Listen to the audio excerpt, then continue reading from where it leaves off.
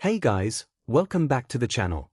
Today, we're starting part 1 of an awesome What If Izuku unknowingly possessed a sentient Quirk story.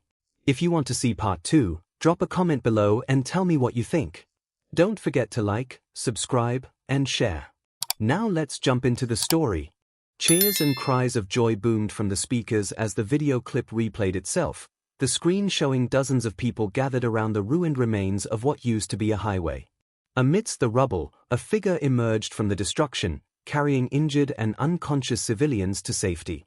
Battered and bloody they appeared, but they were alive, saved from the jaws of death by the timely intervention of the man, no, the hero.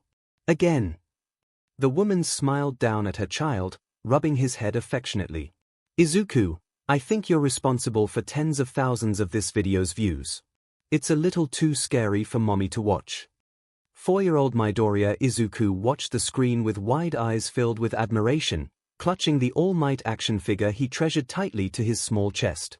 The respect he felt for the hero was almost on the level of worship, his room decorated with countless pieces of All Might memorabilia. Are you seeing this?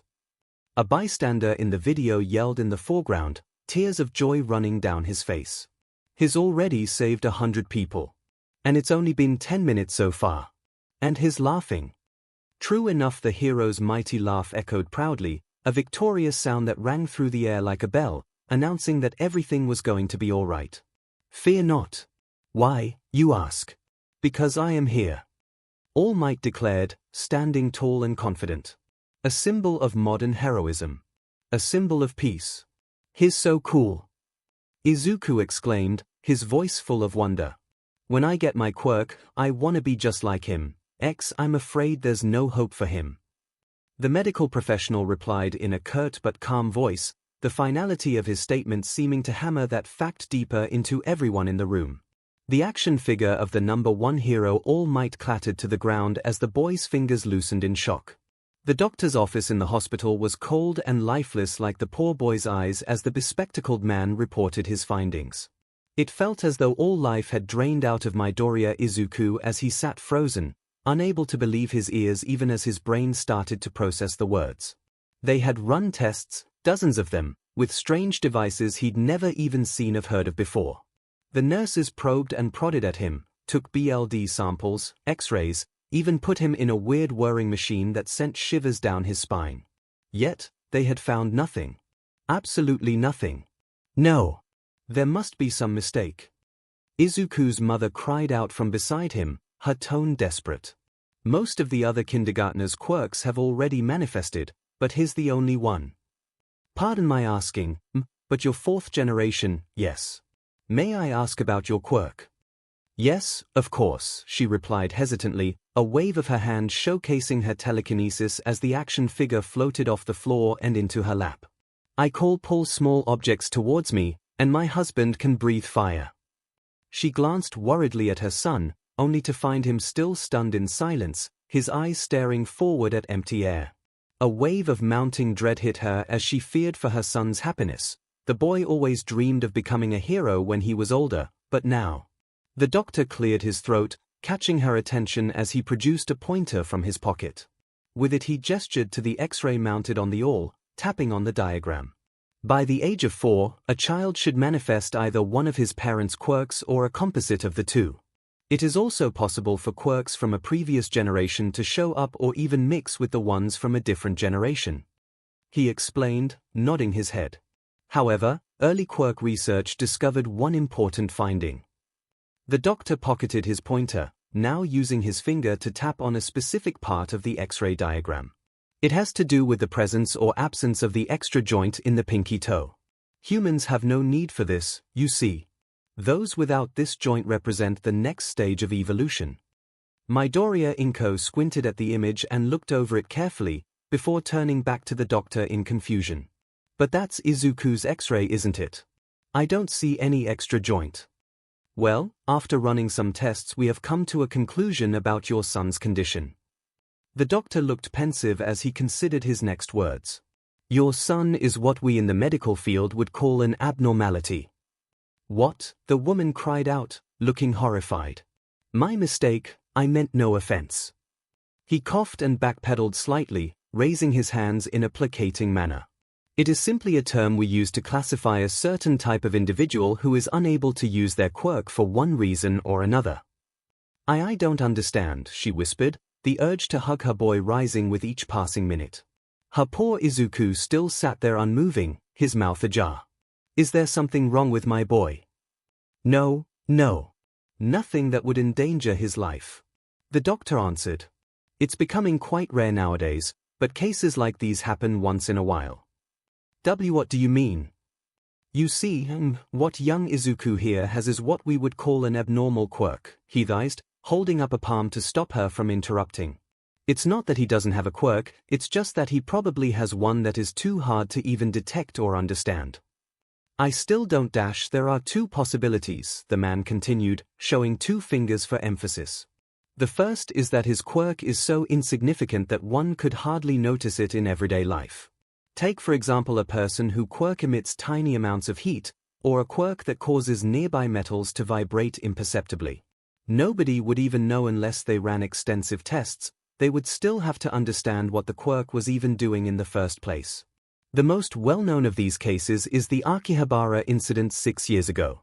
A man previously thought to be quirkless was discovered to have a quirk that produces an uncontrollable, minuscule electromagnetic pulse every 15 minutes that interfered slightly with any electronics in a 1-meter radius. He didn't even know what he was doing until he noticed all the television screens he walked past produced a tiny bit of static. Now, we've tested young Izuku here with every instrument we could have thought of. Geiger counters, EMP sensors, cyclotrons, you name it, we've done it. Nothing. Izuku's mother nodded slowly, listening intently while the words seemed to flow right past her son's ears. The second possibility is that the boy has a quirk that can only activate under very specific conditions. This is most likely what is happening here. Some notable real-life examples include the quirk to create water only when there are exactly 20 people are in physical contact with you, or quirk to control air only when everyone around you is feeling the same emotion. That last one happened at an 8-year-old's birthday party. An old lady had inadvertently used it to blow out her candles. It was likely nobody would have ever found out if she and her family hadn't been so happy that day. I never heard of quirks like these. Inko stammered, still in shock at the revelation. Of course you haven't, that's why they're extremely rare. The doctor shook his head sadly upon glancing at the boy, who hadn't said a word throughout his whole explanation. The latest case was 3 years ago. An elderly man in Korea who thought he was quirkless all his life discovered he could control a hurricane's path, but only when he was in the eye of the storm. He promptly got onto a boat he'd found and sailed out to sea, dragging the hurricane along with him and saving hundreds of lives. So, my boy can still be a hero, she breathed, a glimmer of hope in her eyes. The man hummed, thinking of what to say before shaking his head slowly. There's no real way to say this. Even after 4 generations of research into quirks, there are still so many things we don't know about superhumans. It's perplexing, really. He took a moment to catch his breath. Unfortunately, it's highly unlikely that your son will ever be able to use his quirk, let alone become a hero. Inko gasped, a hand over her mouth. She took a quick glance at her son, only to find him still frozen with the same empty expression. Her heart sank as the doctor began to explain further. It takes a long time for abnormal quirks like these to be understood, even by their own user. Abnormals have lived and died without even knowing what their quirks do or if they even have any at all. The doctor sighed, clasping his hands together. By the time he discovers the specific factors needed to activate his quirk, he could be older than you are now. Said quirk might not even have very noticeable effects. The mustached man paused, taking off his thick-rimmed glasses as he glanced between the two of them, a hint of pity in his eyes. I'm sorry. The pair finally arrived home after a long walk home in the pouring rain, having not exchanged even a single sentence on the way back. Izuku shuffled lifelessly towards his room, looking like the most miserable 4-year-old in the world. His mother reached out gently with a hand but stopped, unable to come up with anything to console him with as she followed him into the dark little room that housed the computer. Posters of All Might plastered the walls with his trademark grin, heavily contrasting the mood of everyone in the room. Without a word, the boy trudged towards the computer and turned it back on from its sleep mode, empty eyes focused on the video. He unpaused with a soft click of the mouse. The screen lit up with color as the magnificent visage of All Might appeared once again, half a dozen people on his massive back as he carried them off to safety. Fear not. Why, you ask? Because I am here. All Might grinned triumphantly at the camera, the sounds of people cheering in the background blasting out the speakers. Once again, the day is saved thanks to the symbol of peace. Mom. Izuku began, mouth still ajar with shock. His mother sniffled, worry for her child almost overwhelming her there and then. No matter what kind of trouble you're in, he'll save you with a smile. He turned around to face her, fat tears rolling down his cheeks as he began to cry. A super cool hero like that. A trembling hand pointed at the screen as his voice began to shake. Can I be a hero too? The dam broke as she rushed forward, crashing into him with a tight hug. She too began to cry as she wrapped her arms around his tiny body, embracing him while tears flowed freely from her eyes. I'm sorry, Izuku. She wailed, feeling her child tremble with sadness. She felt her heart shatter into pieces, holding him close to her bosom as they both cried into each other. I'm so sorry. Mommy's so sorry. Unbeknownst to the two of them, that very moment was exactly when Izuku's abnormal quirk began to activate. The criteria needed for its use demanded the user feel exceptionally powerful emotions in a short span of time, emotions that encompassed the user entirely. At that moment, all poor Izuku could feel was a mix of despair and longing. Despair that he'd possibly never be able to achieve his dream of becoming a hero, and despair that he'd made his dear mother cry. At the same time, the longing to be a hero filled his mind, a bottomless hunger that seemed to consume his entire being filled his heart. The child knew it was selfish, but couldn't stop. He wanted to be a hero. With the criteria fulfilled, the quirk began to create. Glowing motes of light manifested, starting to gather as they formed a sphere on the roof of the apartment building, shrouded by the heavy rain. The sphere, no, the egg slowly but surely got larger as it fed off Izuku's despair to grow, unknowingly comforting its emissary. As it grew, the light it emitted grew dimmer and dimmer until a long, writhing tentacle emerged, the tips splitting off into 5 points to form fingers, then a hand. The arm reached out towards the horizon as a bolt of lightning speared through the sky, illuminating the growing being. The limbs seemed to recoil in fear, fingers brushing against the concrete roof.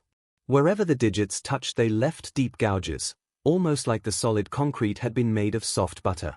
It reached out slowly, testing the environment and inching forward hesitantly. The sphere began to change as it elongated, more tentacles sprouting from its torso and eventually forming into human-like limbs. The being now had the rough shape of human adult, 2 arms, 2 legs, and a head. Glowing fingers flexed experimentally, forming a fist and then opening it to feel the raindrops slide off its smooth palm. It looked skywards, establishing a mental link between itself and its MSTR. The entity jolted as the link connected, a rush of emotions flooding its mind. Longing and despair twisted and flowed like oil and water through the connection. Slowly it began to consume the despair for fuel, while examining the longing with a childish curiosity. The longing to be a hero, it realized. A longing so strong that it overwhelmed the newborn being, bringing it to its knees. A super cool hero like that. Can I be a hero too? The words echoed in its mind as it stood, trembling slightly. Be a hero. But what was a hero? It probed through the MSDR's mind for more knowledge, only to be blasted with a literal torrent of information as colors and shapes began to appear, memories being copied and transferred like data in a computer. Men and women in magnificent costumes saving innocents, rescuing them from danger. Fighting against the forces of evil. Icons of hope and justice in times of darkness. Hero. It strengthened the link, trawling through the MSDR's mind for memories associated with the word. There, it found a single, resounding memory, stronger than all the others it had previously come across. Because I am here. The victorious image of All Might appeared, and along with it came a rush of emotions from the MSDR's mind. Hope. Admiration. Respect. All Might. Hero. The simulacrum mouthed the words, finding itself unable to speak. A minor setback. Looking down at itself and finding its current form unsatisfactory, the being began to shift, slimming down as the outline of its body started to curve. A female form, it decided. The MSDR's memories showed that other humans were more receptive to a female hero. They certainly cheered much louder. Nodding to itself, it began to think of a more specific look, ultimately deciding to base itself off its MSDR's, no, her brother's DNA. Bro, the hero. Waist-length snow-white hair blossomed from her head as a appealing face formed on what used to be a featureless canvas. A modest chest and womanly hips rounded out the body as she flexed and stretched, experimenting with interest. The end result was nothing more than stunning as the being stood upright, looking more like a supermodel than a superhero. Then again, from her brother's memories, most superheroines tended to look that way. Looking down, she found her entire body naked but featureless like a mannequin except for her navel, an absence of genitalia. Where a woman's sacred parts were supposed to be, there was only smooth, milky white skin. There weren't even any nubs on her chest, unlike the memories that brother remembered. Strangely, he associated a woman's parts with a strong sense of embarrassment, prompting her to leave the body featureless from the neck down. If only Chen could see her now, she thought. Yes, that was what the memories told her, that all little sisters should address their big brothers with that specific term. Oni-chan. She took the former girl in her late teens or early 20s, her features strikingly similar to himself and his mother. She could probably even pass for an older sister if not for her pale alabaster skin. Turning to face the city, the being once again reviewed her memories. Hero. If that was what Oni-chan wanted, then it was her life's purpose to fulfill it. A pair of cold, staring eyes opened, a soft green glow emanating from them as she scanned the horizon. She bent her knees and leaped, soaring through the air effortlessly like a bird of prey. On that very night, 4-year-old Midoriya Izuku had just unknowingly created the #1 vigilante. It had been 9 months since the doctor's visit. The Midoriya family decided it would be better for their son to be called quirkless instead of an abnormality after researching into past cases of abnormals, finding stories of people shunned by society and feared for their unknown power thanks to an infamous group of villainous abnormals 5 years ago. Though it broke her heart, Izuku's mother decided to go along with the plan, listing her son as quirkless instead of branding him with such a horrible title. That's mean, Kaken. See, can't you see he's crying? The tiny boy shielded the other child with his own body, arms outstretched. Before him the 3 bullies advanced, their faces curling with cruel grins. If you keep going, I'll never forgive you. Izuku yelled, still shaking with fear. Bakugo Katsuki and his 2 lackeys stood stunned for a moment before bursting into laughter, pointing and mocking. That bully had once been his friend, his best friend, even. How did things go so wrong? Even though you're quirkless. Bakugo slammed a fist into his palm, a tiny explosion bursting from the impact.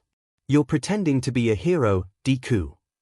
Izuku felt his knees wobble like jelly until the fear he was feeling simply melted away, replaced by a sudden, rising bravado. He grimaced and brought up his fists, intent on defending the crying boy behind him. At least I'm not the one acting like a villain. The 3 bullies grunted in anger, one growing wings while the other's fingers began to lengthen. Bakugo just snarled as he opened both his palms and began causing more explosions, popping noises filling the air. The 3 charged, yelling out war cries in their childish voices. Izuku charged right into them with a battle cry of his own. 50 kilometers away, a pure white vigilante raised the newly defeated villain high in the air to cheers of a grateful crowd. Hero. I will be a hero for you, Oni-chan. I'm home. Welcome home, sweetie. Midoriya Inko stopped, worry on her features as she rushed towards her son. Izuku. What happened? You're all covered in scratches and soot. She fussed, checking on his injuries. Hold on, I'll get the first aid kit. Mom, I'm fine. Izuku groaned, gently pushing past her to settle on the couch. I just had a little fight with Kaken, that's all. Oh dear, I told you that boy was bad news. She continued to look for the first aid kit, objects flying around her in an orbit as she searched with her telekinesis. I don't want you hanging out with him any more if possible, he's a bad influence. The boy nodded tiredly as he flicked on the television, just in time for his favorite show, Hero News Network. And word on the street is, crime has fallen drastically due to this new vigilante. She's practically unstoppable, roaming all across the country and stopping crime wherever she goes. A newscaster was saying, gesturing excitedly at the camera. Now hang on, why does the public still call her a vigilante? She has proved to be more than worthy of being called a hero in our fine country. The woman beside him piped up, an amused expression on her face. Well, Kamiki-san, an individual needs a hero license to operate legally as a hero. A third newscaster explained, clearing his throat. While the little lady does go around saving people and beating up bad guys, she does it all without a license. It's illegal. Yeah, but it doesn't seem to bother her. The first man babbled, still overcome with excitement. I mean, she always has the same cold expression on her face. In control. Totally cool under pressure, even in combat. Izuku sat up a little straighter, now paying more attention to the television. Even without a name, he knew who the three newscasters were talking about. 9 months ago, a certain vigilante had started making waves in the hero community. White as snow and cold as ice, that was the description that eyewitnesses gave as their voices shook with equal parts shock and awe. It started out slow, a few thieves beat up and dumped in front of the police station, people rescued from a house fire downtown. Then things started to snowball. Drug dealers kidnapped and thrown in front of police stations, earthquake survivors rescued from tons of rubble. The vigilante had received many names by the public. Solitude, Jocasta, Guardian Angel, Shakedown, White Queen, Empress, Thundercracker. But the one name that stood out the most was Valkyrie. It seemed only fitting to name the emotionless superheroine after mythical female figures who choose those who may die in battle and those who may live. In this case, it was who was to be arrested and who was to be rescued. Unsurprisingly, Valkyrie had never objected to her new name. She hadn't spoken a single word to anyone since her first appearance. Now, it's speculated that Valkyrie is mute, the old newscaster was saying, signaling to the younger man who in turn tapped at a button to reveal an image of the vigilante. There she is. The unstoppable Valkyrie. She's never uttered a single word, so it's either she can't speak or she won't. I'm personally leaning towards the former. He pointed at the static image displaying Valkyrie in her full glory, a featureless body paired with a gorgeous but expressionless face. A little risk, isn't she? The female newscaster highlighted, blushing slightly. I mean, she looks naked. That's the key word, looks. If you look closely, her body is completely devoid of any, parts. I like to compare her look to the 18+ hero, Midnight. They both share a similar fanbase, It's almost as if she's wearing a full-body swimsuit that melds seamlessly with her skin. I think that is her skin, the older man coughed. Are you suggesting she's a mutant type? Could be with that quirk of hers. Also, take a look at those eyes.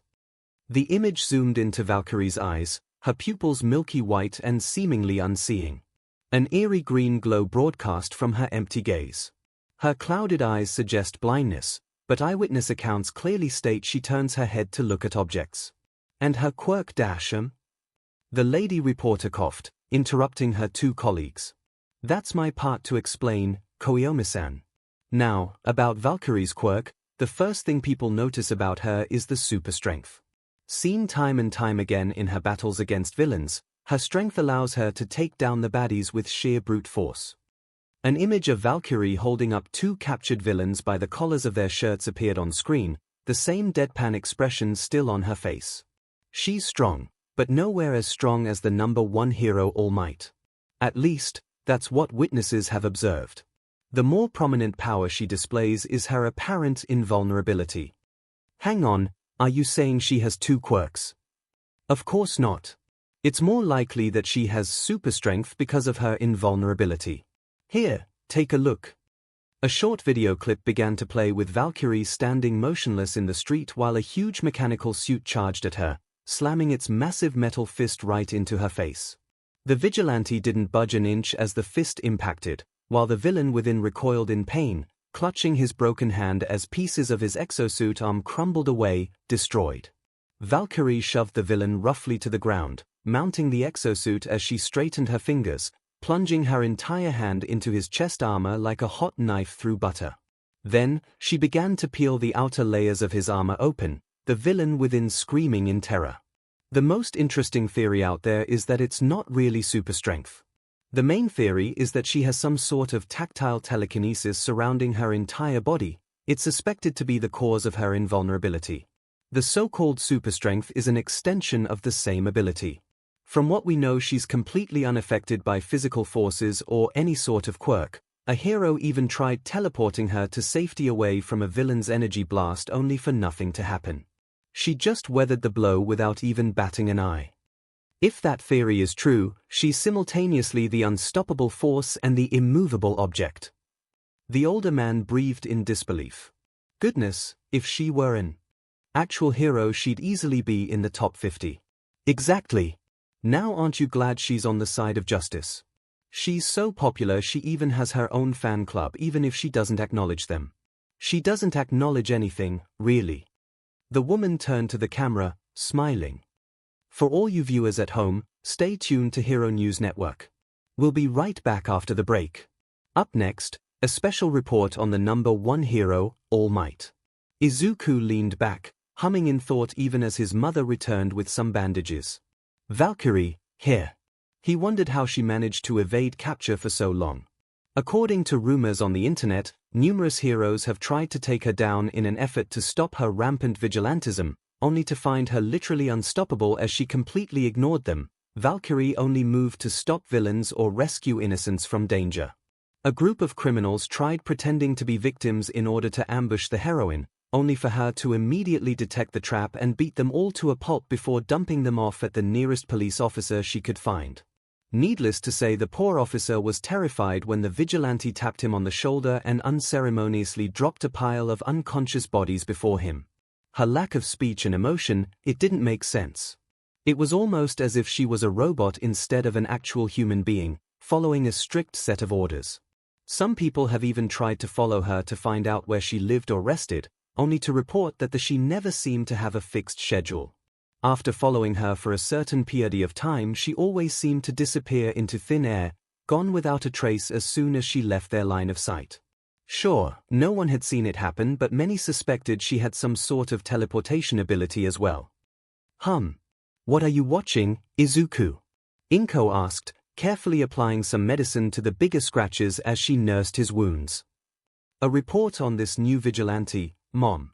The boy suddenly paused, looking at his mother, then back to the static image of Valkyrie tearing apart the exosuit on the screen. Actually, she kind of looks like you. Now that his mother was directly in front of him, he could make an easy comparison.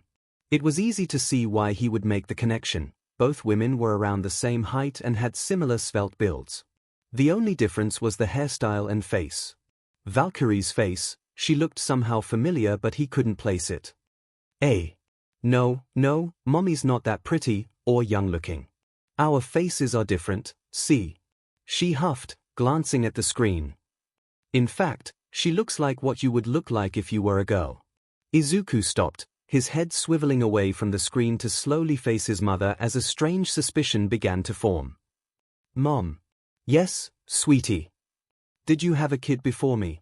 A girl? He asked shakily, a trembling finger pointing at the screen. Do I have a secret sister? What, of course not, the woman sputtered, nearly spilling the medicine all over the couch. Don't be ridiculous. Then do you have a super secret quirk that allows you to be in 2 places at once? If I had such an amazing quirk, I would have left a copy of me to work while I took care of you, she deadpanned, cotton swab in her hand.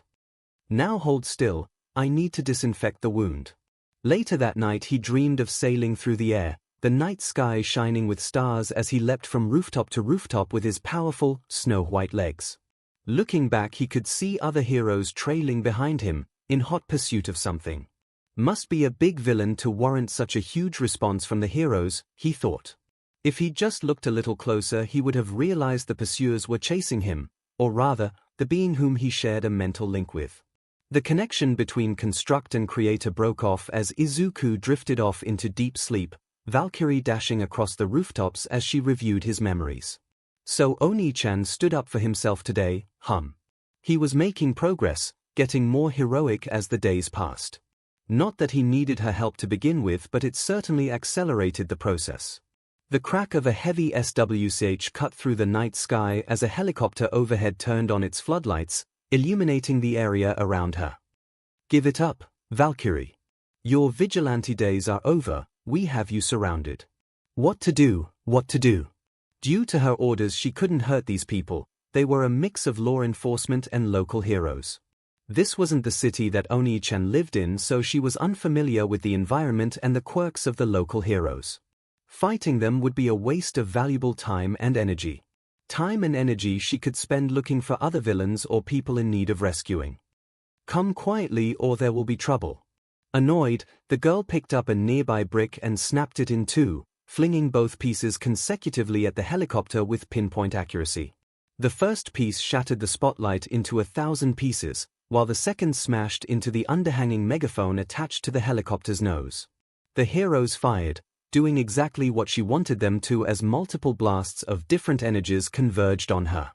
The moment the blasts hit her, it produced a blinding glare and explosion, the smoke screen allowing her to cut a hole through the roof she was standing on and dropping into the shopping mall below.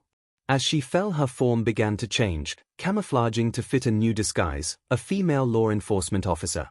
The police rushed into the building, looking around in vain and never suspecting the vigilante was hidden among their ranks. If anyone had just taken a closer look or paid a little more attention, they would have realized that a certain lady officer looked much too young to be on the force as she stalked off into the night to find new targets, her face cold and expressionless. 10 years later. He can't say anything. He's so lame. Even as a third year. Bakugo smirked, looking back at the shaking boy. He still can't face reality. Midoriya Izuku, 14 and seemingly quirkless, said nothing. This was how the world worked. The weak couldn't stand up to the strong. Even after all these years, he was still being bullied by his former friend. You want to be a hero so bad? I've got a time-saving idea for you. The blonde laughed, a hollow sound that rang in his ears. If you think you'll have a quirk in your next life, go take a swan dive off the roof. Izuku whirled, anger and despair evident on his face as he prepared to cry out. Miniature explosions crackled on the bully's open palm as he displayed his quirk, a dark look on his face. What? He challenged, the explosions growing bigger with each passing second. Izuku was left standing there in the empty classroom as his once best friend left with his cronies, their brutish laughter echoing through the hallway.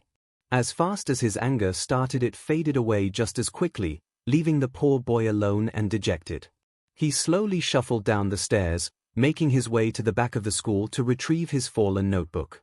It had been scorched and thrown out the window by Bakugo in a fit of smug superiority, landing in a tub of water where it now floated, nibbled at by carp swimming just under the surface. Depression coursed through him as he fished it out of the water, grimacing as scraps of paper sloughed off wetly. Weeks or even months of work damaged thanks to Bakugo. Idiot, he thought. If I'd really jumped, you'd be charged with bullying me into suicide. Think before you speak. Again, his depression and newfound anger seemed to flow away like water down a drain, as if someone had pulled the bath plug. He'd hardly paid attention to it and thought of the phenomenon as some sort of subconscious coping mechanism that he'd developed as a child. Ever since he was told to be an abnormality, strong or overwhelming negative emotions would simply disappear as if they were never there in the first place.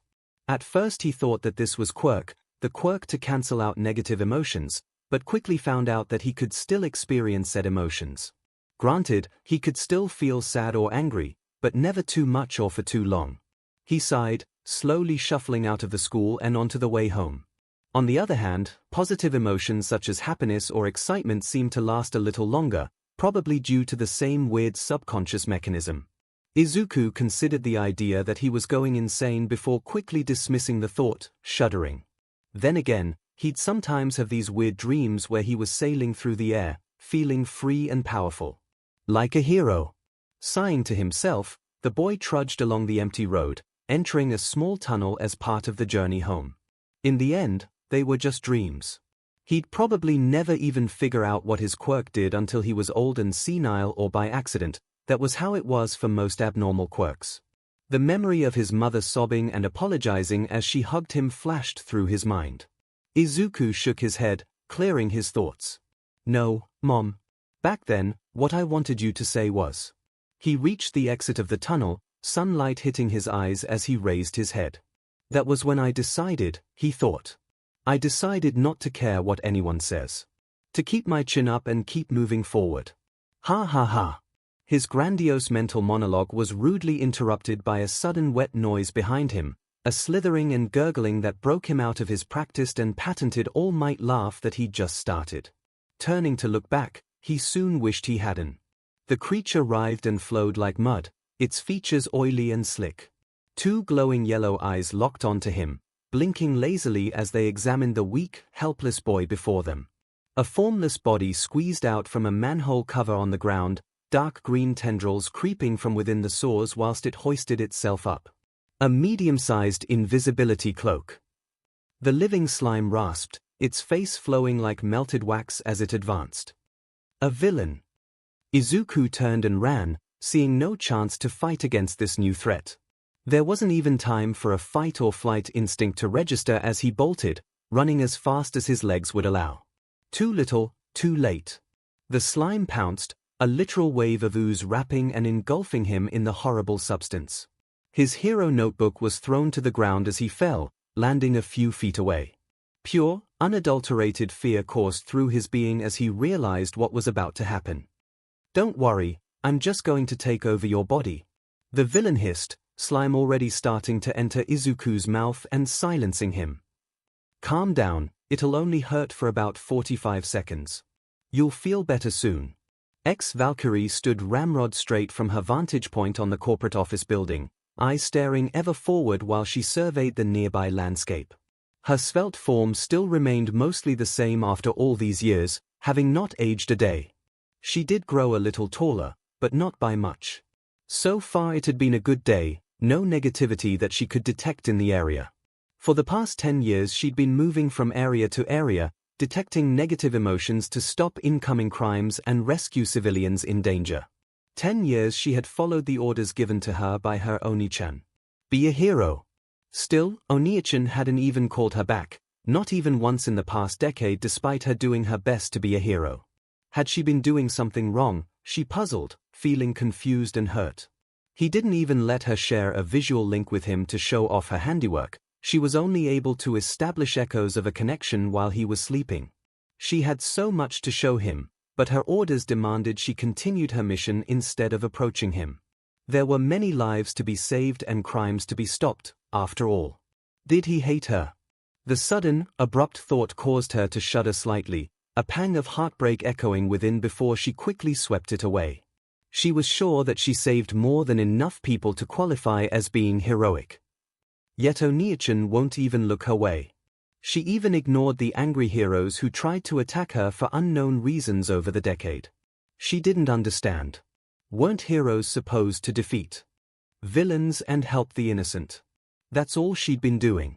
Why did some still attack her on sight? It's not like she was harming anyone. Well, not permanently, anyway. She fed off her brother's negativity through the mental link. Powerful emotions that she felt were unhealthy and detrimental for him were an energy source for her.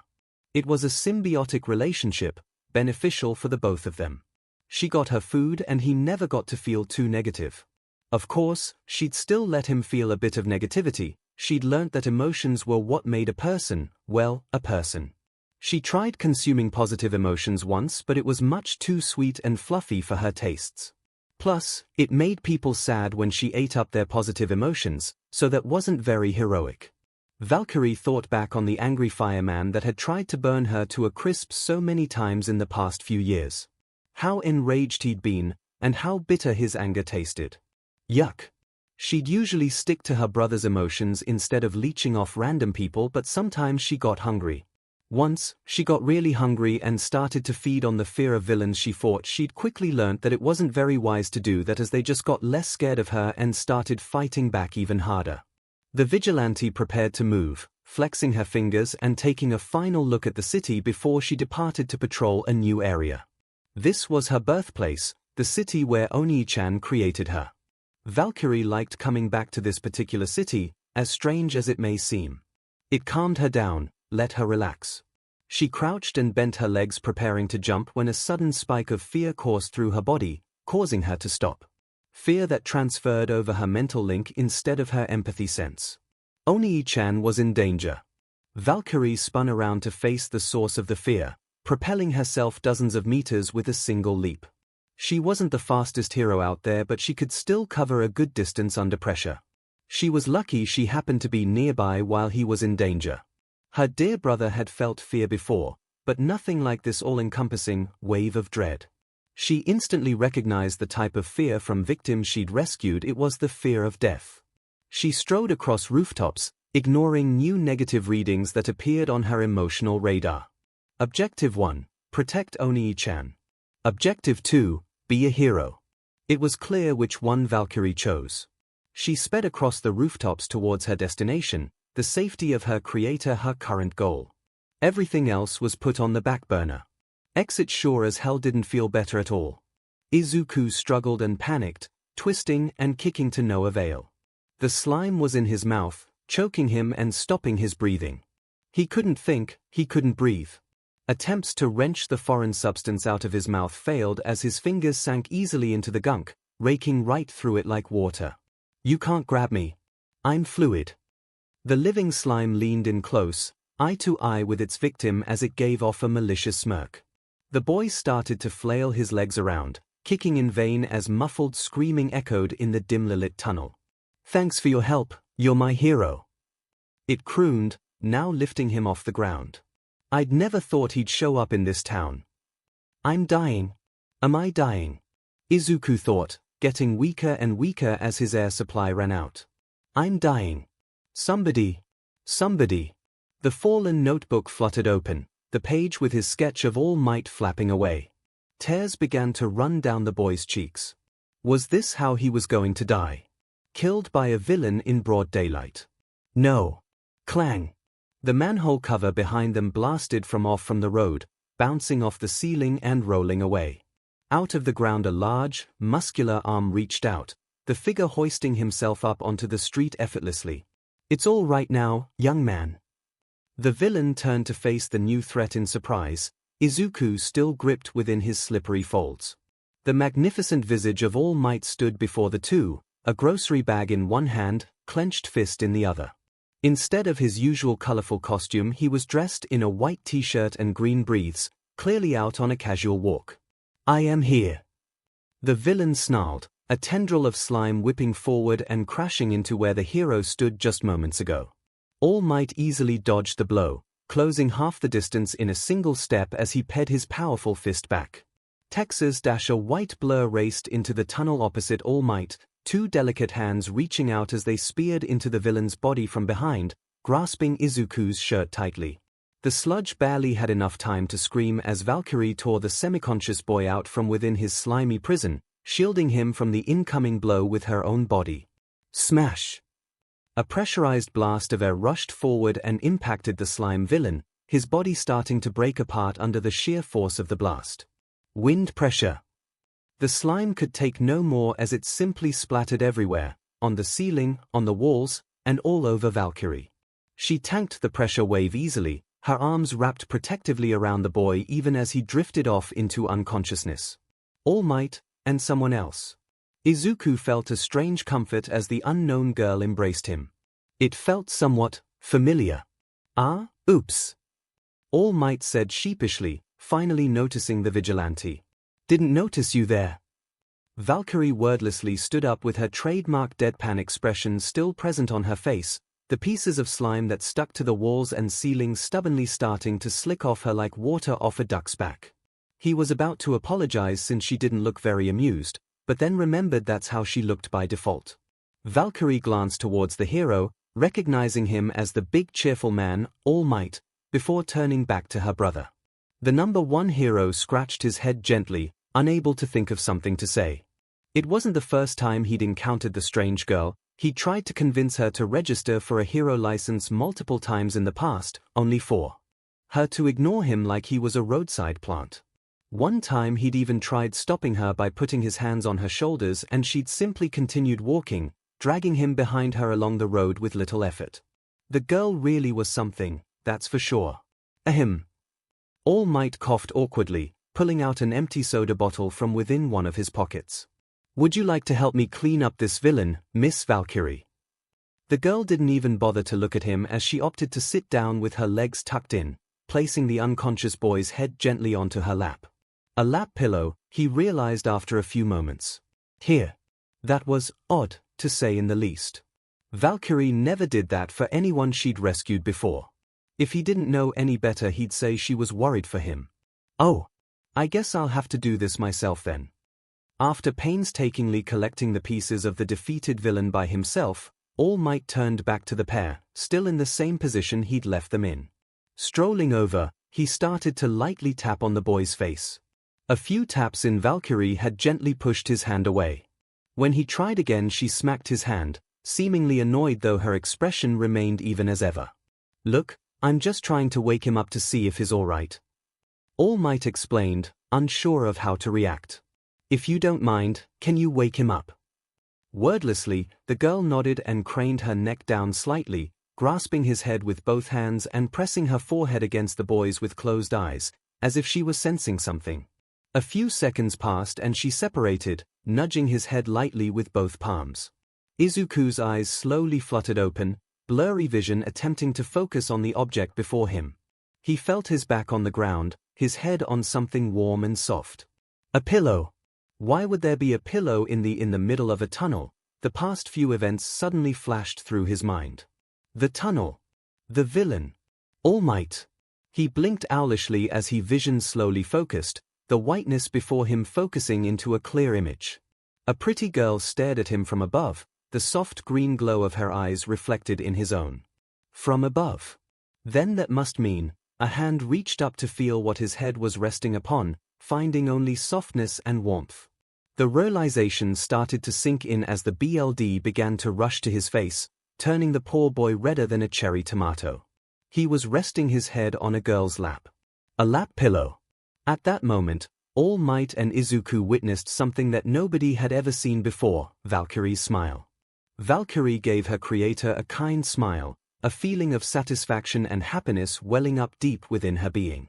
He'd grown so much since she'd last remembered. Her brother was absolutely tiny when she'd last seen him, and now he was at least twice as large. She idly wondered how he would react to her saving his life. She soon found out as Izuku backed away in embarrassment, apologizing. I'm so sorry, Miss Dash. He stopped, finally realizing who she was. Yosh, the poor boy was lost for words as Valkyrie, the infamous vigilante, tilted her head in mild confusion. He'd fainted. And slept like a baby on her lap. The shock was almost too much for him to take as he began to shake. Oh good. I'm glad you're okay. A loud, cheerful voice boomed from behind him. Izuku spun around only to come face to face with All Might, a grin stretched from ear to ear. Valkyrie here must really like you. I've never even seen a different expression on her until now. Hey, Izuku began shaking even harder. Calm down, kid.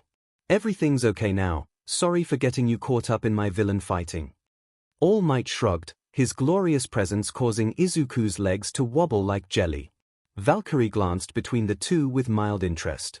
I don't usually make mistakes like this, but I was in high spirits on my day off in a new place. The hero laughed loudly, a hand on his forehead. The trademark All Might laugh. But, you were a big help. Thanks. To the both of you, of course. All Might proceeded to raise 2 soda bottles up victoriously, displaying the defeated villain within proudly. I captured him safely. Izuku could barely believe his good luck. He got to meet both the #1 hero and the #1 vigilante, and help capture a villain, all in the same day. Any more excitement and he'd faint a second time.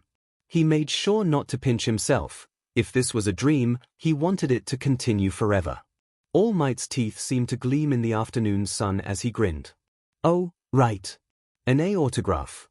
Where should I dash? A soft tap on his shoulder drew his attention. Izuku turned to face Valkyrie, who was still smiling, his notebook in her hand. Thanks, VV Valkyrie-san. He stuttered, blushing furiously. It was times like these when he hated himself for not being able to talk to girls properly. Opening the notebook, he already found All Might's signature plastered along 2 pages in thick bold lettering. Underneath his thick handwriting was a small v that All Might had somehow persuaded Valkyrie to write. He already signed it. And so did you. Izuku exclaimed, ecstatic. Wah. Tich, thank you very much. It'll be a heirloom. A family treasure. Okay. All Might gave him a thumbs up, confident as ever. Well, I need to take this guy to the police. See you again at the other side of the screen. Wait, already. Izuku glanced nervously between All Might and Valkyrie, not sure who to look to. They both seemed to be preparing to leave, All Might crouching down and preparing to jump away, Valkyrie looking skywards with her usual bored expression back on her face. Pros are constantly fighting enemies and time. All Might answered, stretching his leg muscles. Wait, Izuku thought. There are still things I want to ask. Izuku made his choice. Well then, the hero announced, leaping into the sky. I'm counting on your continued support. Then All Might seemed to notice he was just a tiny bit heavier. Wait, he looked down at his leg only to find the boy clutching at him tightly, holding on for dear life. Hey, hey, hey, hey, hey. Myheroacademia. Izuku cried out as he flapped in the wind. Let go of me. Your fanaticism is too much. If I let go now, I'll die. Oh, that's true. I have a lot of things I want to ask you directly. Okay. I get it, so close your eyes and mouth. Valkyrie watched as they flew further away into the air, eventually becoming a speck in the distance. Harmony-chan did seem rather happy to finally see her. Did that mean she was doing a good job? The girl pondered for a moment before leaping away in another direction in search of new negativity. She had work to do, after all. She'd continue working on her current objective until she was summoned by her brother once more. Chapter 1 End. Midoriya Izuku trudged down the crowded street, barely even feeling the throngs of people pushing past him as they made their daily commute. A sad and sorry sight he was, eyes glued to the ground and head bowed. The young boy thought about what his childhood hero had told him earlier, the simple but brutal truth still sinking in. His sister followed him discreetly from the rooftops, peeking out every so often to take a quick look to make sure he was okay. Valkyrie had initially went off in search of more people to save or stuff to fight, but was inexplicably drawn back by a huge wave of negativity from her brother only minutes after she left, literally pulling her back. In a way, she was hopelessly drawn to her brother now after finally meeting him, much like how iron fillings are drawn to a magnet. She couldn't help but worry and fuss over him, especially when he was so upset now. Ah, Oni-chan. Dear, sweet brother of mine. Even though she noted to herself that she wasn't being very heroic right now by sticking to her brother instead of patrolling, Valkyrie supposed it was okay to take a break other than sleeping once in a while. The past 10 years had been so boring that any normal human in her position would have gone insane long ago. Patrol, fight, sleep, repeat. Patrol, fight, occasionally have an existential crisis, sleep, repeat. It wasn't all bad though. She had made a few friends over the years, so sometimes she got to team up with a big group of heroes to bring down a particularly large threat. Those were fun. The girl was yanked out of her nostalgia with another blast of bitter sadness from her brother. The poor boy was practically radiating depression. Chunks of it were eaten away by her, but more rushed in to fill the gap almost instantly. She might as well have been trying to empty a swimming pool with a teaspoon. Sure, she could always absorb his negative emotions from her maximum range, but a part of her wanted to stick around, to see more of him despite how sad he looked right now. She couldn't detect any negativity around here anyhow. The construct stopped, suddenly raising her head. A wave of fresh new emotions had just entered her range, clearly from a distressed mass of people. Valkyrie sensed 3 major emotions as she stood: a surge of sour uncertainty, pockets of bittersweet excitement, and of course, spikes of cold crystalline fear. She turned in alarm, watching as Izuku continued walking towards the disturbance cluelessly. She advanced forward to investigate further, unaware that Izuku had noticed the commotion too, and was starting to make his way there to catch a glimpse of what was happening. XA Pro should always be ready to risk his life. Without power, can one become a hero? No, I should think not. Those were the words that All Might had said to him, utterly shattering his dream of being a hero. The man had pretty much told him to give up and go be a police officer or something if he wanted to help out the heroes. He didn't want to just help, DMN it. He wanted to be a hero, to make a difference. You need to be realistic. It's time to start seriously thinking about your futures. Even as a third year, he still can't face reality. The words still echoed in Izuku's head like a clock tower bell, an almost incessant ringing reminding him of his own worthlessness. Izuku held the still-burnt notebook in one hand, and with the other he started to wipe away a stray tear. Don't cry, he told himself. You knew this already, right? This is reality. The young boy continued walking, seemingly unaware of the commotion ahead. It's because I knew that I tried so damn hard. So hard not to see. To ignore reality. Yeah. He finally noticed the commotion when a loud explosion shook him from his moment of self-pity.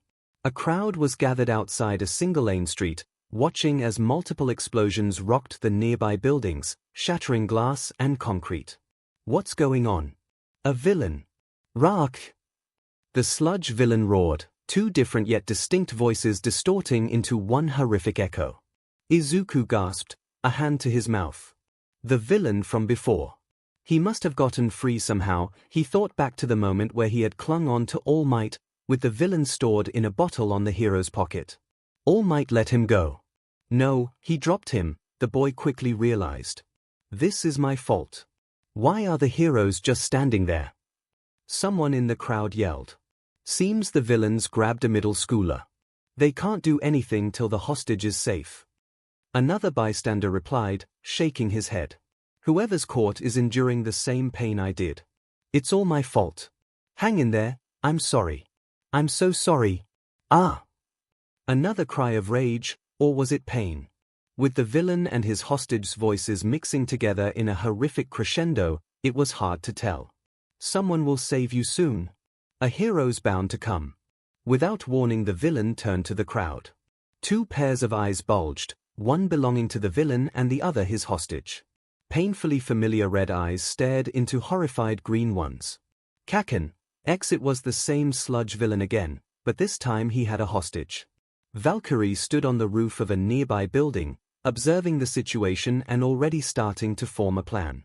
She noted the damage to the surrounding buildings and hostage, Bakugo Katsuki, the boy who was always hurting her brother with those unkind words of his. She could feel his fear from where she stood. She decided instantly that it was irrelevant who he was, for now he's just someone in need of help. First, she had to free the hostage from the body. It wouldn't be as easy as the last time where she had caught him by surprise. Maybe she should do an emotion drain. No, too slow and risky. Done wrongly, she might accidentally hurt the hostage too since they were connected. She'd have to act fast, distract the villain and rip the boy out. Aim for the villain's eyes. Judging by his power, he'd probably regenerate if she tore them out. Probably. Her entire thought process was completed in a second as she flexed her legs for a jump, preparing to leap down into the fray. Just moments before she was about to, a sharp sensation of fear rushed through her mental link. She watched, simultaneously transfixed and horrified as her brother rushed towards the villain recklessly. But his fear that should have stopped him, she realized too late that she cared more about his safety than he did. Oni-chan, no. Time seemed to slow as her mind went into overdrive. The situation was beginning to rapidly spiral out of control. Valkyrie was torn between heading down there right that instant and engaging the enemy, but Izuku could get hurt in the skirmish, or to drag her brother away to a safe distance and return later, but that would leave the villains to roam free and continue wreaking havoc, an unacceptable result that might cause the nearby bystanders to get hurt. She didn't plan for this, she couldn't know. Not again. She couldn't let him get hurt again. If she didn't have any options left, then she'd make one. The projection darted down, a blur of white starting to close the distance rapidly even as Izuku threw his school bag and its contents into the villain's face, temporarily distracting it as he ducked under a wild swing of its arm. Kaken! Izuku lunged, fingers desperately grabbing at the sludge and trying to dislodge his childhood friend from its slimy grasp. You. Why?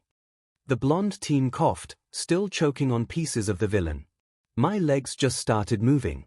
I don't know why, but Izuku cried, the fear evident in his eyes. You looked like you needed saving. The sludge roared, a huge arm already mid-swing as sparks bubbled from his slimy palm. He could use his victim's quirk, Izuku realized with horror. Goddamn nosy brat, I'll dash. Whatever the villain wanted to say next was cut short as a sharp crack resonated through the air, followed shortly by a wet splat. The young boy opened his eyes to see that the top half of the villain's head had disappeared, and an unsightly green stain was now sliding off-wall a few meters away. Valkyrie stood over Izuku, a graceful arm outstretched in a backhand stance while her other arm had tanked the explosive swing meant for him.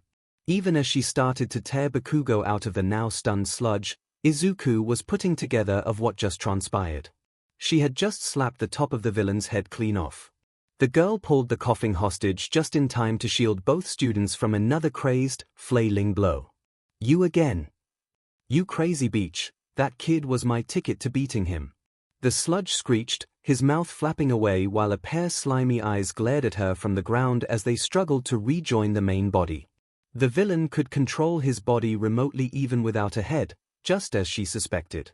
It was how his pieces could form back together in the first place. Valkyrie grabbed both boys and leapt back, prioritizing their safety. For Izuku, she held him under her arm gently, while she slung Bakugo over her shoulder like a sack of bricks. Instead of fighting, it would be best to retreat now since she was carrying two civilians. No matter how much she pummeled the sludge, he'd probably just reform rapidly unless she tore him into itty-bitty shreds and scattered them all over the place. But she couldn't retreat back into the crowd, that would endanger them too. The monster's eyes found their way back to the main body, sliding their way up his waist even as he lunged for the vigilante. With both her hands occupied, she raised her leg high into the air and stomped, the asphalt rupturing upwards in massive chunks and stopping the sludge's advance temporarily. Before she could do anything else, a loud voice bellowed and caught her attention. You've helped me again, both of you. A huge figure dashed past, his mighty back now encompassing their vision.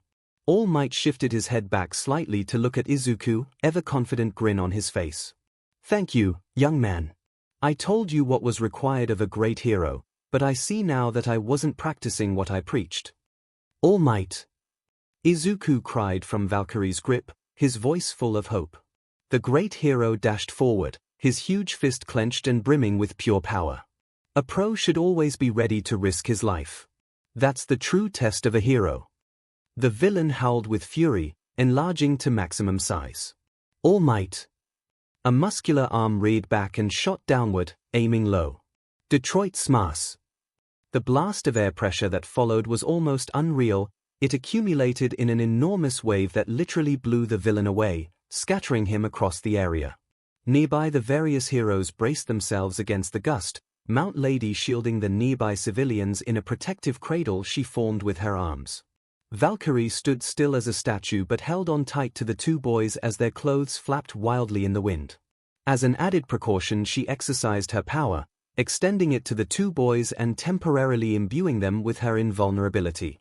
A tornado formed from air pressure ripped through the sky, a testament to All Might's immense strength. To the crowd's amazement and wonder, All Might's punch caused a rising air current that shifted the clouds, causing tiny little raindrops to fall. Then they started to cheer for their great hero, a cacophony of hope and joy echoing down the now battle-scarred street. Yay! You go, All Might. You see that? He changed the weather with a single punch. Amazing! That's All Might for you. Valkyrie blinked, watching the raindrops fall and the subsequent cheering of the crowd. A small feeling of envy regarding All Might's raw power welled up within her, but she dismissed it easily, opting to tend to her two charges instead. She scanned Bakugo quickly to make sure he was okay, then dumped him off her shoulder unceremoniously after realizing he was perfectly fine. The angry boy yelled out in protest but then started to cough, clearing the remaining sludge in his throat. Needless to say, she didn't like him very much. For Izuku, she put him back onto his feet gently, then dragged him a few meters away and started to inspect him carefully for any damages. Everyone else was still busy cheering and crowding around All Might, the majority not noticing the pair. I'm fine, really. Izuku started to protest, but to no avail. The taller girl prodded at his body softly, then started to check his head for any bleeding, her slim fingers running through his hair. The boy fidgeted nervously, a warm blush already building up in his cheeks. It was the second time now that he'd met the girl, and it didn't help that she was gorgeous. But her behavior, it reminded him a little of his mother fussing over him when he was younger, or a loving big sister he never had. It felt almost nostalgic in a strange way. Maybe he was a weirdo for thinking like that. Valkyrie made a low purring noise from her throat, satisfied that her brother was okay as far as she could see. To Izuku's surprise, she then formed a knife hand and smacked his head softly. What? A flurry of emotions was rushing through the girl, each cycling to the surface of her mind. Worry that Izuku might have been hurt. Relief that he was unhurt. Anger that he'd thrown himself into danger. Pride that he'd been so selfless. Love that he'd been so brave. She leaned in close, her expression stony. She wasn't smiling this time, feeling a little upset at both herself and him. Idiot Oni-chan. The words came out as barely even a whisper, and Valkyrie leaped away before Izuku could properly register what he'd heard. Shortly afterward, All Might launched into the air in a different direction after talking to the reporters while the heroes started to rush in to clean up the mess. Izuku blinked in confusion and stood stock still even as a medic shone a flashlight into his eyes. She called me an idiot and something else. I didn't quite hear that last part. It was later in the evening when Valkyrie felt another surge of sadness from her brother, this time mixed with a strange combination of gratitude and pride. At first she was alarmed and wanted to make her way back to him, but then realized it must have been something positive if he felt pride.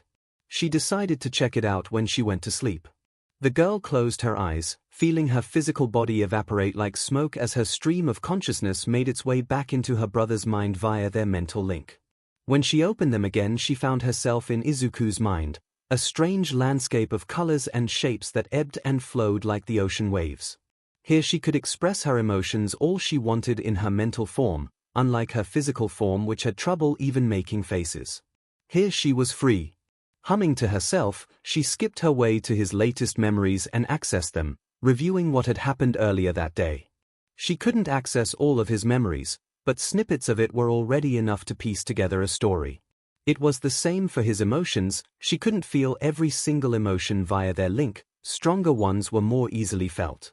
A quick fast-forward of his memory fragments told her everything she needed to know. Izuku had met All Might. His true form, that is. That was unexpected. What came next made her feel a strange sort of pain, jealousy and fear mixed with joy and doubt. All Might had offered Izuku to be his successor. To inherit his power that had been passed down from generation to generation, one for all. On one hand, she was happy that her brother was finally getting a hold of a proper quirk just like he'd always wanted, but on the other, her heart ached with loss. Was this how it felt to lose? To be fair, Izuku probably didn't know of her true nature, let alone his link with her. Still, it pained her to imagine that he didn't need her anymore, now that he had power of his own to wield. Wasn't this what she wanted? For him to be a hero, to be happy. But what about me, Oni-chan? She wanted to approach him, wanted to reveal herself so much over the last 10 years, but she'd seen for herself that drawing attention to oneself would ultimately lead to people you knew getting involved, or worse, hurt. Time and again she'd seen it in both heroes and villains, with their monologues and attention-seeking. She'd sacrificed her own happiness just to make sure that Izuku was safe. Originally she'd planned to reveal herself and all her deeds to him when he was a little older, but now she didn't know what to do. A pessimistic vigilante had once said the same to her, that happiness was death to people like them. A family would make her vulnerable. Hesitant. Weak. She would put them in danger, just like he did. To be a hero, you must be alone. No, no, no. She shook her head, refusing to remember those words he had said. This was different. Oni-chan would have power now. He could protect himself now, right? But still. It wasn't right for her to keep babysitting him if he got a hold of power, especially a formidable quirk like All Might's. He finally had a chance to be a hero. A treacherous, naughty little thought flitted across her mind. I don't want Oni-chan to get that power. I want him all for myself. Oni-chan's mine. Mine, mine, mine. She shook her head again to clear away that horrible way of thinking. That wasn't, she had no right to do that. All she wanted was for Izuku to be happy. That was enough for her. What about my happiness? The rising doubt and confusion clouded her mind, her mental form curling into a ball in Izuku's mindscape. The girl decided to go to sleep, thinking that she would cross that bridge when it was time. It wasn't working. Months had passed since then, and yet she still wasn't sure what to do. Ever since then she had argued with herself on what was the best course of action, questioning her own existence more than usual.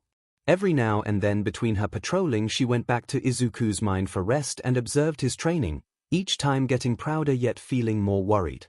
The boy was almost ready to inherit All Might's power. With power like that, he would eventually achieve his dream of becoming a hero. He wouldn't need her anymore, would he? The more she thought about it, the more her phantom heart ached with sadness. Why did she have to feel this way? Shouldn't she be happy that Izuku finally got a chance to be a hero? She'd faced some of the strongest and deadliest villains without even batting an eye, but why was it that she felt so much fear and pain at being unneeded by her dear brother? Her entire purpose for existing was to be a hero, but she was now unsure if she still had a reason to exist with Izuku's nearing inheritance of One for All. He could go and be a hero himself. Valkyrie looked to the faraway mountains, a sudden thought occurring to her. Maybe she should seek out advice from a friend instead of tackling the situation all by herself. She should have thought of that earlier. Deep within the secret mountain base, alarms started to blare with deafening volume, indicating that someone or something had tripped the multiple perimeter defenses. 3 sets of feet thundered down the hallway as they made their way to the control center, a woman already manning the console and flicking on several sways. What have we got? The muscular man asked, hunching over the petite woman and eyeing the screens warily. Unknown bogey, approaching fast. It's tripped the laser defenses and is nearly here. This is no wild animal we're dealing with. A vehicle. Radar's not picking anything up. Thermal imaging returns 1 unit, closing in. It's plowing straight through the mini force field barriers. Whatever it is, it's tough and not stopping. Another woman behind them cursed loudly, taking her position on another console as her fingers began flying over the keyboard in a series of rapid taps. A villain. Why here? A third woman questioned, cycling through the different cameras. This is a rescue base, there's nothing valuable they'd want to steal. Medical supplies, rescue equipment. A lot of important stuff in here. Who knows, maybe they just have a grudge against us. The man grumbled, already suiting up in his magnificent costume and preparing for battle. Whatever it is, we can't let them take the equipment. We need it to help. A loud beeping started, and the lights in the room began to flash red. Bogies approaching the main gate at high speed. Prepare for impact. The team of 4 hunkered down, each anticipating a massive impact against the near-impenetrable steel doors from the unknown, except absolutely nothing happened. Aye. A small voice crackled over the intercom, soft and nearly inaudible. Cat lady. It's me, open the door please. For set of eyes peeked up at the main screen, and a muscular arm reached up onto the console to CYCL through the cameras until they found the one that was situated at the main gate. The screen showed a young woman with pale white skin, standing before the doors and waiting for a reply. Is that who I think it is? Valkyrie started knocking on the titanic mechanical doors, each knock shaking the entire building. Dust started to drift off the ceiling within the base as vibrations resonated through the building. Boom, boom, boom. Cat lady. Open the door please. The vigilante chanted in a sing-song voice, her expression still neutral. Every eye in the room turned to one particular woman, who grimaced sheepishly. Well, you're the only one she responds to verbally, right? You talk to her. Her teammates chided and pushed her into the main seat of the control room, giving her control over the communication systems. Testing, testing, is this thing on?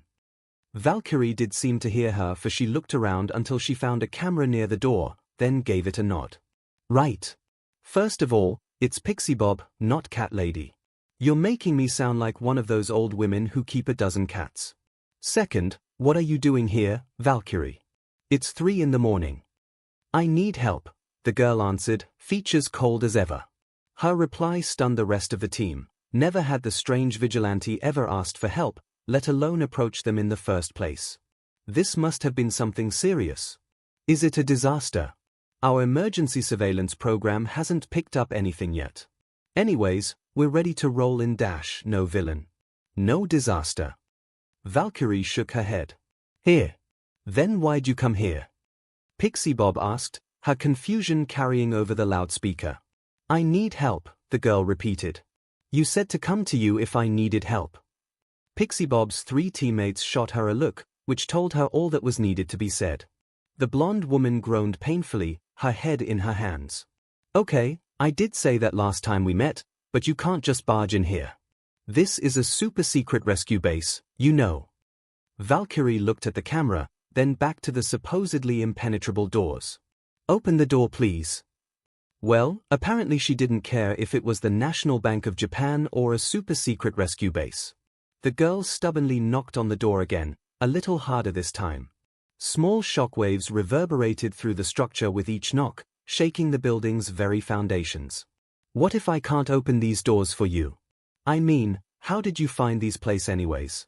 This is a classified location dash, the heroine said hurriedly, hesitating. Open. Or I'll open them for you. Valkyrie said quietly. That got their alarms bells ringing. Those high-security doors cost a fortune, and from what they'd seen of Valkyrie, she could pretty much tear through them effortlessly if she really wanted to. Sighing, Pixie Bob looked to her team for confirmation before reaching over to flicker SWCH. Fine. But only. Because I owe you, got it. The heavy, multi-ton doors started to slide open and Valkyrie strode in casually like she owned the place.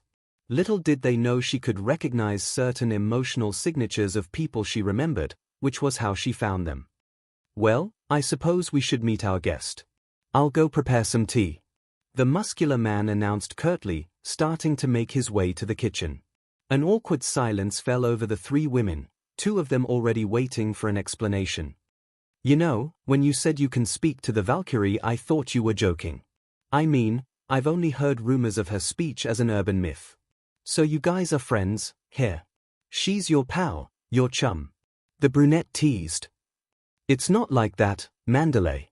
Pixie Bob replied, the trio marching over to the main entrance to meet the vigilante.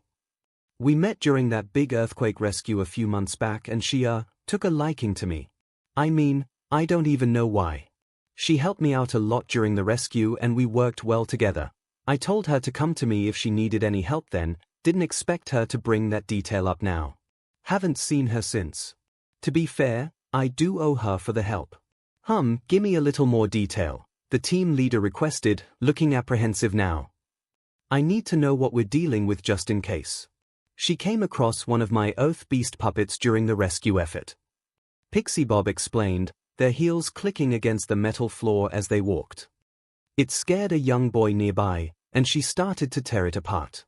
She probably thought my Earth Beast was some sort of villainous minion and was trying to protect the kid. Took me a while to convince her I was here to help, but after that she helped me locate the remaining trapped civilians. Any thoughts on why she's here, Ragdoll? Mandalay asked, checking to make sure all her equipment was there in the rush to put in on earlier. Everyone in their team were dressed in matching cat-themed costumes that included offensive paw gloves with retractable claws. Never hurt to be too cautious. No clue, Ragdoll shrugged, tapping at her chin with an extended claw. My search quirk doesn't work on her, remember? Mandalay groaned, rubbing her head. Perfect. An indestructible vigilante in our home that's immune to quirks. Let's just hope she's peaceful. Don't worry, she only attacks villains. Pixie Bob assured. Or people and things she thinks are evil. The 3 women finally made it to the living room main hall, where the vigilante was waiting. Their leader took a deep breath and stepped forward, looking to her teammates and sharing a nod. Okay, let's do this. Locking on target with our sparkly eyes. Mandalay started, flourishing her claws. Our helping paws will pounce your way. Ragdoll cried, jumping happily. springing suddenly from out of nowhere. A deep voice rumbled from within the nearby kitchen. "We're cute, cute, cats with stingers." Pixie Bob finished, gesturing to her audience. "Wild, wild pussycats." All 4 members of the team announced simultaneously, the 3 women taking positions in fabulous poses in their cat-themed costumes while their 4th member was absent. Valkyrie stared at them blankly, blinking. "Hello. It's our new intro. What do you think, eh? Ragdoll grinned, even as the girl continued staring at her without a word. Tough crowd. She really does only respond verbally to certain people. Ahem. So, hi Valkyrie. Pixie Bob cleared her throat awkwardly. What do you need help on? The vigilante paused, sniffing the air momentarily like she smelled something. Personal advice. Mandalay groaned, while Ragdoll started to giggle uncontrollably. You came all the way here into the mountains, woke us up at 3 a.m., activated every alarm on your way here, infiltrated our secret base, just so you could get some personal advice. Valkyrie nodded, then without warning started wandering towards the kitchen. A vague question of what she was doing crossed Pixie Bob's mind but died on her lips when she realized Tiger, their 4th member, was still in the kitchen making tea. I know you look like that naturally, but can you at least put on some clothes or something? There's a man in the kitchen. The blonde remarked exasperatedly. Actually, Tiger was a woman turned into a man via Quirk, but that was irrelevant now. Plus, it would help to train the clueless girl for future interactions. Pixie Bob doubted that Valkyrie herself knew how many guys she was making hot and bothered with that alluring form of hers. The girl stopped and tilted her head in apparent curiosity, looking at Pixie Bob with that same blank expression she always wore. She looked down at her own featureless body, then at Pixie Bob. Or more specifically, Pixie Bob's costume. The older woman instantly got what she was thinking and covered herself with her hands, a scandalized look crossing her features. I didn't mean mine. You can't have these, make some of your own. Valkyrie tilted her head again, this time to express her confusion. Don't give me that look, I know you can shapeshift. I saw you change to a smaller size to rescue someone trapped in the debris. Pixie Bob huffed, pouting. I also saw you blend into the crowd when we left by making some clothes of your own. Why don't you do that now? A moment passed and Valkyrie was suddenly clothed in a perfect copy of Pixie Bob's costume, complete with cat ears, paws, and tail. The strange thing was, it looked better on her than it did on Pixie Bob herself. The sky blue costume complemented her snow-white skin nicely, the girl twisting around to check herself out. Mandalay and Ragdoll exchanged glances, then nodded in approval. What, hey, you can't wear that. Only official members of our team can wear that uniform, it's copyrighted. Change to something else. Pixie Bob protested, slightly jealous of the other girl's youthful figure. Okay, cat lady. The moment those words left her mouth, Valkyrie shrank right before their very eyes, now taking the form of a child in an oversized hoodie that stretched down to nearly touch her knees. Her hair transformed to jet black, long locks shortening in the span of a few seconds. Her skin was no longer snow white but instead a healthy, normal color. Light blue pupils gazed at them passively, a surprisingly normal color considering that they used to be milky white with a green glow. The women stared in silent fascination, until Ragdoll started squealing in excitement at the completed transformation. Oh my god, she's so cute. She ran up to the now younger girl and started rubbing her head gently, cooing all the while. I didn't know she could do that. Me either. Mandalay said, still staring in abject disbelief. Careful, Ragdoll, she just looks younger. For all we know you two could be the same age. But look at her cute little face. Tiny. Ragdoll gushed, darting around the girl manically. I didn't mean never mind. Pixie Bob muttered. Why must you appear before me in that ridiculous form? Why do you go on rescue missions dressed as a cat? The girl countered flatly. Just as that form is comfortable for you, this form is comfortable for me. The now miniature Valkyrie continued to wander past them and towards the kitchen, just as Tiger rounded the corner with a huge tea tray in his arms. He didn't see her due to their massive difference in height, almost colliding with the girl until the last second. In his rush to avoid her, he dropped the tray, deftly catching it before it hit the ground in an impressive demonstration of his flexibility. What the who-the heavy-set man didn't get his answers as the tiny girl strolled past him, stopping momentarily to sniff at his tea before finally reaching the kitchen. There, she floated up onto the marble countertop and reached for a large porcelain jar, opening it effortlessly and retrieving the hidden treasure within. Without a word, Valkyrie stuck her fingers into the jar and pulled out a small sugar cube, popping it into her mouth and chewing slowly. The pussycats watched her from the kitchen entrance, bewildered. "Is that?" Tiger began. "Yep." "Why is she so?" He struggled to find the words, the tea set now cradled in his arms protectively. "Small. Because Pixie Bob told her to put on some clothes." "What does that have to do with anything?" "More importantly, she's eating all my sugar cubes," Ragdoll exclaimed, shaking Mandalay back and forth. "She can't do that." "Yeah, pretty rude. She's almost like an actual kid, if you think about it. Throwing a tantrum on our doorstep, eating our food. I wouldn't be surprised if she starts raiding our fridge next." Mandalay deadpanned. "No, I mean she'll rot all her teeth if she eats that much sugar at one go." After a few minutes of persuasion, the team managed to get everyone into the surprisingly spacious living room where they now sat in a rough circle on cushy-looking sofas. Valkyrie opted to sit on Pixie Bob's lap with the jar still clutched tightly in her hands, occasionally reaching inside for another sugar cube. "Okay, we're all here," Pixie Bob chuffed, holding the smaller girl gently while sinking into the comfy sofa. "Is that English on your hoodie? And where did you even learn such weird eating habits anyways?" She was, of course, referring to her little sugar cube snacks. Valkyrie could eat the cubes easily enough. Their mildness was nothing compared to the sweet emotions she could consume just from people being in her radius. This was the only way she could taste sweetness without it being too overwhelming. She had picked up the habit of eating sugar cubes whole from a vigilante known as Inkblot. Nobody in Japan could pronounce his English name properly, the first person who realized she wasn't actually human and taught her how to speak properly. All this from him noticing that she wasn't breathing, which was why she couldn't speak in the first place. Inkblot wore this weird monochrome mask that shifted into symmetrical shapes on his face like ink on paper, hence the name. They'd first met many years ago when she detected his never-ending pit of negative emotions and followed hungrily like a child following a breadcrumb trail.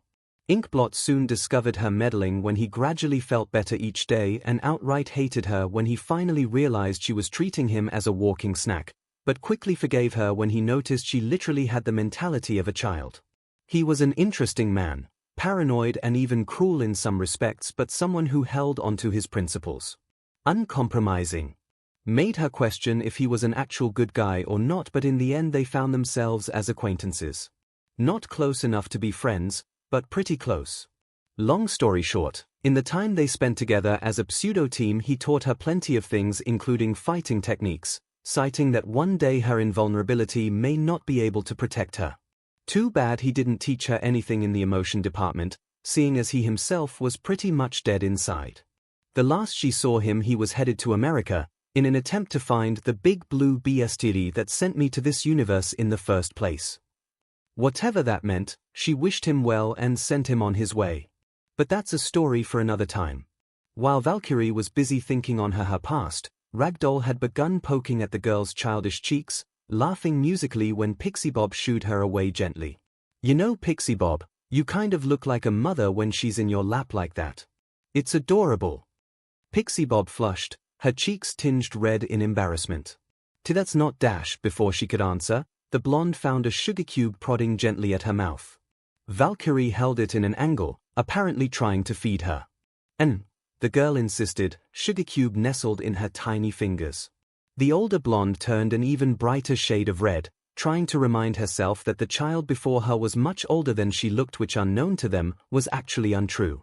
Both Mandalay and Ragdoll smiled brightly at that, the latter even pulling out a camera from seemingly nowhere and taking a quick snapshot. Tiger just grinned slightly, content at the scene. Pixie Bob eventually relented and popped the cube into her mouth, her face scrunching up as the sharp sweetness stung her taste buds. "Gare. I don't know how you can eat these." She grimaced, reaching for a warm cup of tea to wash the taste down. "So what personal advice did you come here for, anyway?" The girl thought for a moment on how to answer the question. She didn't feel like revealing the existence of her brother, she had to call him something different, then. I'm scared that my MSTR doesn't want me anymore. Pixie Bob spat out her tea in a spray of disbelief, coughing and sputtering while the other 3 pussycats looked on with various stunned expressions. She came to us for relationship advice of all things. And on such a delicate topic. Really? What? She shrieked, shifting the girl on her lap slightly so they were now face to face. MSTR. WW, what do you mean by that? She couldn't believe it. Such a sweet, innocent, young girl was into such depraved play. Wait a minute. This isn't her real form. MSTR is MSTR. I serve MSTR. Technically she wasn't lying. Izuku was her creator and she was his construct. MSTR and servant. She just preferred to think of him as a brother. Serve. You mean you do what he tells you? Valkyrie nodded, thinking of her first and only order. Be a hero. One that she continued following to this day. All 3 women blushed fiercely, their imaginations already running wild with all sorts of unhealthy thoughts. MSTR and servant play. Oh boy. Tiger instead opted to down his tea, listening with renewed interest. Ooh. So, why do you think he doesn't want you anymore? It was hard for Pixie Bob to understand why someone wouldn't want a shape-shifting, unstoppable metahuman at their every beck and call, especially one so cute by default. Maybe it was her lack of facial expressions. The girl clearly had emotions, but most likely had trouble expressing them. Valkyrie scratched her head, thinking of how to describe Izuku's inheritance of one for all without revealing too much information. He's gonna get something better soon. Better than me. Ragdoll held a paw over her mouth in a scandalized expression while Mandalay turned even redder, fidgeting in her seat. Tiger coughed, then began to pour himself another cup of tea. Listen, Valkyrie, Pixie Bob started, her own face turning a bright shade of red. I don't know what kind of relationship you and your MSTR are in, but I'm sure he wouldn't abandon you just because he found someone better. At least I hope he wouldn't.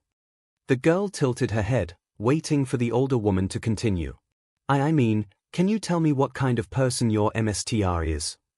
Valkyrie did not hesitate to reply as Izuku's good qualities were listed in rapid fire. Brave. Selfless. Kind. Generous. Caring. You really look up to him, here. Pixie Bob said. This person, do you love him? Yes. In a pure, sisterly way, of course. But Pixie Bob didn't need to know that. Does he love you? At that, the girl didn't answer. Until the sludge incident, Izuku had never even met her face to face and likely barely even knew of her existence. How was she supposed to answer? Pixie Bob sighed, stroking the girl's hair gently. Look, kid. Can I call you kid? I mean, you're literally a kid now, never mind. The girl didn't shy away from the physical contact, instead leaning into the older woman's bosom further. She snuggled into the softness, feeling the warmth of Pixie Bob's body through her clothes.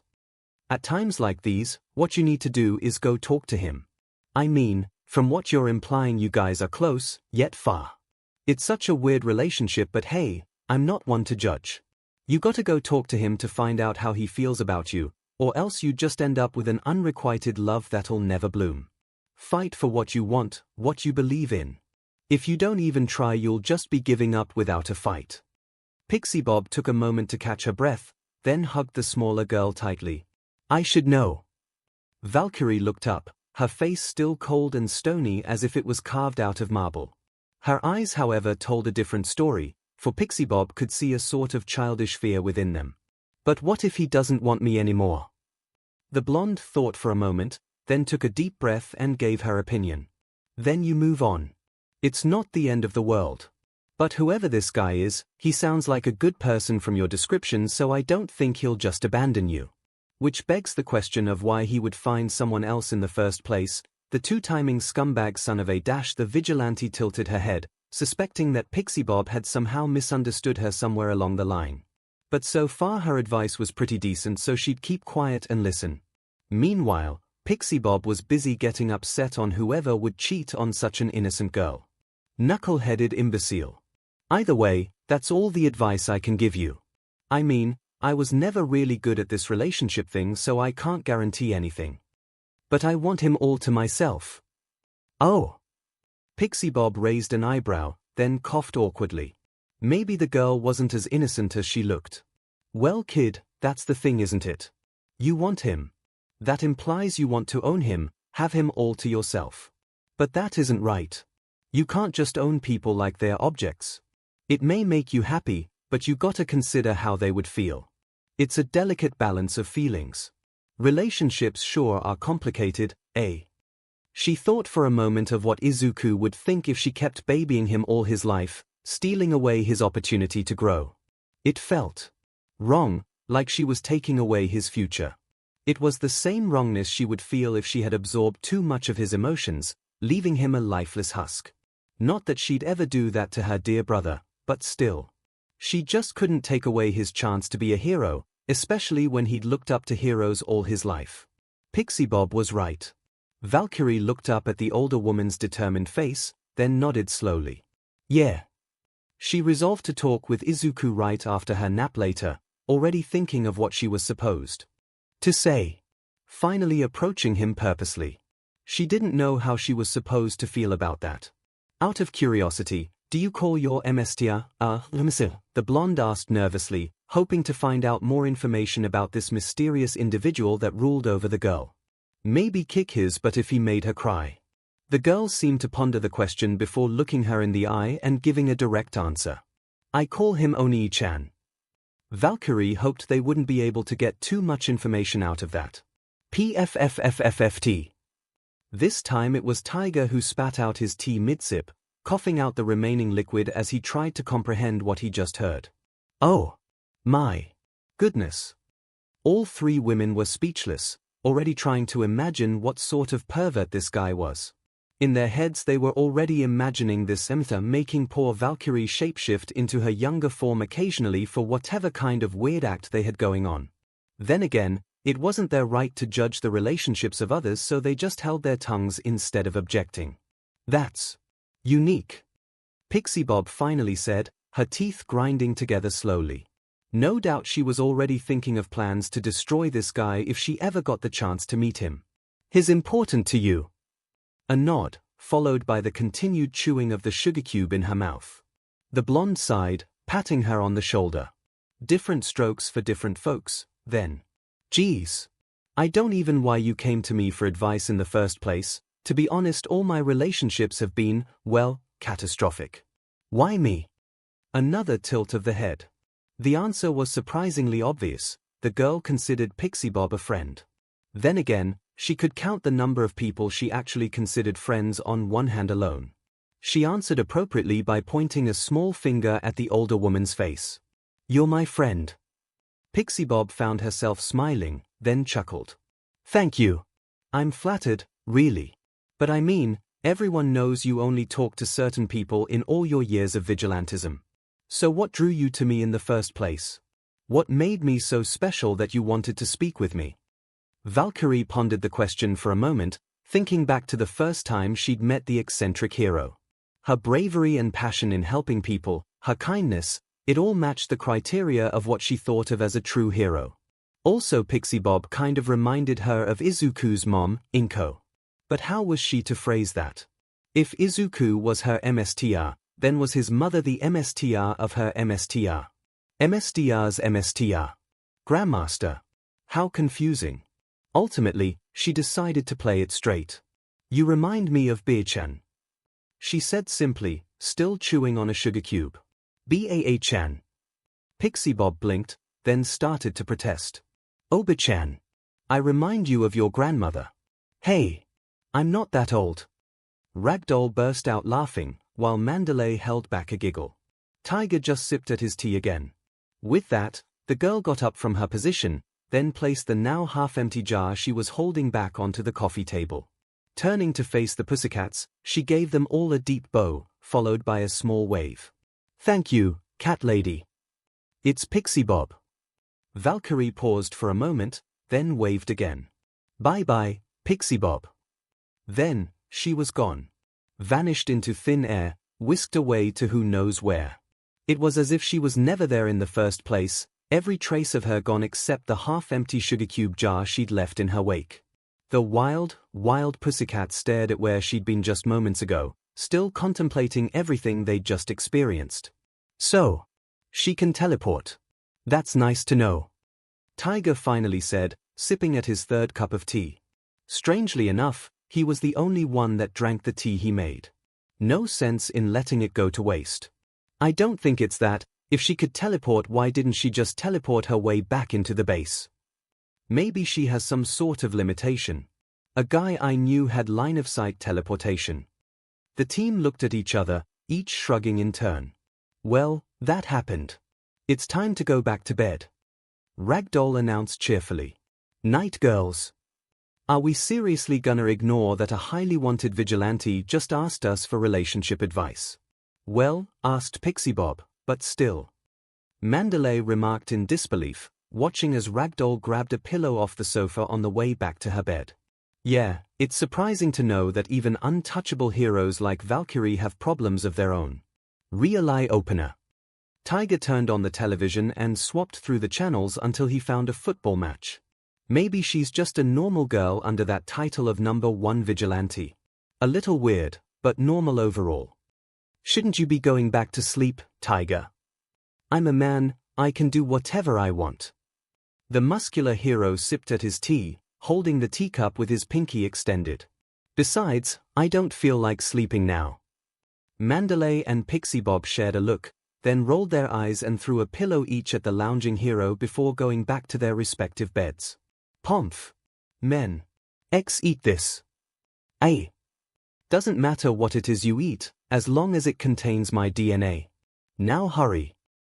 All Might awoke to find himself in a strange landscape of colors and shapes, the ground beneath his feet shifting, yet stable. There were trees and widespread plains of grass, but also empty desert sands and deep oceans mixed together in a kaleidoscope of impossible environments. It was appealing in an alien, abstract way. One moment he was at the beach standing before young Midoriya with a strand of his hair, and the next he was here. He looked down at himself, surprised to find that he was in his muscle form. He practiced switching between his two forms and found that the transition was effortless, something that was clearly impossible.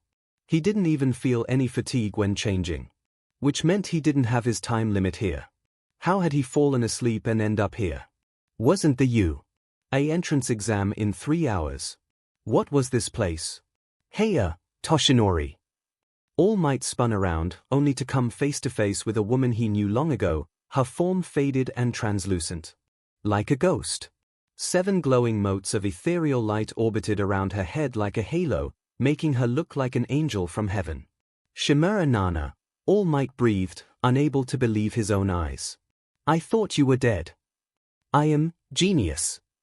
The previous wielder of One for All scoffed, a wide grin already appearing on her features. He hadn't seen that familiar grin in decades. He wanted to give a greeting hug, but that translucent form made him think twice. Maybe he would pass right through her. Glad to see you're still as smart as when I'd last saw you. The hero blinked, squinting his eyes at her translucent figure. He then looked back at his own body and started patting himself to make sure he was still solid. Am I dead? All Might whispered, looking down at his muscular body and shifting over to his true form for comparison. Are you a ghost? I'm no ghost, and you're an idiot. If you're here, it means you've passed the torch. Another grin, this time milder. Midoriya Izuku. He's a good kid. I don't understand.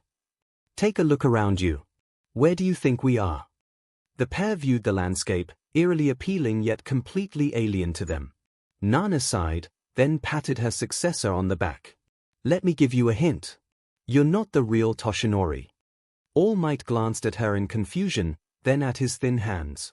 He flexed them experimentally, forming a fist and testing each finger individually. I feel pretty real.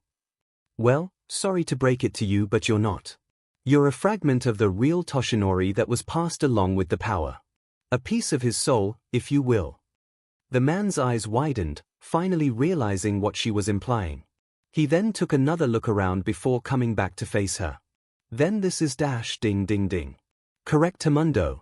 We're in the mind of One for All's newest wielder, Midoriya Izuku. Nana chuckled and spread her arms wide in a dramatic fashion. Plenty of room in here, as you can see. So all of this isn't real. Nonsense. It's as real as you and me. We exist, that is. Unless you're having an existential identity crisis right now. That would 𝐂𝐭𝐴. Very funny, sensei. I see you haven't lost your sense of humor. He grinned, still looking around at the impossible environments. There were snow-capped mountains in the distance, ocean waves washing against the rocks in a calm rhythm. All Might looked contemplative, considering the situation. The real me is still out there teaching young Midoriya. That's good to know. But what happens to us? Do we go mad in here? Actually, it takes around an hour for the power to settle down, and then a little more for you to manifest. I've been sitting here waiting for you to show up. Midoriya's exam is about to start. And of course you're not going to go mad. I'm not mad. At least, I don't think I am. Remember those times you were in a pinch and you suddenly felt a surge of power or otherworldly knowledge come to you? That was me. Or one of us helping you out subconsciously, anyway. We're basically here to guide and help the user out whenever he or she needs it. One of us. The previous wielders of One for All. Nana answered, pointing at the colored lights circling around her head. 7 lights. 4 7 wielders. All Might's eyes widened once again at the revelation. We live on in the inherited power. And never truly die. Congrats, Toshinori. You get to be an immortal. All Might stared blankly, unsure of how to react. So all this time you guys were watching me. That's creepy. What kind of reaction is that? You just got told you're an immortal. You're no fun. And to answer your question, something like that. We can only see snippets of your life, incomplete memories. Look. The woman pointed to a violet orb of light, one of the 7. This one's me. In here our strength is shared, not that I need it here anyways. Too bad we can't spar to see how far you've come. So that's going to happen to you and me, he asked, slightly nervous of the answer. Pretty much, yeah. I'll turn into a glowing light and float around your head. You'll watch over young Midoriya, just as I have watched over you. I see. It's good that I can help the boy out, even if I don't make it in the real world. Can any of the other wielders materialize like you do now? You're taking this awfully well, eh?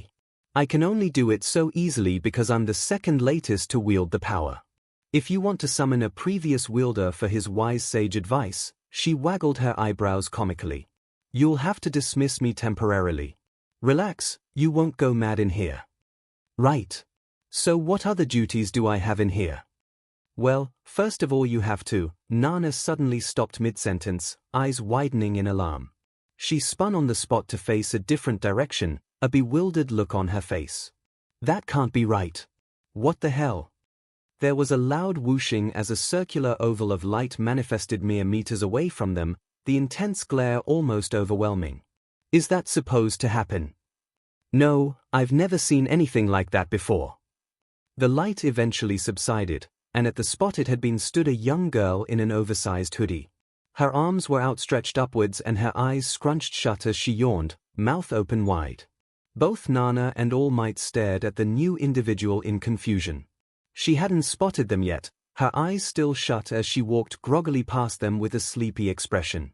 Shoulder-length black hair bobbed from side to side as the girl stumbled over some pebbles.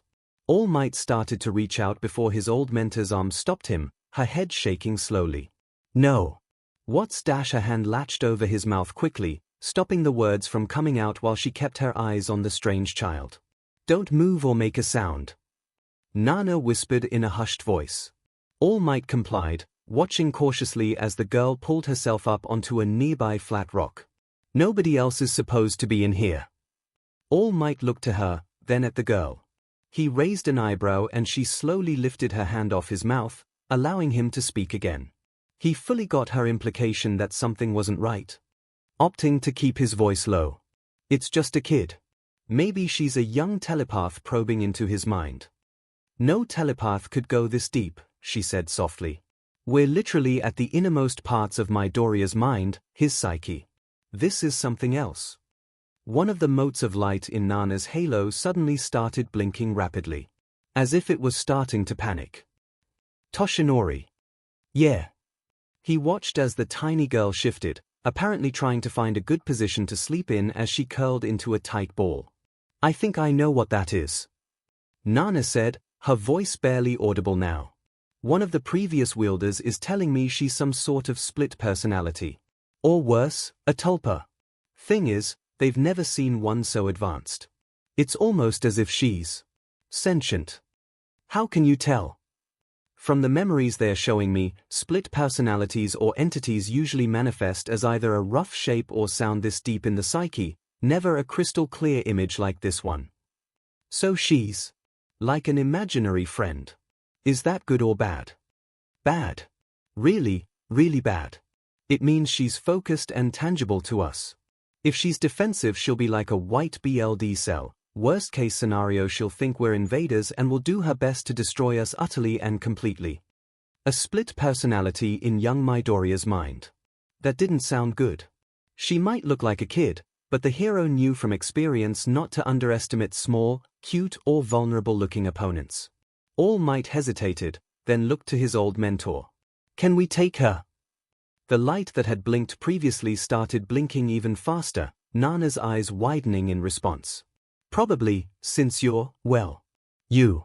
But Wilder's telling me it's not a good idea to fight her. This is her domain as much as it is his mind. It'd be the same as breaking into someone's house and picking a fight with them. Totally not cool. What do? He whispered back. We can't just keep avoiding her forever. For now, we need to fall back and come up with a plan. She turned and began tiptoeing away. Hopefully we can reach a peaceful resolution with her. We're kind of intruding on her home here. All Might nodded, then turned and began to follow the older woman. Just as he took a few steps, a sudden small tug on his breathed legs stopped him in his tracks, forcing him to look back slowly. The little girl was now directly behind him, her small hand tugging at his jeans.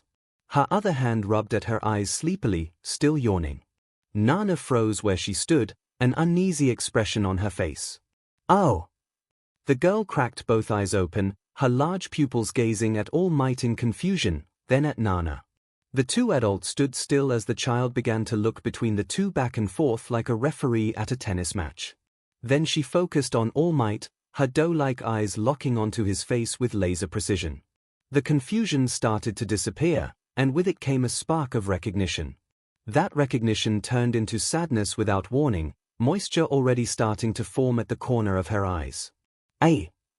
All Might stammered, resisting the urge to back away. Her lower lip began to tremble and the girl started to sniff, before finally breaking out in small, miserable sobs. Tears began to stream down her face as the small child began to cry, her soft sniffling echoing through the landscape as she collapsed to the grass on her knees. Nana jogged up beside All Might, a strange sense of pity overcoming the both of them as they watched the poor girl cry her eyes out. "What did you do?" Nana asked her student, her voice low and dangerous. She bent down and began to comfort the girl, patting her on the back gently as her crying slowly subsided to small hiccups. The array of souls on her halo was flashing rapidly like a strobe light now. She ignored their warning, taking on a motherly tone to try and placate the girl. There. It's okay. We're not trying to steal your home. Poor thing, she really is just a kid. Maybe she thinks we're here to take over Midoriya's mind. I didn't do anything, she just started crying when she saw me. All Might assured, scratching his head. Probably scared her with that bony face of yours, she sighed. Do you know this kid? Never seen her before in my life. Hang on, let me see if I can get a reading off her. Nana placed her hand on the girl's forehead, which started to glow softly. She's upset that she'll no longer be needed. What is that supposed to mean? All Might asked, confused. Why would she be unneeded? Something wasn't right here. No idea. Nana puzzled, trying to put the clues together. Quick, change into your muscle form. That'll help her see that we're the good guys. She'll be sure to recognize your hero form. All Might complied and changed to his hero form in an instant, complete with trademark mighty grin. Have no fear. Because I am here. He completed the intro with a mighty flex pose, one that even casual fans would be sure to remember. If the girl was part of Midoriya, then she would certainly recognize this. As it turned out, the girl did recognize him and stopped sniffling. An expression of fury suddenly crossing her features. "Ay!" The girl stood and transformed, growing rapidly as her hair lengthened and her skin turned snow-white, her pupils glowing with a soft green light. Before either of them could say anything, her fist crashed into All Might's face with a thunderous boom, sending him flying back into a rock formation which crumbled under the impact. Nana looked on, transfixed as the girl's true form was revealed. She'd seen her in All Might's memories. But how? Why was she here? Valkyrie! Ouch! All Might got up from the pile of loose rocks, now facing his new opponent. "Oh! Well, that's unexpected." Valkyrie growled, fresh tear marks still staining her cheeks. She continued walking up to him, her stride defiant and confident. Graceful fingers curled to form solid fists. He'd never seen her this angry before. Actually, he hadn't seen her with any other expression besides her default stare. This was different. Maybe because they were in a mental form now. Hi, Miss Valkyrie. What a coincidence. Didn't know you lived here, sorry for the intrusion. That explains a lot of things actually, like how nobody was ever able to track you down. You live in people's minds. And the vigilante slammed her fists together, creating a small shockwave. She then began to crack her knuckles threateningly, not looking very friendly at all. Unlike the real world, here she could express her emotions freely. Instead of her usual cold expression, her face was locked into a rictus of rage, clearly upset at his presence. "So you can talk after all?" All Might exclaimed. "Since you can speak, why don't we just settle this with words? Just calm down, there's no need for violence." All Might shifted his head just in time to avoid a powerful haymaker, followed by a high kick that scythed through the air and inches away from his nose.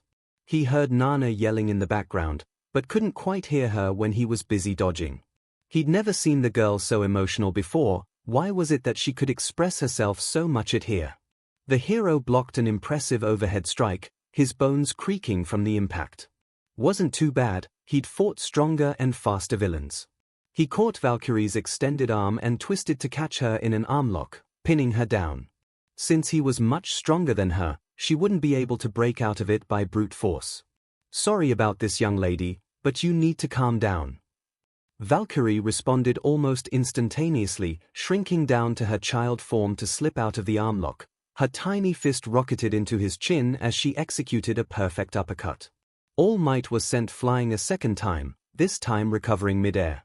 He angled downward, unsure if he could bring himself to attack someone that looked like an innocent kid. His opponent didn't have the same dilemma, still tiny as she leapt into the air after him. "Stop! Don't fight her!" Nana cried from the ground, watching as the two clashed in a thunderous impact. The pair crashed straight through a wall of stone, chunks of solid rock trailing behind them as the diminutive fighter rained down small but powerful blows on All Might's guard. They finally landed facing each other, the girl changing back into her older combat form as her feet touched the ground. "I'm not trying to. She just keeps attacking." The hero blocked another combo consisting of multiple swings and kicks. "Hang on, I'll end this quickly." "What? Why?" His fist raced towards Valkyrie, speed and power manifest. Until she caught it with an open palm. Visible shockwaves exploded from the point of impact, a waft of steam sizzling from where their hands met. In all his years of heroism, he could count the number of people who had actually stopped a punch from him on one hand. The girl had a murderous expression on her face, but her eyes shone with a sorrowful desperation. Something in those eyes made the hero pause, reminding him of what Nana had said earlier. "Won't let you take mine," Valkyrie whispered, glaring at her opponent. All Might's eyes widened in stunned surprise. What did she even mean by that? "We're not trying to steal your home. You're misunderstanding." He tried, watching the girl grit her teeth as she began to push against his strength. To his amazement, he found himself putting more and more effort just to stop his fist from moving back. He'd seen her fight before and had never seen her this strong before. Had she been holding back in the real world? Upset that she'll no longer be needed. The words echoed hauntingly. His gut feeling told him he was misunderstanding something, but what? All Might didn't get a chance to contemplate any further when she tightened her grip around his fist, dragging him close. To his shock, the girl moved forward and slammed her forehead against his face in a vicious headbutt. Whoever taught this girl how to fight must have been quite the savage. His fists flew, crashing against her body to no avail. He was fast and strong enough to dodge or block the incoming blows, but realized that he couldn't do enough damage to take her down. Just as his power here was the same as the real world, she too had her strange nine vulnerability. He wasn't a fool, he'd read the reports, ran the simulations regarding her. They were locked in a stalemate, with both of them unable to take the other down. Unstoppable force versus immovable object. Logic versus emotion. All Might versus Valkyrie. Stop fighting her, Toshinori. You're only making things worse. Nana shouted, powerless to stop the two juggernauts. Since she shared power with All Might, moving in to engage would effectively halve his strength. There was an ear-splitting crack that echoed through the air. Trying. All Might argued, blocking another blow. She's really upset. Is it because we're taking up her living space? You don't understand, you big oaf. I've figured it out, she isn't a split personality, she's a mental projection. That's how she can be in the real world and the mindscape. Here. The ground beneath him buckled from the impact of her kick. So she takes naps in people's heads? Think back to when Midoriya met her after the sludge attack in the tunnel. Remember her reaction. The woman yelled, her eyes tracking the two fighters as they cut a swathe of carnage throughout the environment. Water and dirt exploded up in enormous volumes as Valkyrie missed her swing, her fist slamming into the riverbed where he had stood just moments before.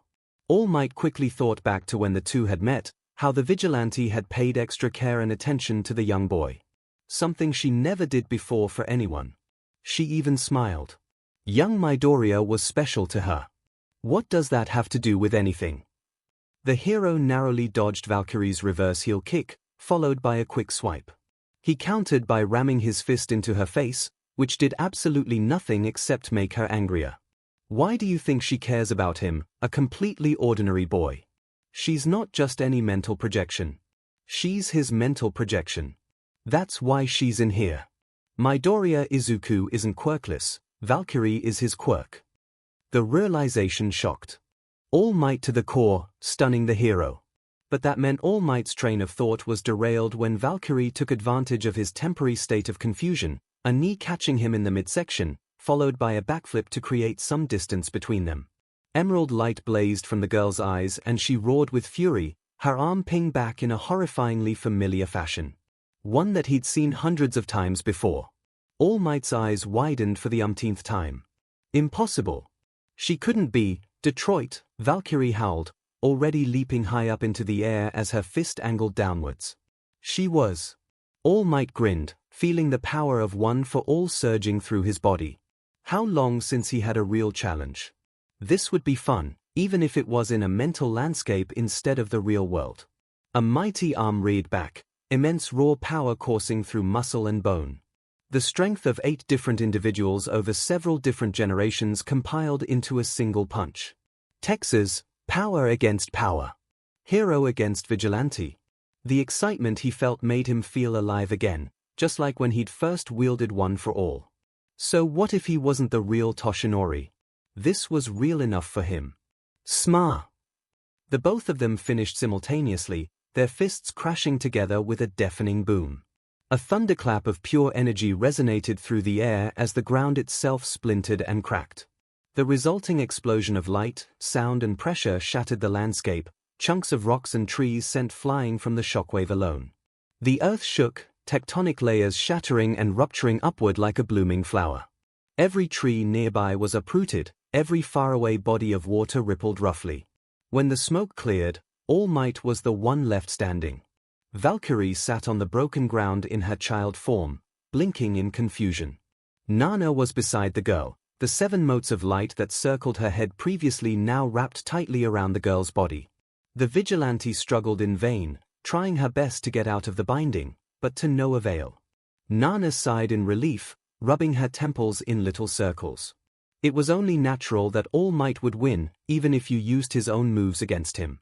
The girl still had a lot to learn. Valkyrie may be an immovable object, but All Might was both the unstoppable force and the immovable object. Thanks to your little clash, I was able to seal her with the help of One for All. Temporarily, anyway. Now we can get her to calm down and just talk. Time out, little lady. It's not fair.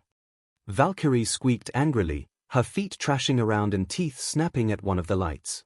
All Might thought she looked kind of cute when she wasn't trying to tear his head off. And now she's throwing a tantrum. Perfect. A contrast of how she's usually like in the real world. Just great. The ex-heroine groaned, waving him over. Why don't you talk to her, Toshinori?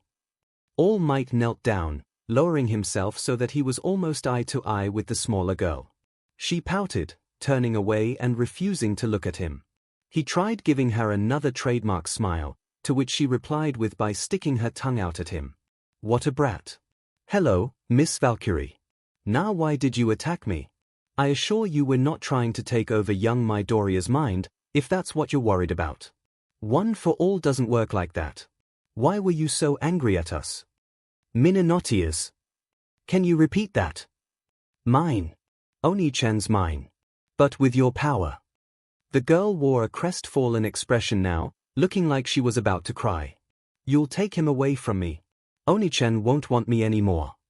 You're talking about young Midoriya. Why won't he want you anymore? All Might puzzled. You're a great hero, even if your methods are a bit unorthodox. I'm sure young Midoriya is very proud of you. Oni-chan doesn't know about me. About us. Too dangerous. Valkyrie shook her head slowly. With your power, he'll be a hero on his own, won't need me to be a hero anymore. A loud sniffle, followed by a choking sob. Won't want me. Doesn't know about me, won't need me to be a hero anymore. Upset that she'll no longer be needed. The decade-long mystery of Valkyrie's origin was starting unravel now. Young Midoriya was the missing link, and the cause of everything. The unaware MSTR of the projection. Valkyrie had appeared roughly 10 years ago. All Might blanched. That would have made her an actual kid. He felt horrible now, like he had just bullied the now helpless child before him. Uwa. Oni-chan. The tiny girl began to cry, large tears streaming down her soft cheeks once again.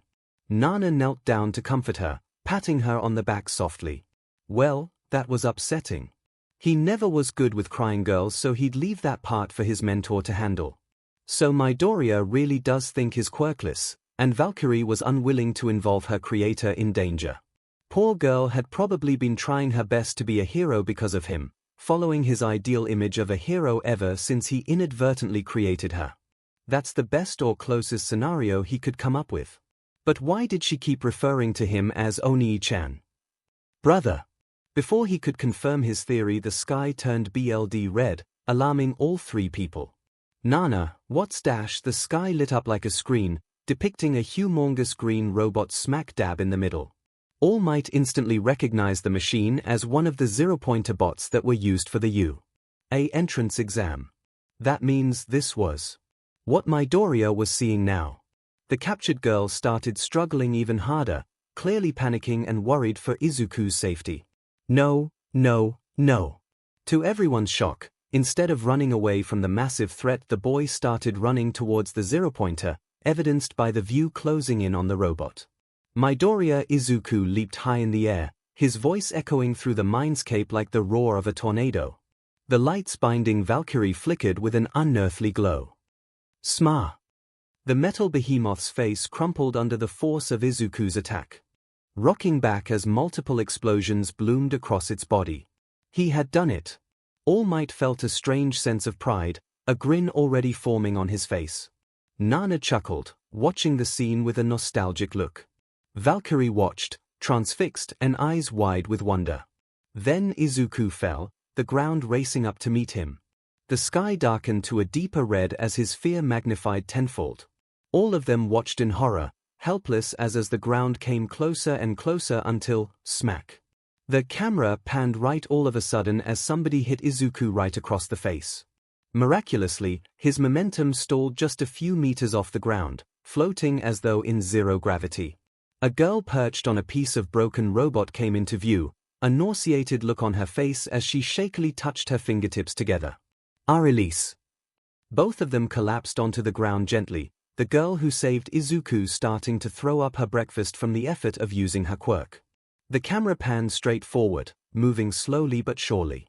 What was Izuku was dragging himself against the ground with his remaining good arm. If I could just get 1 point. Time is up. With that announcement, the screen blacked out as Izuku, blacked out. All Might sighed, relieved that the boy would be okay. He could barely even control the power, but he had potential. With some training he might be able to wield it properly in time. Valkyrie still couldn't stop squirming, her worry obviously apparent. She only calmed down a little later when she suddenly looked skyward once more, sensing something. What she'd sensed was her brother's limbs mending themselves as a healing power was applied, but the two intruders didn't need to know that. All right, Miss Valkyrie.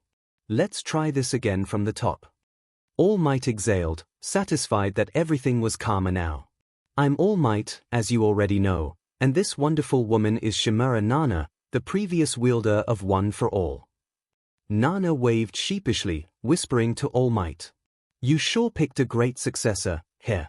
It's a 2-for-1 deal, buy one get one free. The hero ignored her teasing, opting to address the captured vigilante again. Young lady, do you know why we're here? The girl answered by blowing a raspberry at him, sticking her tongue out in defiance. Nana chuckled, a hand to her mouth as she attempted to stifle her laughter. Ask stupid questions, get stupid answers. Of course she knows why we're here, you dummy. All Might sighed, resisting the urge to facepalm. This is going to be harder than I thought. Chapter 2 End. In the mental landscape of his new successor, Midoriya Izuku, the #1 hero, All Might was facing the strangest situation he'd ever experienced in his life. Or UN life, considering the fact that he was no longer bound to his true corporeal body. Before him stood the phantom of his long-dead mentor, arms folded and frowning. The more troubling individual was the one sitting on the ground squirming uncomfortably, glaring up defiantly at him with her steely blue eyes. Valkyrie held his gaze for a little longer before focusing back on her bonds, neck craning down as she again tried to gnaw on one of the glittering stars that encircled her body. So, All Might began, clapping his hands together in a false show of enthusiasm. How did you manage to figure out, the mental projection thing? Nana said, still observing their little captive. Projection-based quirks are extremely rare but not unheard of. One of the previous wielders had a nemesis with a similar ability. I've also met a hero who could do something like this, bring a mental image into the real world.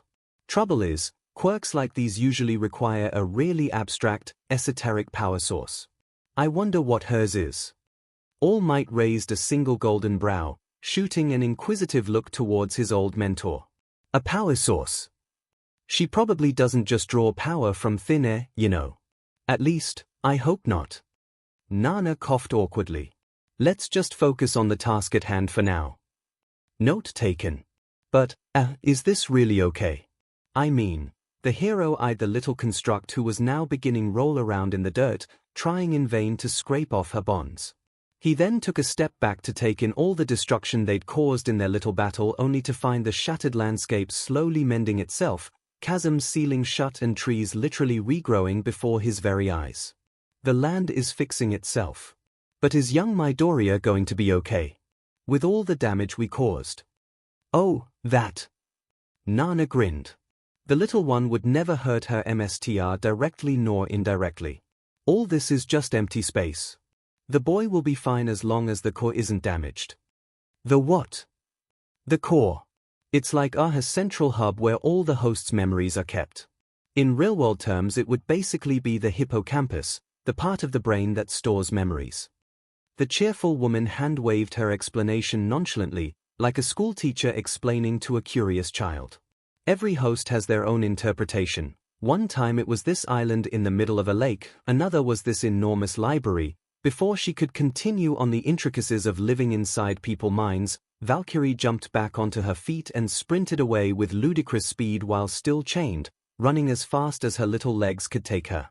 The pair stared at the small dust cloud forming in her wake, before All Might turned to his mentor in confusion.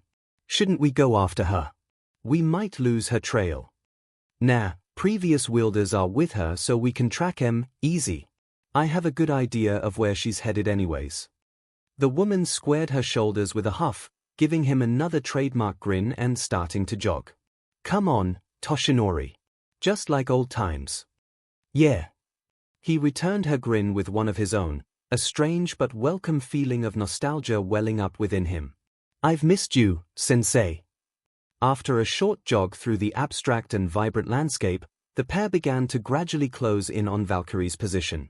Nana held her head up high, eyes closed and focusing on searching for her fellow wielders. She advanced forward confidently, guided by their shared unseen power. "You know, I still can't believe how well you're taking this, Toshinori." Nana started, eyes still shut in concentration. "When I came to in your mind, I got so freaked out that I decked the previous wielder right in the jaw. Believe me, I still have trouble accepting that all this is real." All Might flexed his fingers again, testing them over and over as he performed some basic hand exercises. "Speaking of previous wielders, was there anyone famous that held one for all?" "Ha! You'll have to find that out for yourself when the time comes. If I had to go through all that nonsense with the introductions and stuff, I'm gonna make you do the same. I can't tell you their names, think of it as a rite of passage." "What stuff?" All Might began to retort, only to be cut off as Nana held out a hand to silence him, an expression of intense concentration upon her youthful features. She's close. Just a little more sensei. I think we've found her." It was easy to say why All Might would say that as he observed what was in front of them. Some religions had their holiest of holies, this was Valkyrie's. Before them was a field of flowers, massive in size and full of every color imaginable, even some colors that couldn't exist in the reality. The field was circular in shape and consisted of overlapping rings filled with appealing flowers, like the colorful inside of a jawbreaker candy. At the very center on a small hill was what could only be described as a giant tree towered over the land, clouds of gentle green foliage stretching across the sky like dozens of emerald wings. "The core." Nana nodded, taking in the view. "If she's a Valkyrie, then this must be Valhalla."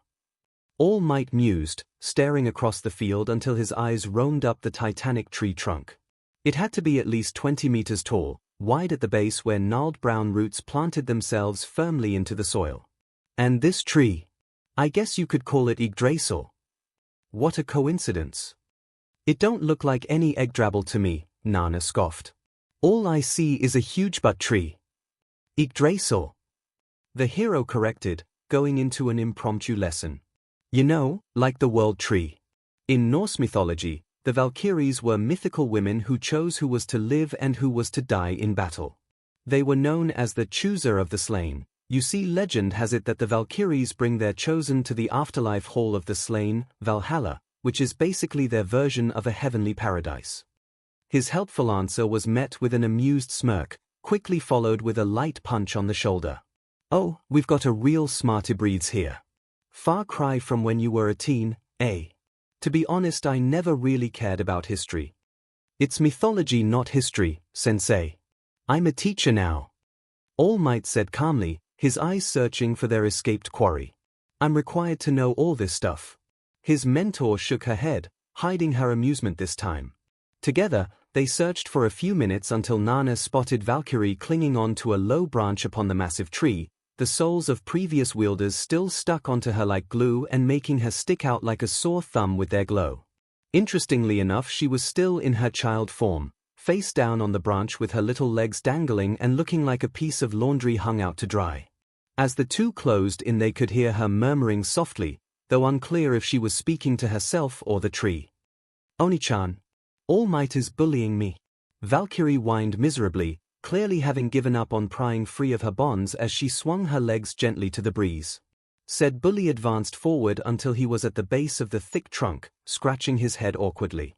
To be honest, he felt a little guilty, too. Miss Valkyrie. It's us. All Might called, careful not to scare her off again. Please come down from there before you fall and hurt yourself. Nana grunted in the background, rolling her eyes slightly. Perhaps her student had forgotten who he was talking to. The little girl, Valkyrie, responded to his call by shooting him another glare. Her dangling legs tensed and gripped the tree branch tightly, as if she was trying to claim ownership of it. All things considered, she probably was. Go away, she yelled, her high-pitched voice barely carrying down to them. My tree. Shoo. Now, don't be like that. We just want to help you and young Midoriya. He started to reach forward to touch the trunk. At the moment she saw him move forward, the little construct leaped down from her perch and put herself between him and the tree, mouth quivering and eyes wide. She stood in a ready stance, seemingly challenging All Might again even in her weakened and bound state. The hero wondered what she was doing for a moment before it clicked. She was trying to protect the tree, legs braced like a boxer and making a terribly adorable attempt at a tough guy scowl. The message was clear, even without any words spoken. You want him, you're going to have to go through me. Go away. Don't hurt him. Valkyrie squeaked, her eyes showing actual fear for the first time ever. Nana sensed she had to intervene before things came to blows once more. The girl would only respond in the only way she knew how, by fighting. The retired hero interrupted the two with a well-timed cough, getting their attention.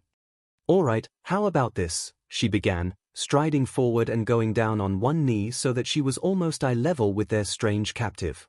I'm gonna set you free, but in return you mustn't attack the big lug over there, okay?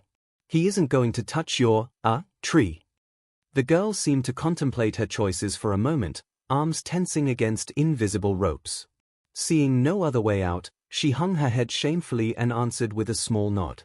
The lights, stars, souls, whatever they were, slowly separated from Valkyrie one at a time and found their way back atop Nana's head where they arranged themselves in a neat little circle. The girl stayed true to her word and did not attack anyone upon her release. She did, however, make them walk a little so they were a safe distance away from her precious tree. First things first. Nana turned and gave her a wide, disarming grin. Now that we've introduced ourselves, it's your turn. You have a name, little lady. Shimmering sapphires for eyes bored into her, unflinching. Everyone calls me Valkyrie, so that's my name. Do you have something else we can address you as? Like a civilian name? All Might tried, only to receive another poisonous glare. The girl looked away and into her sneakers, an unreadable expression on her face. Kiri. She answered quietly. That's what they called me. That prompted raised eyebrows from both heroes. They. Friends. She raised her head, that piercing gaze boring into them once more like a drill. Nana hummed, nodding slowly. As I thought. Care to enlighten me, sensei? I noticed it when you two were beating the absolute tar out of each other. The pro-hero explained casually, a wave of her hand dismissing his inane inquiry. The way she fights, she wasn't just swinging recklessly like a wild animal. There was a technique to it, moves and countermoves depending on what the situation called for. Which means, someone must have taught her.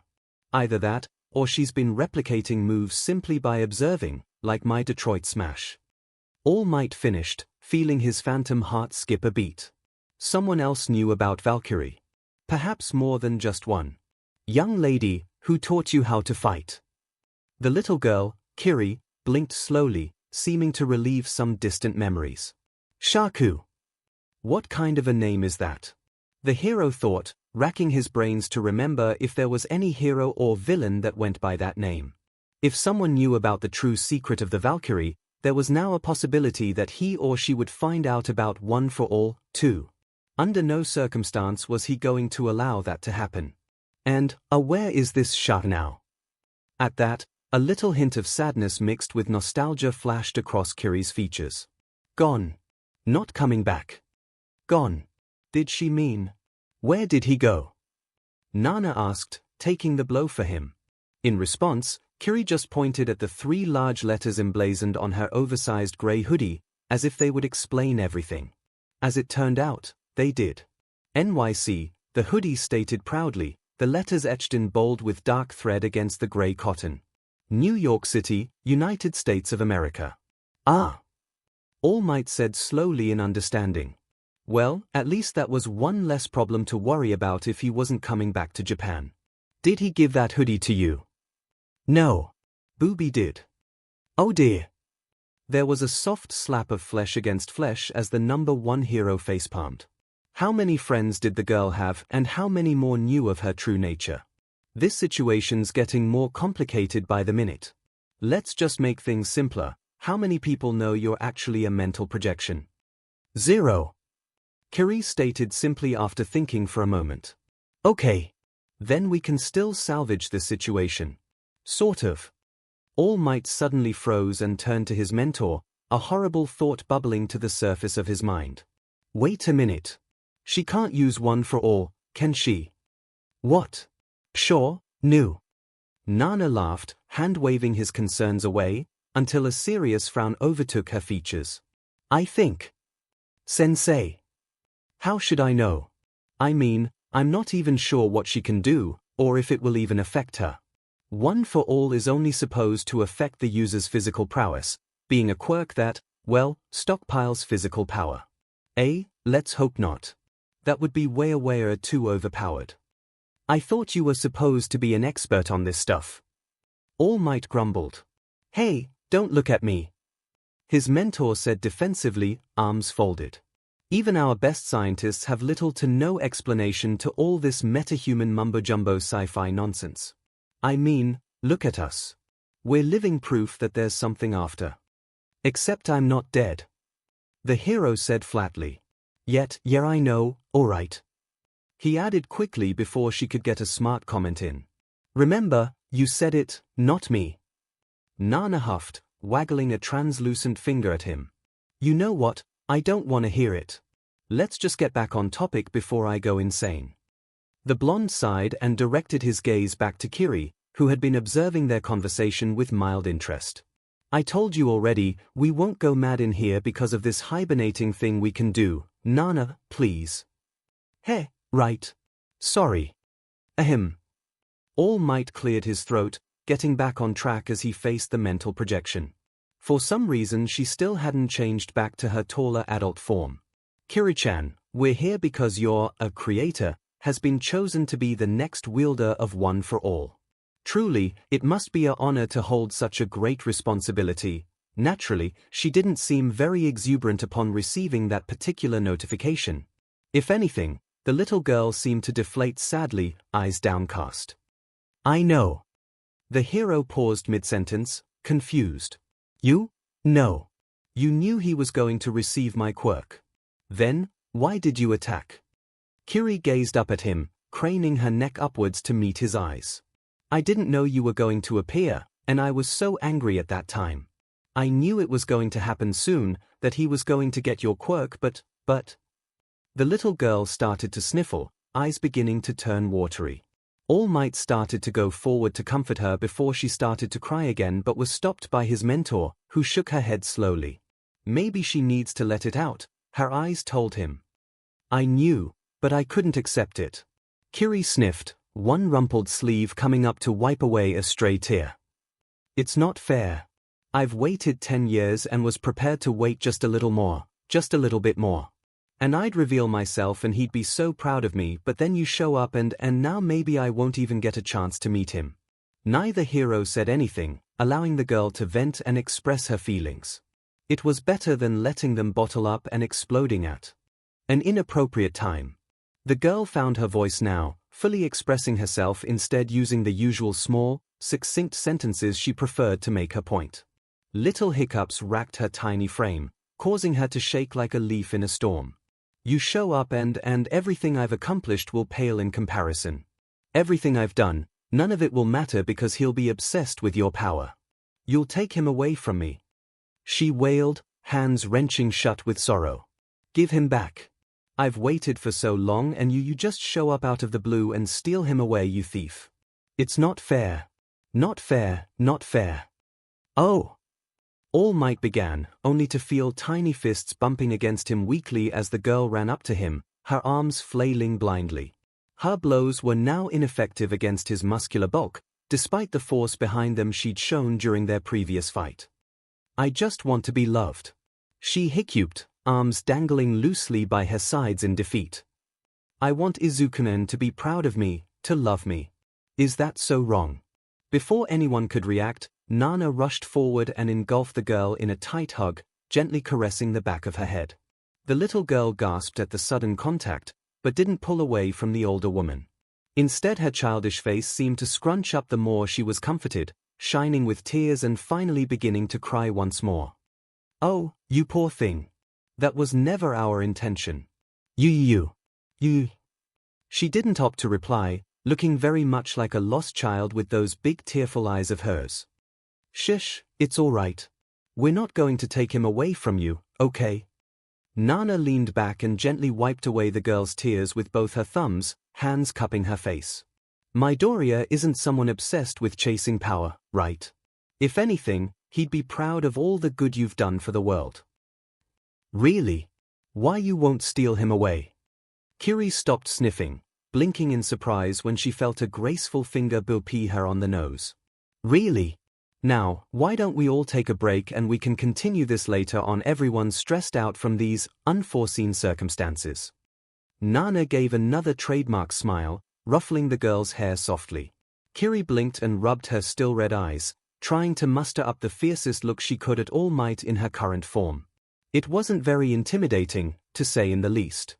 The hero observed for the first time how awfully small she seemed for a supposed 10-year-old. Now that he thought of it, Midoriya wasn't particularly large for his age either. "Okay," she said slowly, still eyeing the heroes warily. "But don't touch my tree. I'll know." "We won't." Nana nodded, smiling slightly. "Promise." The girl watched them for a while before trudging back unsteadily towards the hilltop, then put her back against the massive tree as she plopped down at its base. Within seconds she had fallen asleep, eyes closed serenely. That was strangely quick. Neither of them had seen anyone fall asleep that fast. The pair of heroes watched the sleeping simulacrum curiously, before Nana broke the silence with a small whisper. "I knew it. The poor girl has been running on fumes this whole time." She nodded, satisfied with her hypothesis. The pair made some distance to avoid disturbing the sleeping child as they began discussing her. "Hey, how'd you know?" "I sort of suspected something was up when she didn't change back into her adult form back when she confronted you at the tree. When she first manifested, the first thing she wanted to do was get some sleep, and finally, when she hit you so weakly while she was crying just now, it all but confirmed it. That child form of hers also functions as a sort of power-saving mode." Nana shrugged. "You know, kind of like a phone. But still, she's strong. Not as strong as you, yeah, but still pretty decent. I'd say she's what, a third of your strength. Maybe even half if she really pushes it." "Maybe. Then, where does she get her power? What's the source? It can't be just from her sleep, can it?" All Might hummed, thinking hard. "Sunlight. Sound. Temperature. I think you're on the right track. Still remember those briefings about her supposed power set?" Nana said. "Yeah, off the top of my head. Invulnerability, super strength, minus super speed, levitation, teleportation, shape-shifting, and what was it, a calming aura. I'd suppose it's lucky we never managed to find out the sheer versatility of her shape-shifting. Nobody even suspected she could turn into a child." The blonde massaged his temples, trying to recall what the Hero Association scientists had said back then during that annual report so many years ago. One thing that's got all the eggheads confused is that one person shouldn't have multiple quirks, with a few rare exceptions. For a while some people have even been thinking that Valkyrie was some sort of advanced robot or artificial human. I guess we've got our answer now. Usually cases of supposed multiple quirks are just people who found out different applications of their quirks. Say, a quirk to control water can also control ice. Maybe it's the same for her, different applications of the same ability. Nana closed her eyes in deep thought. But what's the common factor in all those abilities? You tell me. I'd go mental just trying to figure out all the possibilities. All Might muttered. "Wait. Mental, that's it." Nana gasped, slamming a fist into her palm in a moment of understanding. Toshinori, you're a genius. I am. Yes. The older woman began to pace back and forth, grinning as she began to put the pieces together. The one piece of information our boys didn't have: she's a mental projection. That means Midoriya is capable of creating a mental projection. Which means it's all psionics. You lost me. All Might said blankly. Psionics. Midoriya's quirk can be considered as psychic, and Valkyrie is his mental or psychic projection. In turn, that means she uses psionic power too. Her super strength and speed, I'd guess that's tactile telekinesis, lifting things with her mind while channeling it through her touch. That could explain why she doesn't seem to have the usual required muscle mass common in super strength quirks. Nana explained in a rapid-fire pace. I'd say the invulnerability is similar to those shields telekinetics love to form as a defense. In this case, her entire body is a shield. As for levitation, shape-shifting, and teleportation, those can probably be attributed to the same psionic prowess she's displayed. We'll have to ask her about that later. What about the calming aura? That seems awfully out of place. Hardly. Psionic powers are powers of the mind, which in turn could theoretically affect other minds. One particular hero was famous for this, using his psychic powers to see through people's eyes. But that's not the point. The point is, the calming aura, it's her power source. It is. I don't see how expending energy to calm others down is considered as her power source. All Might blinked. That's because it's not actually a calming aura. The retired hero said slowly. I think it's the other way around. She hasn't been giving people emotions, she's taking them away. Empathy. She's been eating them. Ah. All Might whispered, then his eyes widened comically. Then young Midoriya dash. He'll be fine. I mean, if he really has had his emotions being drained for 10 years and still grows up to be a relatively normal boy, I think is good. Kiri wouldn't hurt her MSTR in any way. The number one hero didn't know whether to breathe a sigh of relief or to be worried sick at the prospect of his disciple having what was essentially an emotional vampire living in his head. Still, the girl did seem to love her brother a whole lot, so he'd trust her for now. So, what do we do about her? For now. Whatever we can. I'm not sure if it's a good idea for them to meet, but it could have some potential benefits for both of them, mainly the fact that we can relay information to Midoriya-kun. Hey, I've got an idea. Why not enroll little Kiri-chan into you? That way she would be in close proximity to him, maybe even act as a bodyguard. All Might replied by shooting his mentor a textbook a serious look. Not happening. The situation's too volatile at the moment, sensei. Besides, wouldn't that be unfair to all the other applicants who have already completed the entrance exam? Did you expect me to pull some strings, allow a literal 10-year-old kid into the school and expect her to perform well academically? Well, yeah, I was hoping for that actually. But I can see your point. Alright, I get it, stop giving me that look. I can feel your look. I'm sorry, I'm just the hero sighed explosively. I'm just worried. About young Midoriya. Now that I think of it, I guess Midoriya here can be considered an abnormality. Nana stated, looking contemplative. You mean that rare classification of metahuman where not even the user is aware of the quirk's abilities and therefore can't use it? I guess. What of it? Nah, I was just thinking. It's funny, really. What is? The original one for all used to be an abnormality, too. Nana said quietly. All Might stopped and stared at her, his train of thought completely derailed. Then it started to sink in. The quirk to stock power and the quirk to pass on quirks, united as one. One for all. And now, history was repeating itself. A quirk given to someone previously thought to be quirkless. A twist of fate, or perhaps all part of the plan in the grand scheme of the universe. All Might grunted, opting to put away that particular revelation for later study. At this point, we still don't know what the two of them are fully capable of now. With her power, and one for all in Midoriya's body. Together, they'd be a recipe for disaster, or the key to a new golden age of heroes. Only time will tell. Nana shrugged. Whatever, it's your problem now. Oi. I mean you in the real world. The retired hero gave him a firm pat on the back. I'd love to help out, but all we can do now is sit back and watch the fireworks. Or explosions. I thought you said the previous users can assist the current one in when they are in a pinch. I think this situation more than qualifies as a pinch and more like a full-on mangling. Yeah, but not directly. Nana yawned, manifesting a reclining beach chair with a snap of her fingers. She ignored All Might's dropping jaw as she climbed into it lazily, looking rather pleased with herself. We don't have the power to take control or speak to the host, only to give them a great surge of strength or insight. But who knows, maybe we'll have a little more power as One for All is passed down through the ages. Hell, maybe even one day we'll actually get to control the host's body. That would be totally radical. What the how'd you do that? He gaped, referring to the colorful chair she was currently lounging upon. Oh, this. It's like a thought construct that we soul fragments can create in here. You'll learn how to do it soon. The older woman gave another yawn, palms behind her head as she took on a relaxed position. Good night, Toshinori. Sensei, it's morning. True enough, the sky shimmered bright blue while the morning sun shone down upon them. Nana didn't seem to mind, a pair of mirrored shades appearing on her face with another snap of her fingers. A martini winked into existence in the woman's free hand, with her draining the entire glass with a single gulp. The hero watched with bewilderment as the now empty glass disintegrated into nothingness.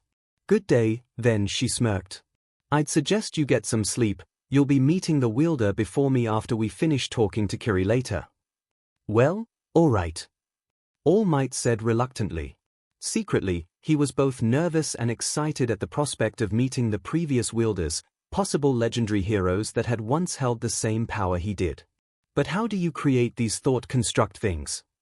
At that his old mentor let the sunglasses droop down her face slightly, revealing half-lidded, mischievous eyes. Just think reet hard and you should be able to create one. That's all the help I can give you after all, that's all. The help that was given to me. What, sensei? You can learn, Toshinori. Nana chuckled, already drifting off to sleep. And I believe in learning through experience. So go forth, my young pupil, and experience. The only thing I'm going to experience is the grass against my face because I don't know how to make an imaginary bed, he groused. That's the point, genius. A third snap of her fingers created a pair of earplugs that manifested in her ears, completely blocking out All Might's incoming retort.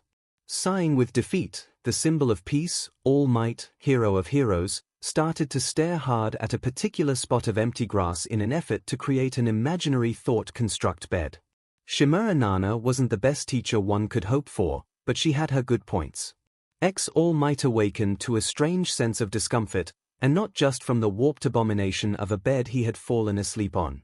Something was poking against his cheek rather roughly, the aggressor doing their best to annoy him into waking up. I'm up, he groaned, neck craning up to come face to face with none other than Kiri, who was currently sitting cross-legged on his muscular chest in her child form and poking him with a long stick. Noticing that he was finally awake, she whipped her makeshift weapon across his forehead, snapping it in twain with a sharp crack. Oh, All Might said, unamused. And she replied, hopping off him almost casually. Up and at 'em, boy. General quarters. Action stations. Nana called, doing her best to hide her laughter.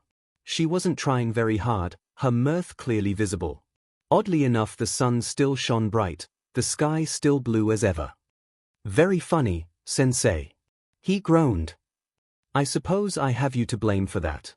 I thought it'd be a good team-building activity if she woke you up instead. Nana said. I think it's kind of cute. Kiri stood beside her, eyes practically boring a hole into him as she stared with nearly unblinking eyes. It seemed she still didn't like him much. He would have to gain her trust slowly, then. Don't give me that exhausted look, Toshinori. You've been asleep for 8 hours. Felt like a 15-minute nap. All Might said tiredly, getting up and dismissing his thought construct. What now, oh great teacher? First things first. All three of them sat down in a rough circle, the epitome of a formal discussion. What to do regarding young Midoriya and Kiri here? At the mention of her given name, the girl leaned forward with interest, giving her full attention to Nana. "Kiri-chan, Auntie Nana's gonna ask you some questions about yourself, and you're going to have to answer honestly, alright? It's so we can help both you and Midoriya-kun." The construct looked a little apprehensive, but slowly nodded her head to confirm. "Okay. First of all, can you fly?" A quick shake of the head at that. "Not fly, float. Helps with long jumps." Kiri demonstrated by floating a few meters off the ground, but it quickly became clear that she had little to no control of which direction she went, evident when a gentle nudge from All Might sent her tumbling through the air like an astronaut in space. She tried to swim through the air, which looked absolutely ridiculous, not to mention slow, completely eliminating any potential combat applications from that ability. Next question, does your invulnerability have a limit? Let me guess, is it tied to your form and energy? A small, reluctant nod. "I knew it." Nana whispered under her breath and gave her ex-student a quick glance. She can have her invulnerability as long as she has enough energy to stay in the real world. It's literally tied to her material form. The retired hero mumbled to herself more, humming and scratching her head while she brainstormed.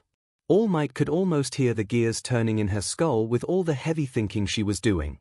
Most people think of Nana was just a musclehead when they first meet her, especially because of that Greek statue physique, but the truth is she was actually rather clever. Alright, final question. I've pretty much figured out your abilities through guesswork except for the teleportation. Nana tapped her chin thoughtfully, pacing back and forth like a scientist on the verge of making a great discovery. Through reports I've read, you've always arrived on scene on foot. Why not just teleport directly to wherever you want to go? It would definitely be faster. I can only teleport to places I try really, really hard to remember perfectly. Kiri admitted sheepishly. It's difficult. Memory-based teleportation, here. I'd suppose that's not as good as regular teleportation. How many locations can you teleport to? 4. One at the city center, one at the outskirts, one at Oni-chan's old school, and one outside Oni-chan's house. I'm going to replace the school one with a memory of his new school. I see, okay, I've made my decision. Nana declared suddenly. Now Kiri, don't take this the wrong way, you're one of the strongest projections I've ever seen. But I think you should hold off on meeting your MSTR, brother until he gets a basic grasp of One for All. But. As the girl began to protest, Nana held out both hands placatingly. Now, there's a reason for all this. I'd think Midoriya would be overwhelmed if so much power suddenly fell into his hands, not to mention confused and disoriented at the revelation that he has a secret little sister-daughter construct he didn't know about for 10 years. You can wait just a little longer, right? Kiri looked like she wanted to protest further, but slowly clamped her jaw shut, having no way to refute. True, it would only cause confusion and chaos if she were to appear now out of the blue. But still, it didn't mean that she had to like it. The girl gave a great and mighty pout, cheeks puffed up like a goldfish. "Oh, don't be like that. It's only for a little while, and then you can meet him," All Might said, patting her back gently in an effort to get her used to him. She pouted even further, eyes narrowing into razor-thin lines. Well, at least she didn't start hissing like an angry cat. After a long, quiet silence, Kiri finally relented, her worry for her brother's well-being overriding her own longing to meet him. "Fine," she said, looking rather disappointed. "Just a little longer. Just hang in there, kid." Nana sighed, rubbing Kiri's head a little. "Moving on, let's have you meet the wielder before me, Toshinori." Here and now," the blonde said, alarmed. "Yup. Right here, right now." Nana nudged Kiri and motioned for her to go sit beside All Might, which she did a little reluctantly. "Okay, now I need some space for this to work. Stand back." "Wait, what's gonna happen to you?" "I've told you before, haven't I? I'll disappear for a previous wielder to take my place. We'll keep doing this once in a while until you've met all the ones who came before. Think of it as half an introduction session, half a storytime session where they rant about their backstories. Who knows, maybe you'll learn something. I sure did." Nana started doing a few basic stretches, getting into position as she rolled her shoulders, then rotating her waist from side to side. Yet the words had flowed past the student's ears, what she just said starting to sink in. Disappear. Take your place. An odd feeling of growing dread was pooling in his stomach, inexplicable and alien. It was only when the wind started swirling around her that he realized he didn't want her to disappear. It reminded him of that hateful moment years ago, where he'd failed her and she truly disappeared off the face of the planet for good. His one true regret. But I'm not ready. I mean, what do I even say? All Might began, only for Nana to cut him off with that same, confident grin. The same grin she'd shown him only hours before she died. The same grin that his own trademark smile was based off. You're All Might, symbol of peace. You don't have to say anything. Everyone's so proud of you. I'm proud of you. Her body began to glow with an unearthly violet light, flickering and shimmering. For a brief moment, seeing her fading away like that was like watching her die all over again. His heart wrenched with an old sorrow as bitter memories resurfaced. Despite himself, he began to stand up and make his way towards her, fearful of losing his teacher again. Sensei, wait. He started to reach for her, only for a strong gust of wind to push him back. Nana! Relax, you dummy. Nana smiled, actually laughing now while she faded. I'll only be gone for a little while. But I have to warn you. Her features suddenly grew serious and foreboding, eyes taking on a faraway look. One for all didn't always belong to heroes. There was a tremendous flash of light, and for a moment All Might's vision was encompassed with the all-consuming color of purple. When it faded, Nana was gone, and someone else stood in her place. The new individual stood towering and unyielding, taller than All Might and at least 8 feet tall, muscular and built like a barrel, an absolute bear of a man. Crowned atop his head was a black Ushanka cap with a single golden star, framing a squarish jaw that was furnished with a great grey beard. Piercing magenta eyes stared down at both All Might and Kiri, like burning coals in the night. Unlike the transparent Nana, this man seemed solid like All Might.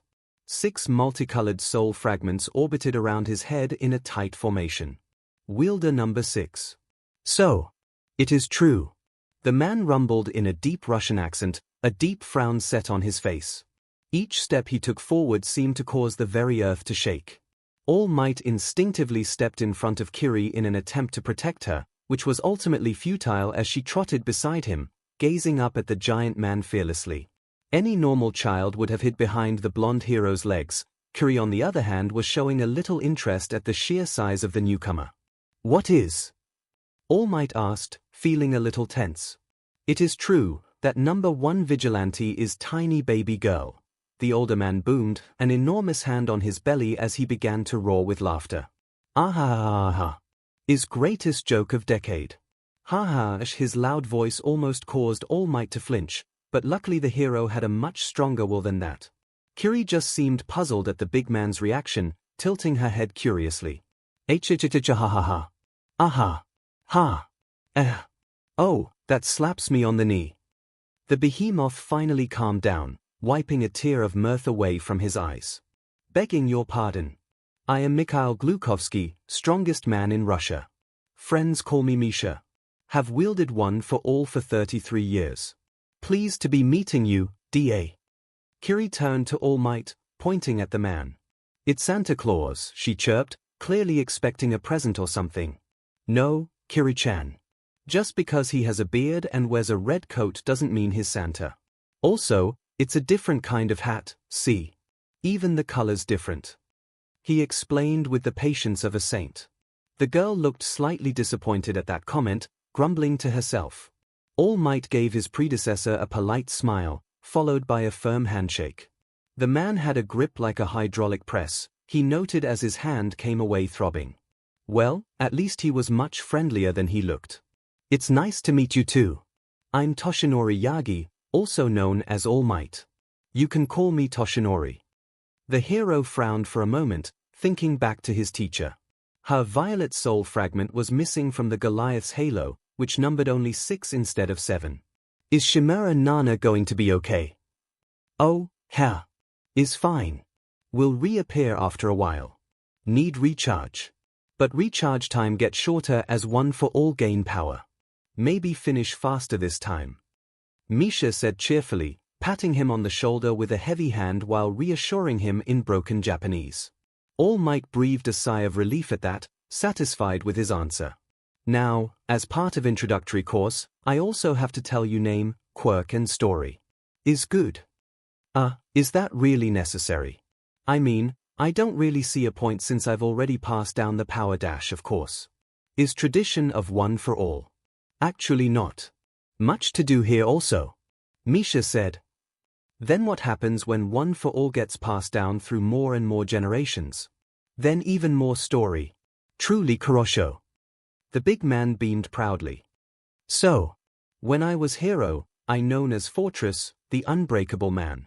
My quirk is called extrasensory. Is strange quirk, allow me to see people memories just by touch. Also have bulletproof skin. With one for all, I became greatest hero in all of Russia. I think I've heard of your hero name, but other than that I don't know much about you.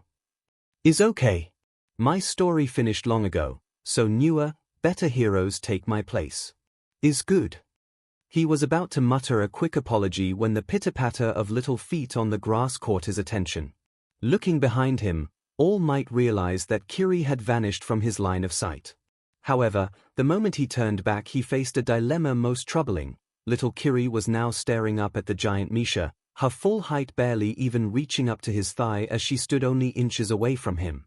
A deep, basic instinct to protect the small creature nearly came over him then and there, but All Might opted to hang back and watch the situation unfold to see how the two would interact with each other. Kiri stepped closer, an inquisitive look on her face as she glanced down at Misha's heavy-duty combat boots, each nearly the size of her head, and let her eyes slowly travel up and up until they met his. Amusingly, she had to step back a little just to take him in fully until her head lolled back. If I pull off your beard, will you die? Kiri asked nonsensically, much like an actual curious kid. It would be extremely painful, he rumbled. You're a big guy, she said, sizing him up. For you. Misha replied reflexively. But then again, look at you. You are so tiny. Kiri pouted and changed into her adult form, billowing white hair blooming with length as her skin paled. She puffed out her chest and stood ramrod straight in an attempt to look bigger, which only led the man into another bout of uproarious laughter. You are so small. Is funny to me. Misha boomed, still lost in mirth. Even smaller than own granddaughters. NN. I can't grow any bigger. Only smaller. Kiri complained, shrinking back down into a child. Small is still good. Less target for enemy. Misha rolled back his shirt sleeve to reveal great crisscrossing scars upon his tattooed upper right arm. Look at me, big means you are big meat shield. Have many scars on chest, on back, on face, which is why I grow beard. You remind me of great adversary. When I was younger I fight villain who just like you, has own mental projections, horde. Except he have 24 different split personality, each with own quirk, is nightmare to fight. Wait, granddaughters. You're a granddad. All Might said, slightly surprised. D.A. I from big family, have 3 sons, all married and with children. Is greatest feeling in world when have many grandchildren, even better than beating villain. Lineage will carry on. Misha grinned, producing a photograph out of thin air which he showed to the younger hero. True enough, a large family smiled back from within the photo, Misha clearly seated at the center as over 24 children and adults gathered around him. They all looked so happy. You don't miss them. Your family, I mean. All Might asked carefully, not wanting to antagonize the old hero. Of course I do. Misha gave him a great big grin, clapping him on the back like an old friend. But in real world, I move on. Have accepted it, life goes on, and so shall I. Now I help wielders of one for all. Help make world a better place. That's an admirable goal. All Might said.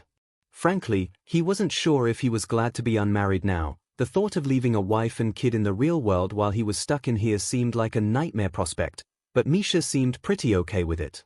Then again, Misha was old, having probably accomplished everything he wanted to in life already. It was a strange feeling, really. But enough about past. 𝐼𝐵 exclaimed suddenly, his voice carrying clear across the field of flowers. With a snap of his massive fingers 3 couches appeared, with him plopping down onto one almost lazily. Now is time for story. At the mention of a story, Kiri seemed to get a little interested and excited, scampering over and claiming one of the couches for herself. Unfortunately, these couches were 𝐼𝐵-sized, which fit nicely for the 2 large men but left her sinking slightly into the humongous, pillowy cushions. She didn't seem to mind it all that much, maybe because she often slept on tree branches or rocks. Isn't your story part of the past as well? All Might asked as he plopped down on the final vacant couch. 𝐵𝐵 grinned at him, bushy beard quirking alongside his lips. Now, I tell story of great victory, yet great loss. It happened many, many years ago, maybe you hear of it in history book now. 𝐵𝐵 began, his voice taking on a dramatic tone. Back then in Russia we have great scientist. Dr. Dmitry Parangosky. Is hero. Very smart. Maybe too smart. Kiri was now listening intently, while All Might was already trying to recall details from this particular story after hearing that name. He heard it before, back when he was a mere schoolboy, decades ago, but now it was hearing it again, from a first-hand account. He's smart, and one day he tried to make machines smarter than him. 𝐵𝐵 said. For good of motherland, he claim. To solve problems and bring glory back to Russia in time of stagnation. Machine much too smart, gain sentience. 𝐶𝐵𝐴NYA. All Might said softly. Yes, 𝐶𝐵𝐴NYA incident. 𝐵𝐵 says, a faraway look in his eyes. Unshackled artificial intelligence. True AI, made from template of scientist's brain. But 𝐶𝐵𝐴NYA only want to help creator. Is benevolent. The old hero said nothing for a while, taking a moment to collect his thoughts. All still good. New age, they say. But tensions rise, some claim machine is abomination, heresy to God.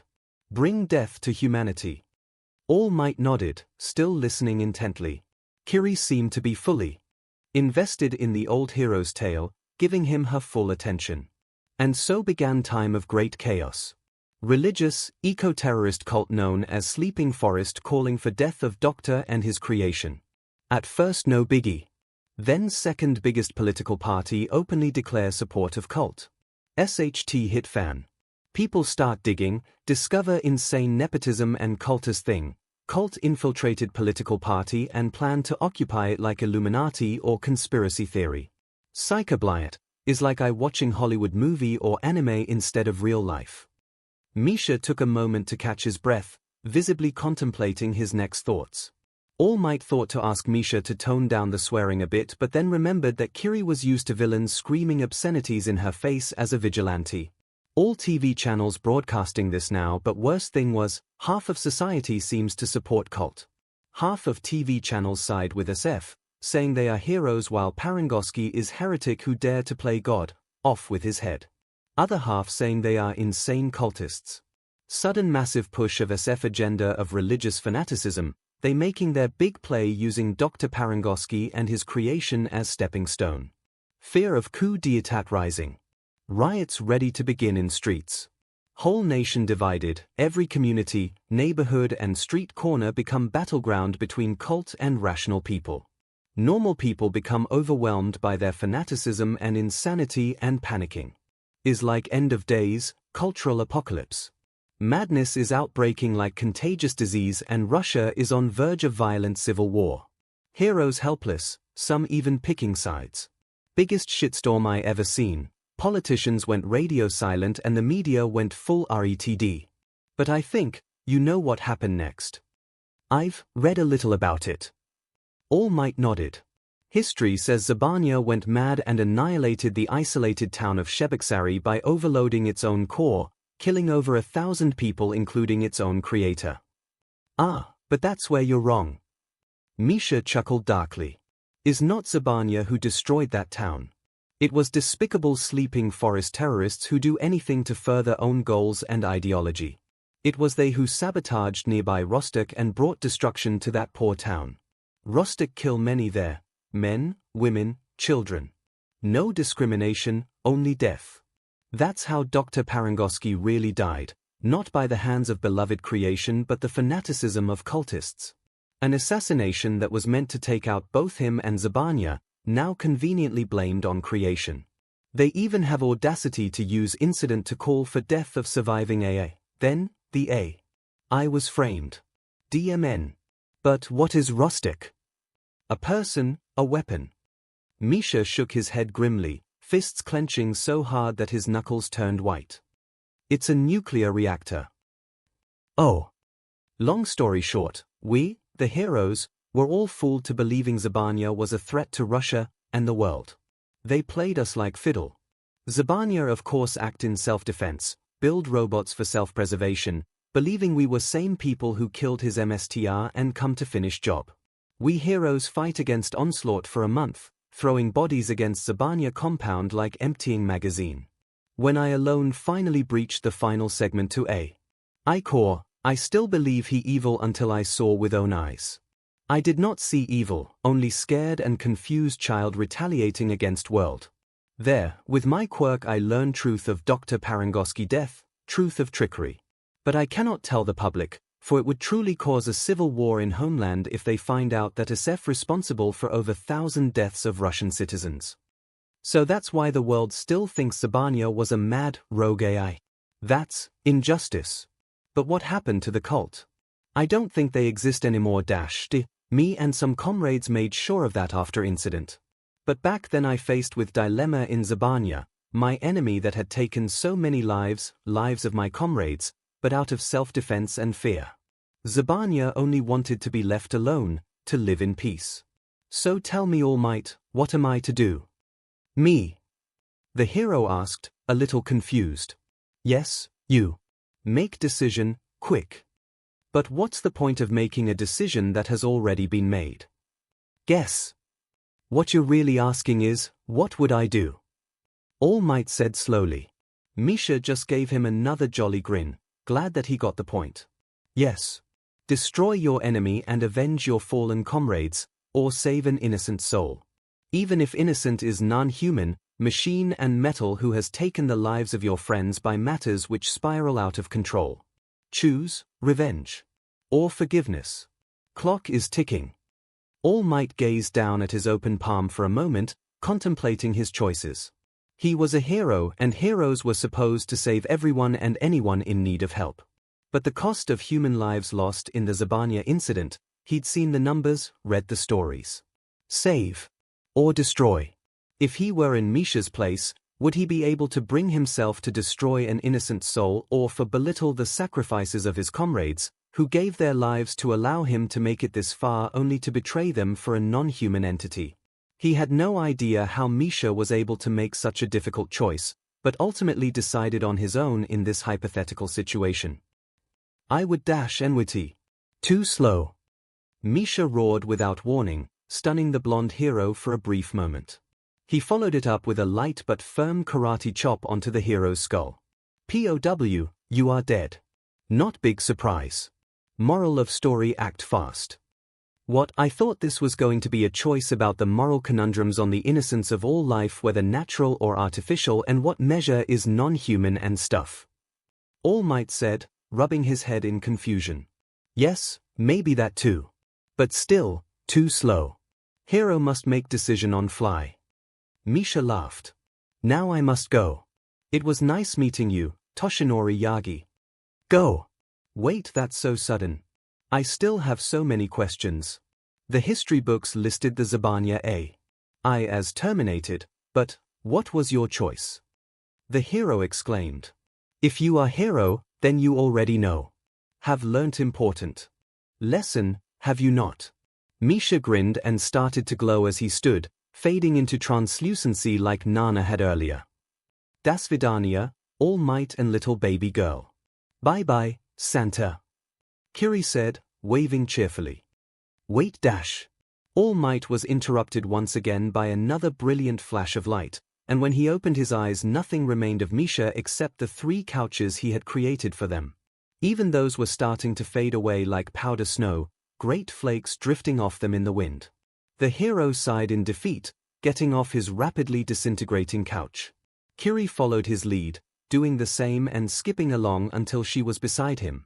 With a tilt of her neck she started pointing at his head, or rather, something above him. Ah! Above his blonde mop of hair floated a magnificent halo of 8 soul fragments, much like the predecessors before him. A new golden orb of light rotated into view, and All Might realized with a little amazement that he was staring at himself, or rather, his very own soul fragment. He reached out to touch the light and it floated into his palm, warm and alive like a tiny flame, and made a loud ping as if actually struck when Kiri flicked her finger into it, floating alongside him. She let out a childish giggle and began poking at it some more, wanting to play with it until All Might nudged her away gently. Oi, oi! Don't do that. Who knows what will happen if... The hero was forced to lift his hands and soul fragment high up and away from the girl as her teeth clicked loudly against the empty air where it levitated just moments ago. She turned to him and landed back on solid ground, mouth open wide and clearly expecting him to feed it to her. No, that's bad. No eating souls, young lady. Kiri closed her mouth slowly, but still gave him that expectant stare like she wanted something from him. As it turns out, she did. I'm hungry, she stated simply. Well, what do you want me to do about it? Feed me, please. I don't know how to do that. All Might answered sheepishly. Do I just conjure up some emotions or something? Alright, how's this dash? All Might focused hard and sure enough, a warped bowl of milk and cereal appeared in the palm of his hand. Or rather, something that vaguely resembled milk and cereal. The girl scrunched up her nose at the awful sight, sniffing distastefully. Here comes the aeroplane. Ninash, the #1 hero, tried awkwardly, swerving a spoonful of the thought cereal towards her whilst emulating a plane. Kiri scrutinized him for a moment with visible disdain, eyes rapidly narrowing at a rate proportional to the spoon's distance from her face. I'm going out on patrol. With that statement, a whirling doorway of white light appeared beside her and she stepped through, disappearing instantly. All Might just sighed for the umpteenth time today when he'd realized he was now alone with his badly constructed bowl of cereal. Well, at least he could now focus on mastering the art of creating thought-construct furniture. Baby steps. Curious at what he created, he took a bite of the thought cereal and spat it out immediately, retching horribly in disgust. Nana manifested only a few hours later, looking awfully well-rested. After telling her about his meeting with Misha, to which she reacted with great hilarity, Kiri arrived to check in on them from an unsuccessful hunt yet recharged with energy. It turns out that the city was being well cared for with the combined efforts of the real All Might and the #2 hero, Endeavor. They'd been doing such a good job of suppressing crime in the past few years that Kiri had mostly been relying on rescue work and bursts of negative emotions in her range for food. The next few days were uneventful, until the first day of school where Izuku broke his finger in a physical examination to test Class 1A's abilities. Kiri was understandably worried but was quickly calmed down by both Nana and All Might with promises that he'll be fine. Frankly, the two retired heroes thought young Midoriya was rather resourceful in the use of his power, compensating his weaker body by using one for all creatively. The group reached an impasse when Izuku was once again injured in one of the combat exercises against Bakugo. He'd broken his own right arm with the overwhelming power of one for all, while also receiving burns on his left. Kiri was visibly upset even after he'd been healed and now wanted to meet him more than ever. Together they began a heavy discussion on what to do, with Nana pushing the idea that they could pass on their knowledge of how to properly use one for all. Only problem was, the degree of power that she held compared to All Might was noticeably different, so her method of teaching was severely outdated when it came to the new and improved one for all. All Might just claimed his prowess with one for all came from his natural superior physique. After almost an entire day of discussion, the heroes finally decided to let Kiri meet her brother under the condition that she would not reveal the existence of the previous wielders in his head. That might be a little too much for the poor boy to handle. They reasoned it'd be better for the MSTR and projection to meet sooner rather than later. Perhaps she could even help him in understanding his inherited quirk. Finally, after 10 years of waiting, little Kiri was going to meet her brother. Midoriya. Izuku yawned and slowly got up from his warm bed, having woken up to a parched throat. With bleary eyes he checked on his beside clock for the time only to put it back quickly, groaning. It was 3:30 am, a normally ungodly hour for a healthy young man like him to still be awake. To top it all off, his arms still ached, apparently still healing from the combat exercise against Bakugo and Ida. Dragging himself out of his reverie, the boy trudged through the dark corridors of his home sleepily, making his way to the kitchen for a glass of water. After quenching his thirst, the boy simply went back to his room, rubbing his eyes gently as he got into his bed. Out of the corner of his eye he saw a flash of movement. Blinking, he squinted into the dark corners of the room and briefly wondered if his eyes were playing tricks on him in the dim light. But then he saw another small twitch, right at the edge of his vision. He turned to face the source, still too tired to focus properly. A large and pale shape was crouching atop his wardrobe, two softly glowing winks of green flickering into being. At first Izuku wasn't quite sure what he was looking at, staring into those motes and enraptured by their presence.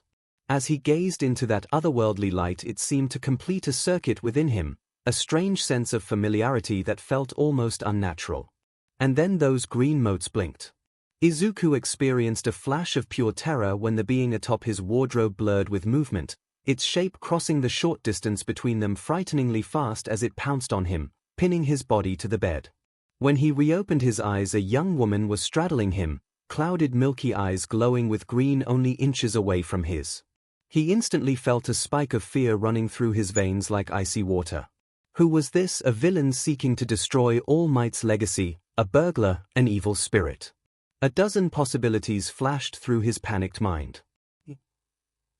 The boy's scream of horror was cut short when the woman suddenly hugged him tight, pressing his face into her sizable bosom as they slowly began to float skywards into the air.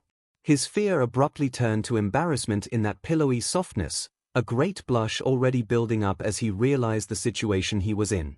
"Oh, Nii-chan. Nii-chan, Nii-chan," the mystery intruder whispered, her voice bright and full of childish glee.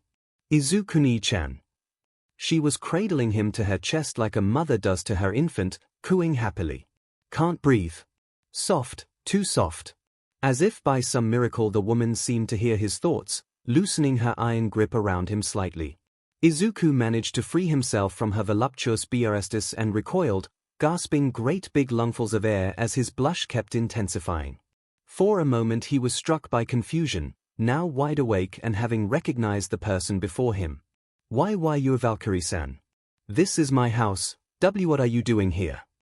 He managed to stammer out, her arms still wrapped around his body as she kept them both afloat in midair. In the heat of the moment, the fact that she called him Onigen still didn't sink into his sleep-addled mind. Valkyrie blinked, regarding him with the default stare that she presented to everyone. Her eyes, however, seemed to gleam with delight. "I came to visit you." Izuku said, still thoroughly confused as to why she was here. She had made that little statement out like it was the most obvious thing in the world. "I came to visit you," she repeated, perhaps unsure if he had heard her the first time. "Why, you said that before." "Listen, Valkyrie, I really appreciate that you saved me twice, but this is my home. You can't just come in here." Deep down he still wondered if this was a dream. Why was she here? Did she want something from him? There was a brief moment of dread as he considered the possibility that she knew about One for All and was here to take it away from him. Valkyrie seemed not to hear him, gently floating them down onto the mattress. Adjusting her grip, she cupped his face, eyes sparkling like emerald jewels in the darkness. Slowly, deliberately, she inched her face closer to his. Up close, she looked so pretty. What are you doing?" For some reason, he couldn't stop blushing. Cursing his hormones, the boy tried to back away, only to find that he was trapped against the bed frame. Her intentions, however, were utterly pure. Valkyrie closed her eyes and pressed her forehead against his own. For a moment all he felt was the warmth of her skin against his, then it was like he'd been doused in buckets of icy water, images flashing before his eyes like a badly edited film reel. Colors that couldn't exist, memories with a first-person view showing a body that didn't belong to him, a giant tree towering in the horizon. With a start he realized Valkyrie was sharing her memories with him. He saw himself, terrified as he dug his hands into slime to try and save Bakugo himself again, blushing as he awoke on a girlish lap pillow, stammering, a smiling team of heroes dressed in cat-themed regalia, a man crying in the hospital, alone and wrought with regret, pale ghostly hands ripping through reinforced steel like wet cardboard flames, the very air alight as an inferno engulfed the street, another man. Symmetrical blots of dark ink swirling across that terrifying blank canvas of a face. You got a name, brat? No. How about Kiri? He couldn't clearly understand the images, but he got the basic gist of what they were supposed to be. Snippets and chunks of Valkyrie's life, unfolding backwards in visual format like a VCR tape on rewind. Finally, he saw a familiar view of the city. Izuku knew this scene. It was the exact same landscape he'd see if he looked out his window, except this point of view was a little higher. The roof of his apartment. A single glowing tentacle reached out, the tip splitting into 5 distinct ends, forming fingers, then a hand. Thunder boomed in the distance as rain pattered off the frightened limb. He somehow remembered this night. It was the very same night he'd cried into his mother's arms, lamenting the cruelty of life. This was when Valkyrie was born, 10 years ago. Then there was the connection between MSTR and projection. An electrifying jolt like a DC current, simple, steady, and carrying a numbing shock as 2 minds bridged into one. A direct feed to something deeper, primal, and terrifyingly familiar. A super cool hero like that. Can I be a hero, too? Izuku heard himself ask, his voice youthful but full of sorrow. Hero. I will be a hero for you, Oni-chan. Something answered. Izuku pulled away, gasping horribly. Valkyrie, Kiri, someone in a memory had said, waited expectantly for him to speak. He was still breathing hard, taking deep breaths and nearly hyperventilating as the magnitude of the situation at hand finally crashed down on him. She'd just shown him key memories of her life compressed into the span of seconds, conveniently giving him the general rundown of her story and relation to him. But most importantly, she had shown her origin and how he'd created her. The irony of the situation wasn't lost on him. The crackpot theorists were right on the assumption that Valkyrie wasn't human. She was a construct, his construct. Why you? You're me. A part of me. He stammered, in complete shock and awe. All those weird dreams I've been having.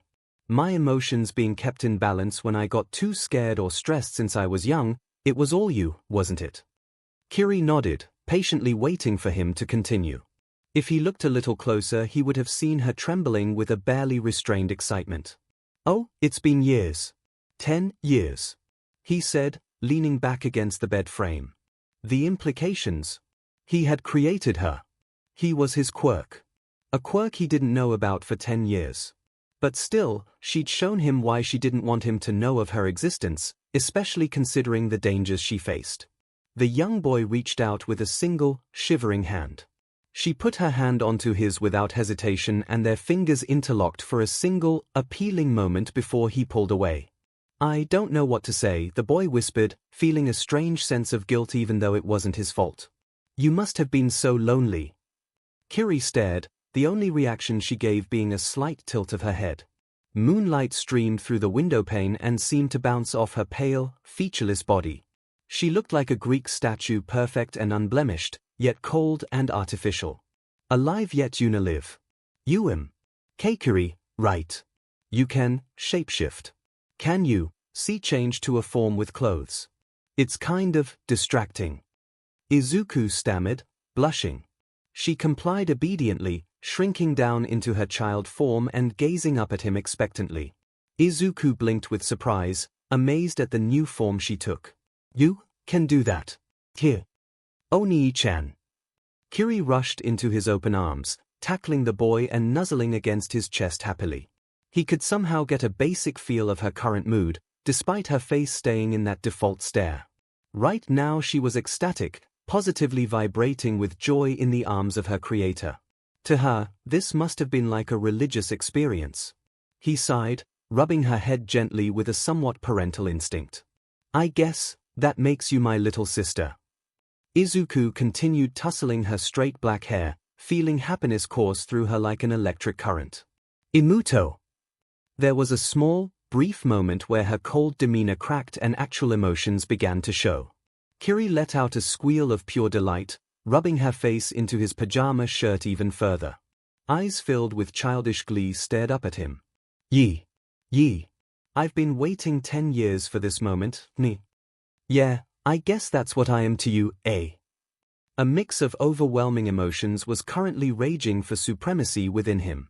Worry, amazement, shock, confusion, and most of all, a strange, brotherly pride. He finally acknowledged the little creature before him as his sibling, though a little shocked at how well he himself was taking this. Now that he took a closer look, he realized how similar she looked to him, albeit with a slightly different color scheme. Change her hair color tone to match his own and make it curly instead of straight, give her green eyes and freckles, she would essentially look like a younger, female version of him. Perhaps this was another part of her camouflage. Before he could contemplate any further, there was a sharp knock on his bedroom door, causing him to stiffen in alarm. Izuku, is everything all right? I thought I'd heard you shouting just now.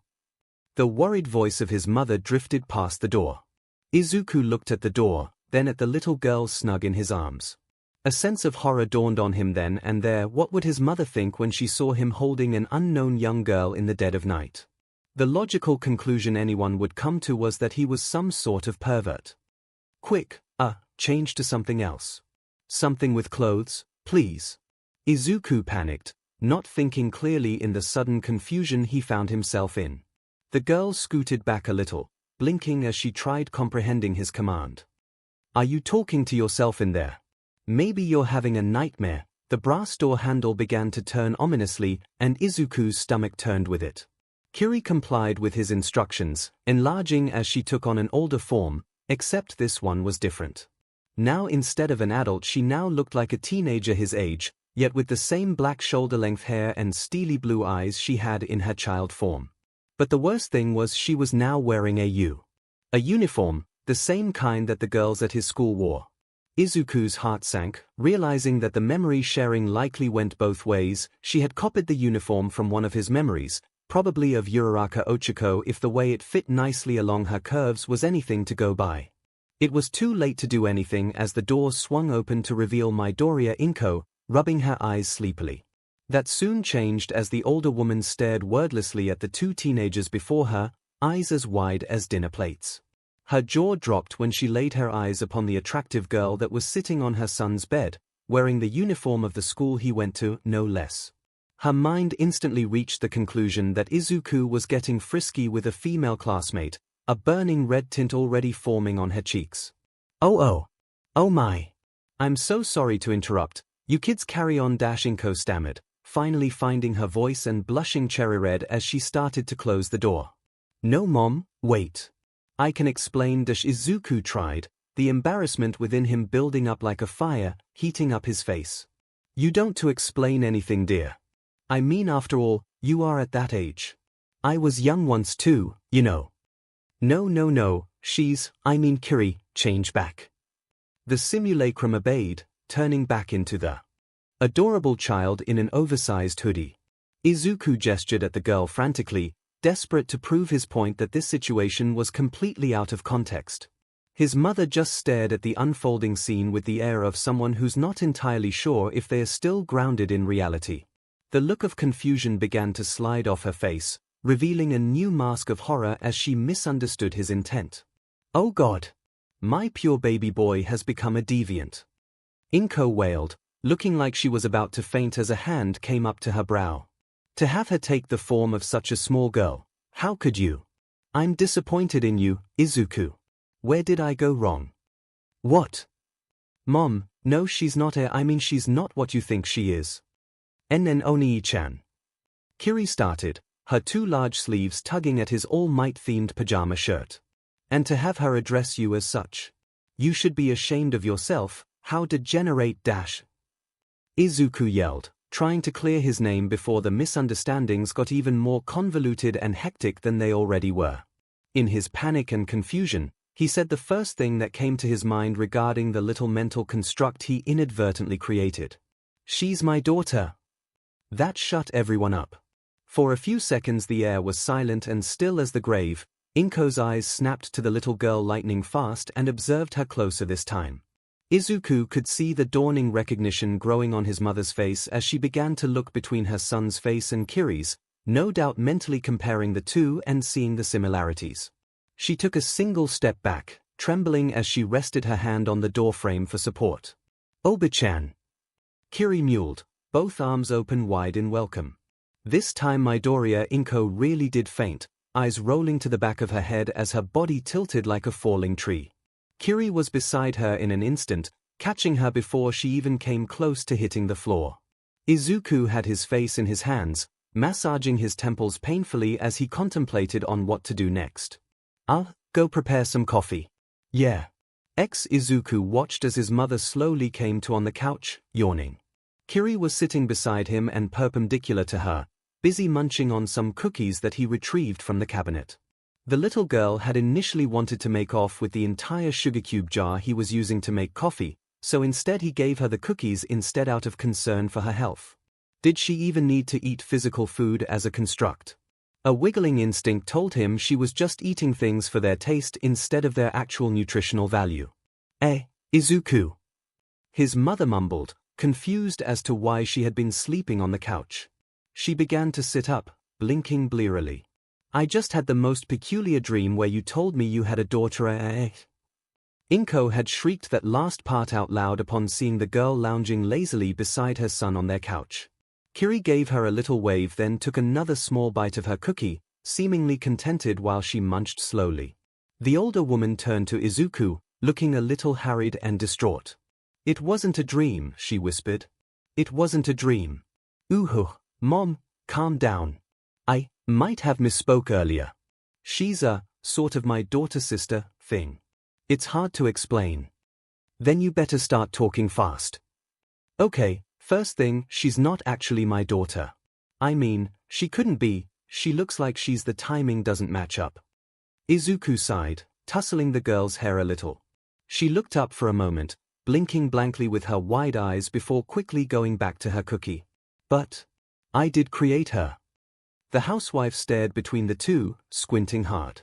When she spoke again, her tone was laced with uncertainty and more than a little fear. "Izuku, sweetie, you haven't been taking any drags, have you?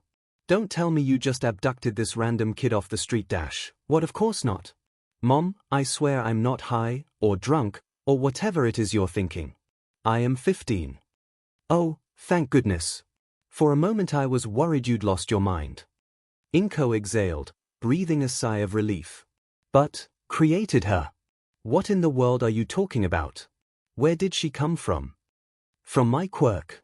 I finally know what my abnormal quirk does, Mom. I can create mental projections," Izuku said, barely able to believe the words coming out of his mouth. "Like her. She showed me her memories of how I accidentally created her. I know, I'm still in shock, too." Kiri noticed she was being referred to and looked up, her mouth stuffed with cookies. "Obaf-chun.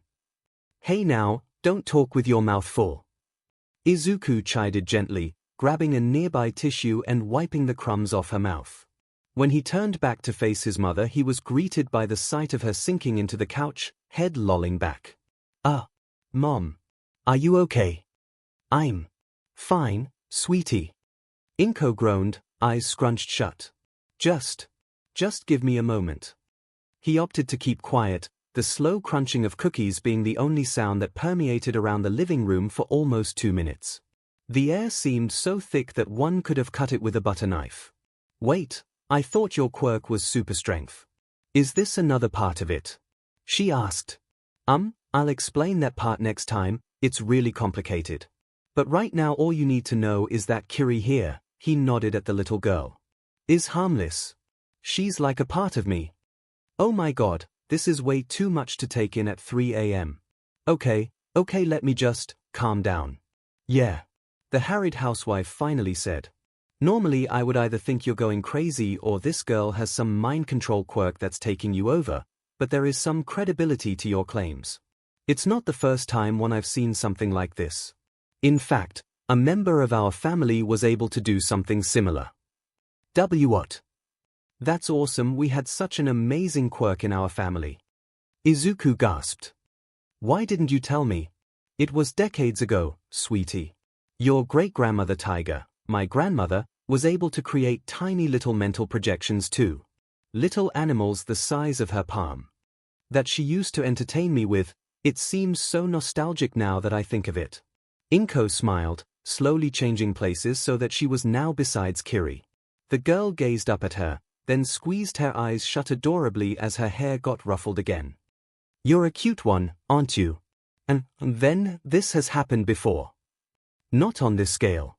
My grandmother's constructs were never this detailed, nor did they have a will of their own. They were just telekinetic puppets. But this girl, she has a mind of her own, like an actual person, doesn't she? Kiri snuggled into the older woman's side, eyes closed serenely. 𝐒𝐿 sighed, a gentle hand coming up to slide the construct on the back. She seemed to like it, leaning into her a little further. Yeah, and you're gonna accept it? Just like that? Izuku asked, genuinely confused. That was way easier than he expected. Wait a minute. He just realized that his mother still wasn't aware of Kiri's other form, namely the one currently charged with countless instances of rampant vigilantism and property damage. That would be a little hard for her to take in. He just hoped she wouldn't faint again. We live in troubling times, sweetie. There are men and women running around in tights, beating the crap out of each other on a daily basis. 𝐒𝐿 grumbled, rolling her eyes. I've seen men fly. I've seen people build weapons that I can't even imagine. Just last week I saw someone drop from the sky and execute a perfect superhero landing. In this crazy, wondrous world, it'll take more than a sentient projection to surprise me. But you seemed really shocked when I told you she was my daughter. That's different. I'm too young to be a grandma. 𝐒𝐿 retorted, embarrassed. And you're way too young to be a dad. Either way, nothing can surprise me now after all this. Mom, there's one more thing I haven't told you about. Just a small, tiny problem. Izuku grimaced and braced himself. Kiri, can you change too? You know. The girl stopped munching and freed herself from his mother's grasp, trudging into the center of the room and turning back to face them.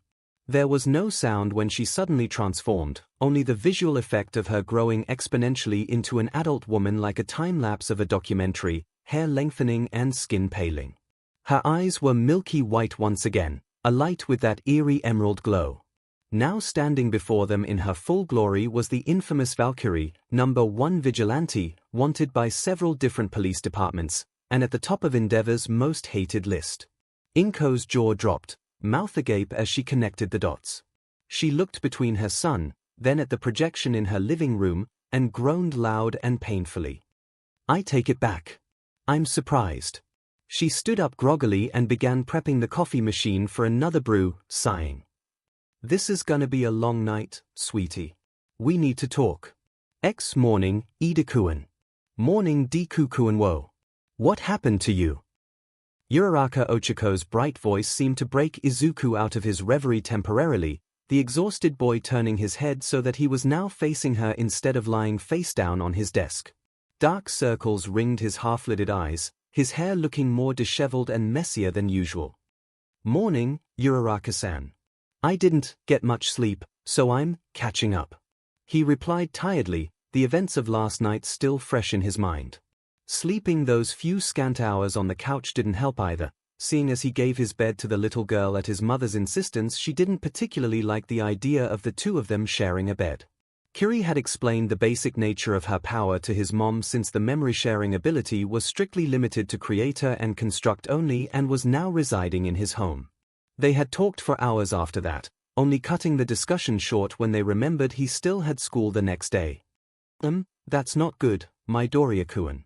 You should always get at least 7 to 9 hours of sleep for a healthy lifestyle. Ida's voice echoed from somewhere beside him.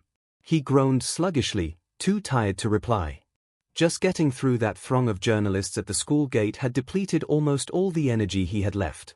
A part of him wondered what they were doing there, then dismissed it entirely. Let someone else deal with it. Settle down, you rugrats. Aizawa-sensei, their homeroom teacher, strolled in almost casually and silenced the class with a single look. Izuku forced himself to sit up and listen, briefly aware that he was being mentioned in Aizawa's feedback, and nodded accordingly. If he paid a little more attention, he would have seen the teacher frowning slightly, before shrugging and continuing. Now, on to homeroom business. Sorry for the sudden announcement, but today. The class waited with bated breath, fearing another pop quiz. You'll get to pick a class president. There was loud chattering and excited commotion as the entire class began discussing on who would be worthy of such a responsibility. Izuku just sank his head onto the desk once more, not wanting anything to do with whatever was currently happening. Midoriya-kun, are you really all right? Ida's worried voice sounded next to him after a while, the taller boy putting a reassuring hand on his slumped shoulder. We're about to start an election now, but if you're not feeling well, I can take you to the nurse's office. You're so kind, Ida-san, you have my vote. I'm too tired to deal with anything now. Izuku murmured, half asleep. Me. Ida blinked, then puffed up with newfound pride and confidence. I thank you, Midoriya-kun. I will not let your faith in me falter. Aho! Deku-kun, you're giving your vote to Ida-kun. Then, me too. Ochako cheered. I am truly blessed to have such amazing friends. I won't let you down, you too. Yeah. Izuku muttered groggily, then fell asleep, completely knocked out. Little did he know that the next few days were going to be some of the most hectic times of his life, now that there was a new addition to his small family. Things were going to get interesting. Chapter 3 End. Miniomake, Zabanya's fate some time ago in Russia. So you're telling me Dash, the young boy said with a quaking voice, trembling hand pointed at the tall, graying man in the corner. That granduncle Arnie is some kind of robot. Boris, he's not in, never mind.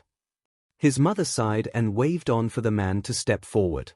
Pops, will you do the honors of explaining it to him? Just like you told me when we first met.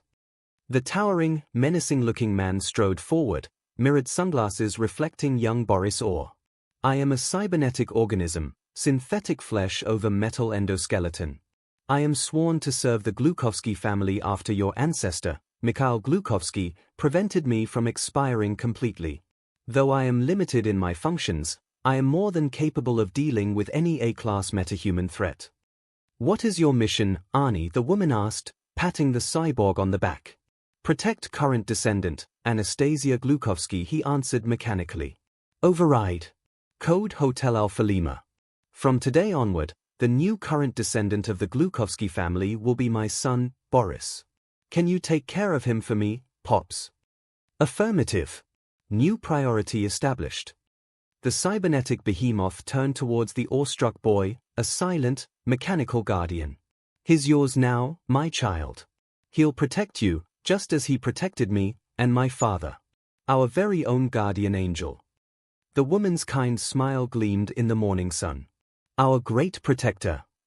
It took the boy almost a minute to speak, but when he did he exploded with a never-before-seen excitement. Mom, this is the best birthday gift, ever. You're the best and you dash, he turned to the cyborg. You're awesome. Awesome, causing or inducing awe, inspiring an overwhelming feeling of reverence, admiration, or fear. Arnie said stoically, then nodded. Yes, I am. Dusky afternoon light streamed into the classroom, deep golden beams illuminating Class 1A and signaling that school was almost over. One student in particular slouched tiredly even whilst he noted down everything the teacher said, his pen scratching against paper erratically. Midoriya Izuku was glad it was finally ending. The panicked fiasco in the cafeteria earlier today hadn't been kind to his scant energy reserves. How did those reporters make it past the U? A barrier anyway, he wondered. Luckily Ida was there to help facilitate the evacuation smoothly. He shuddered to think what would have happened without the bespectacled boy's guidance. To say that Ida performed admirably at being the class president was an understatement. And so, we'll continue on Chapter 5 tomorrow. Before we go, Ida, Yorozu, the both of you are needed for a meeting later with the other class presidents and vice presidents in room 3, it should take around an hour. Aizawa-sensei grunted, his stony gaze traversing across the room to target Izuku with the slow, deadly precision of a tank's turret. Midoriya, see me after this. The rest of you, dismissed. So much for finally going home to get some proper rest. Ida patted him on the back with an expression that said, "Good luck," while Ochako shot him an apologetic smile. The rest of the class streamed past Izuku, some giving him pitying looks at the ordeal he was about to face. With the classroom finally empty, the exhausted boy sighed internally and marched towards his doom. "Wanted to see me, sensei," he started hesitantly. "As a matter of fact, yes." Aizawa glared from within his sleeping bag, lips thinned in disapproval. "Do you mind explaining why you've been wearing that tired look all day? And not just in my classes either. I spoke with Midnight and Cementos during lunch break. If you're not taking your classes seriously, sensei. It's not that, there's just an issue that came up yesterday, so I didn't sleep much." Izuku stammered, bracing himself for the incoming query. Aizawa's gaze hardened, seeming to stare right into his brain with the intent to read his mind. A dozen responses ran through Izuku's mind, ranging from variants of "I miscalculated, sensei," "I messed up, sensei," to "It won't happen again, sensei." Anything to keep his newly discovered quirk a secret. He wasn't quite ready to let anyone know of Kiri's existence. What ultimately came out of his sleep-addled brain was, "I'm waiting very patiently for you to speak, sensei." If Aizawa's glare grew any hotter, Izuku would be leaving the classroom with a new tan. The pro-hero's hair and scarf started to rise threateningly, an effect reminiscent of the quirk apprehension test last week. "Elaborate." It's a family issue." He was already regretting his answer. Despite mixing some truth into his statement, there was a high possibility that the man before him was trained in detecting lies and could see one coming from a mile away.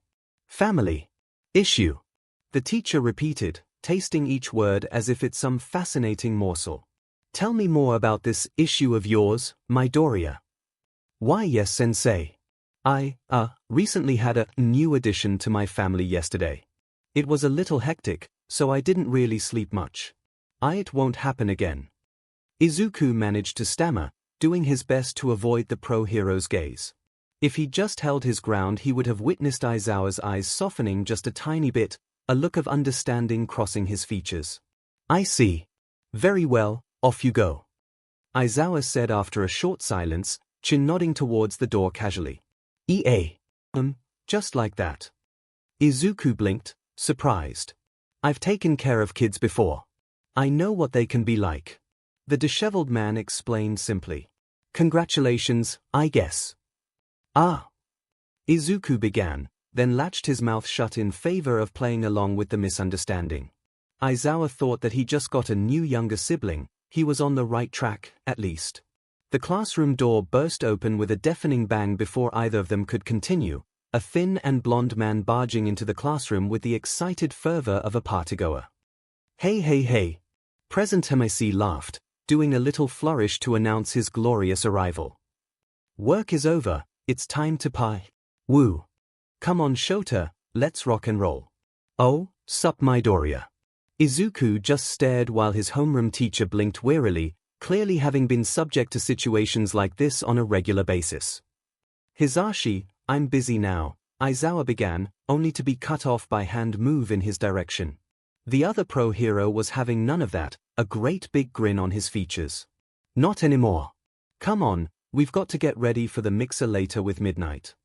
He grabbed Aizawa by the sleeping bag, clearly full of energy in contrast to his friend's lethargic demeanor. "Who knows, you might even meet a nice gal there." "Why did I agree to this again?" "Because you're such a good friend." Present MIC answered without missing a beat. "Don't worry, I'm gonna personally make sure you have a good time, you old sourpuss." "I highly doubt that," Aizawa said sarcastically, having completely given up on resisting. "We'll be having an important event tomorrow, so make sure you get enough sleep, Midoriya." Dismissed. Part A. Woo. Present MIC's jubilant voice echoed down the hallway. "Yee. Okay. See you then, senseis." Izuku watched the odd scene play out, present MIC dragging Aizawa down the corridors like an oversized sack. The teachers had their own lives too, he supposed. With a shrug, the boy began making his way to the main gate. Offhandedly, he wondered what Kiri was doing now. Hopefully she was okay. Ex-Uraraka Ochako rocked back and forth on her heels lazily, occasionally glancing at her smartphone. She was currently standing a little outside the school gates, a bored expression on her girlish features while she waited for a certain plain-looking boy. Taking a quick look around, 𝐒𝐿𝐴 noted that she wasn't alone. Another girl in a uniform was waiting nearer to the gate patiently. This other girl was more cute than appealing, though she stood worryingly still, almost like a soldier at attention. 𝐒𝐿𝐴 could have sworn the girl wasn't breathing at all until she exhaled a little, her ample chest rising and falling slightly. She seemed to notice 𝐒𝐿𝐴 looking at her, a stoic face and piercing blue eyes locking onto her for a fleeting moment before turning back to stare at empty air, having decided that her onlooker was irrelevant. 𝐒𝐿𝐴 had shuddered a little under that frosty gaze, briefly wondering if the strange girl had been glaring at her. Hopefully not, that would be a little awkward. Maybe she was waiting for her boyfriend. 𝐒𝐿𝐴 briefly wondered what kind of guy an ice queen like that would like. Waiting. Wasn't she doing something similar? The brunette shook her head to clear those thoughts out of her mind, a faint tinge of red dusting her cheeks. She was just a friend to Deku, that's all. Still, she did owe him for saving her life back at the entrance exam, and he was kinda cute. Hi, Uraraka-san. What you doing? There was a flurry of surprised movement as the girl in question let out a little squeak, turning to face the source. Ashido Mina laughed musically, a cheeky smile on her face. The pink-skinned girl was extremely carefree and friendly, having become fast friends with 𝐒𝐿𝐴 only hours after the two meeting. Hi, Ashido-san. 𝐒𝐿𝐴 breathed, having calmed down. I'm just waiting for someone, that's all. I thought everyone already left. I was catching up with an old friend of mine who also got into you, Mina explained, her happy-go-lucky attitude already starting to affect the other girl. As they launched into some small talk, more students began to stream out from the school, making their way home.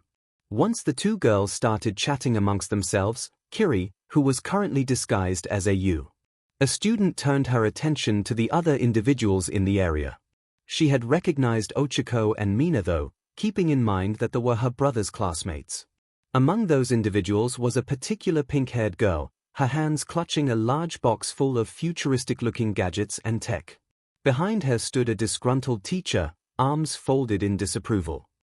Ah, Power Loader-sensei, do I have to take all of them home? The girl complained, pouting.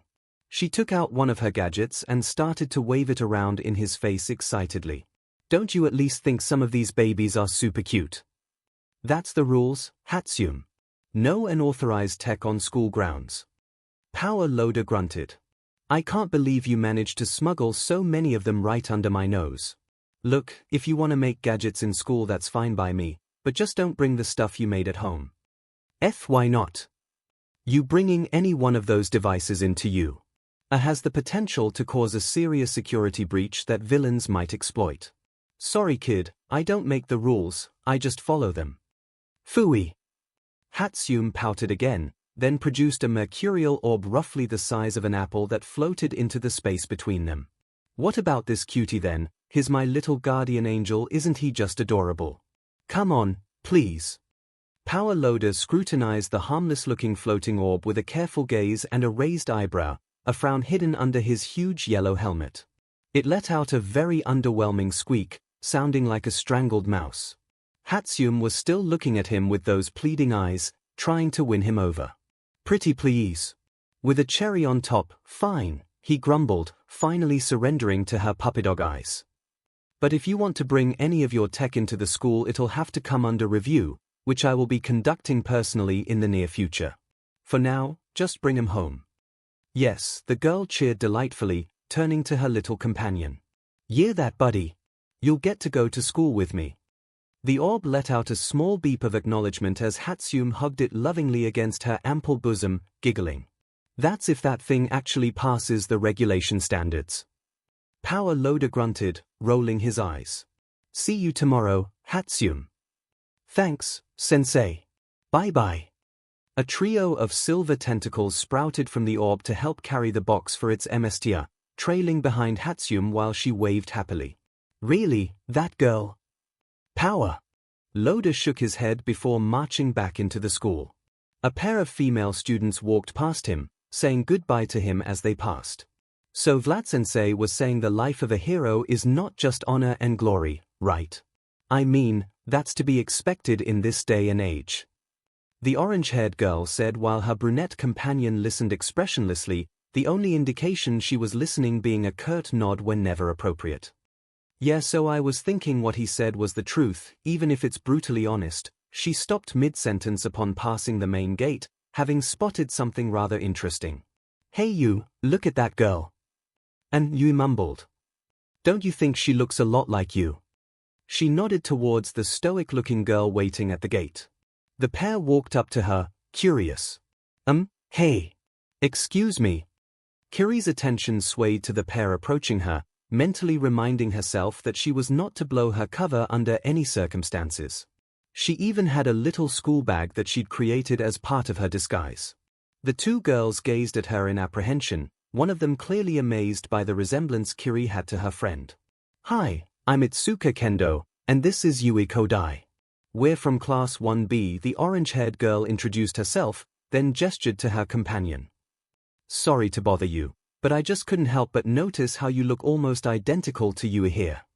Kiri made no response except to tilt her head very, very slowly, resembling an owl examining something interesting. Yui mimicked the action at the same rate, the pair looking like mirror images. Their height, hair color, hairstyle, and skin tone were identical, the two girls practically indistinguishable save for their eye color. Kiri's pupils were light blue while Yui's were dark blue. Neither girl made a sound as they righted themselves, both of them staring stoically at each other in silence. Kendo smiled, her head swiveling back and forth to alternate between the two girls, though she started to get rather nervous when the silence stretched on indefinitely. And one of them began. And another answered. Kendo couldn't tell who said what, glancing between the two. She had to look really close at their eyes now to tell them apart. Yui, are you sure you two aren't sisters or something? She looks exactly like you. Kendo began, trying to add some humor to the situation. I am not you. I am Kiri.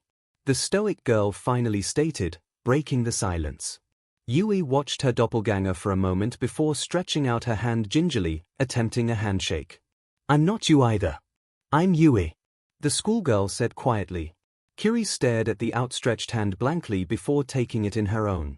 The two shook hands agonizingly slowly while the redhead observed in the background, subject to one of the most bizarre scenes she'd ever seen in her life. Well, that certainly was interesting, Kendo said, still slightly bewildered. The feeling was soon forgotten when she checked her wristwatch, replaced with a sudden sense of urgency. We're gonna miss the train home. Come on Yui, we gotta move. Grabbing the Yui by the hand, she looked back at Kiri with an apologetic smile while they rushed off. We'll see you around, Kiri-san. It was nice meeting you. Kendo waved. Yui made a little goodbye wave too as she got dragged away, still expressionless as ever. Kiri responded with a wave of her own, curious. What a coincidence it was to share such a similar appearance with a stranger. Before she contemplate further, a familiar sense of exhaustion came into her range, causing her to snap back into attention. Oni-chan's here. Izuku's slouched form shuffled sluggishly past the school gates and looking more tired than ever, a hand coming up to his mouth as he yawned wearily. It felt like the day had been stretched to become twice as long. He was about to trudge on home when a girl collided into him, catching him with a tight hug. What? Who? He focused a little, now recognizing the figure before him. She was slightly shorter than he was, her raven locks of hair brushing his chest. Kiri, is that you? Onin, she replied, nuzzling against him while simultaneously affectionate and expressionless. Izuku scanned the surroundings quickly and assumed that no one was around to see them. Unbeknownst to him, Ochako and Mina peeked from behind a faraway corner with their jaws open in shock. They had wanted to call out to him only to be interrupted when the frosty-looking girl from earlier had intercepted and engulfed him in her embrace. Now the two of them hid behind the corner to watch the scene play out, their curiosity reaching near insatiable levels. They were too far away to hear what Izuku or his companion were saying, doing their best to remain unnoticed in order to observe the pair. Who was this girl? Hey, kiddo. Izuku beamed, stroking the top of her head tenderly. It was hard for him to think of her as anything other than a little sister with his innocent personality. "What are you doing here?" Kiri separated from him slowly, blinking. "I came to fetch you because you're tired." "Fetch me?" he asked, slightly confused before he broke out into small chuckles. "You wanna accompany me home?" "All right, sure."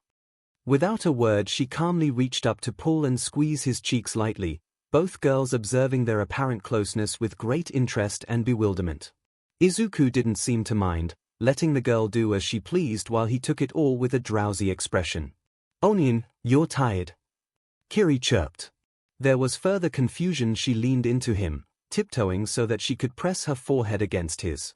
When she pulled away, Izuku felt refreshed, the exhaustion that had been plaguing him for the entire day drained away in seconds. However, he was a little worried when she stumbled back a little unsteadily and caught her in his arms. Hey, Izuku righted her, worried for her well-being. "Did you just transfer my exhaustion to yourself?" A little nod confirmed his suspicions, though she looked perfectly fine now. Temporary disorientation from the transfer, he supposed. "Don't do that anymore, okay?" he chided gently while tussling her hair. "I don't want you to get sick just because of me." The girl bowed her head low, before nodding in understanding. "Okay."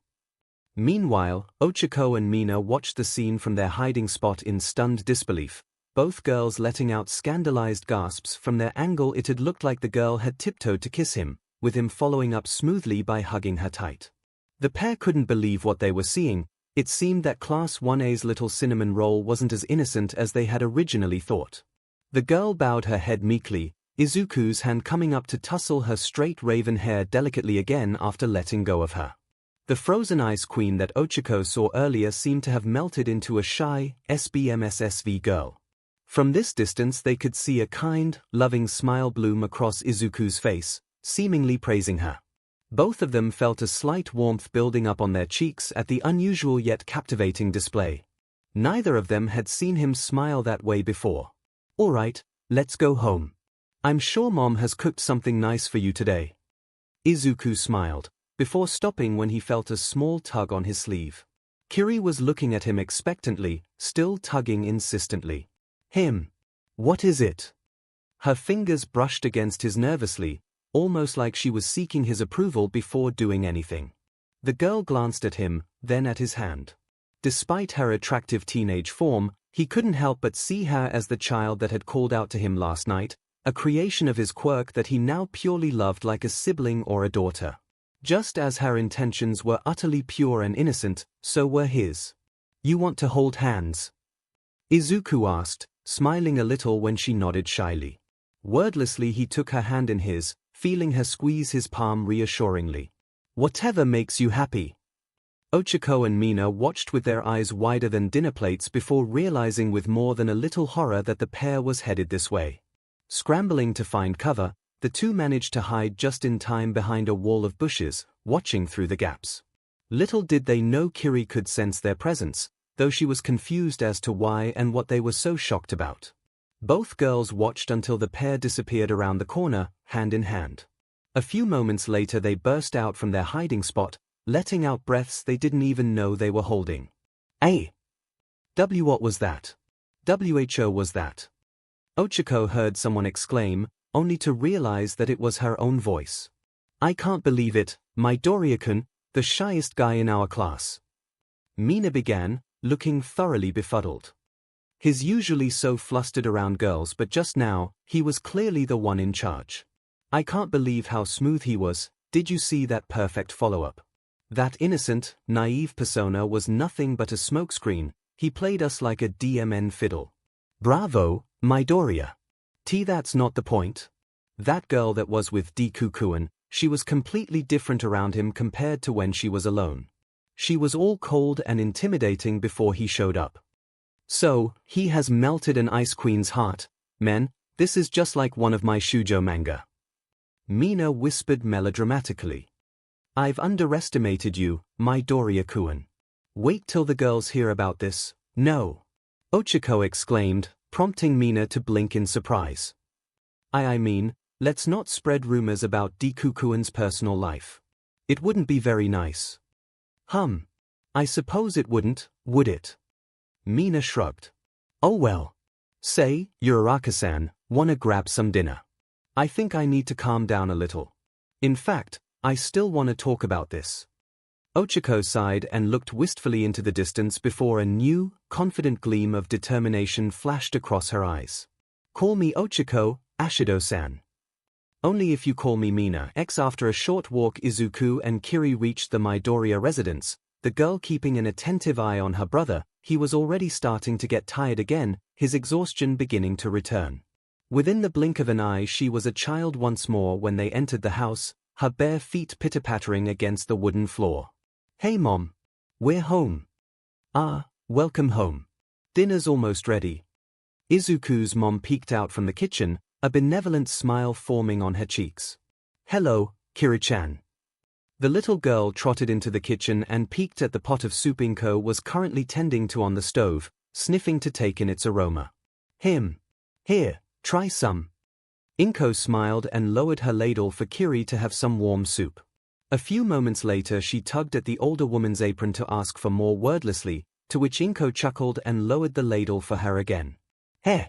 I used to do that around my mom, too.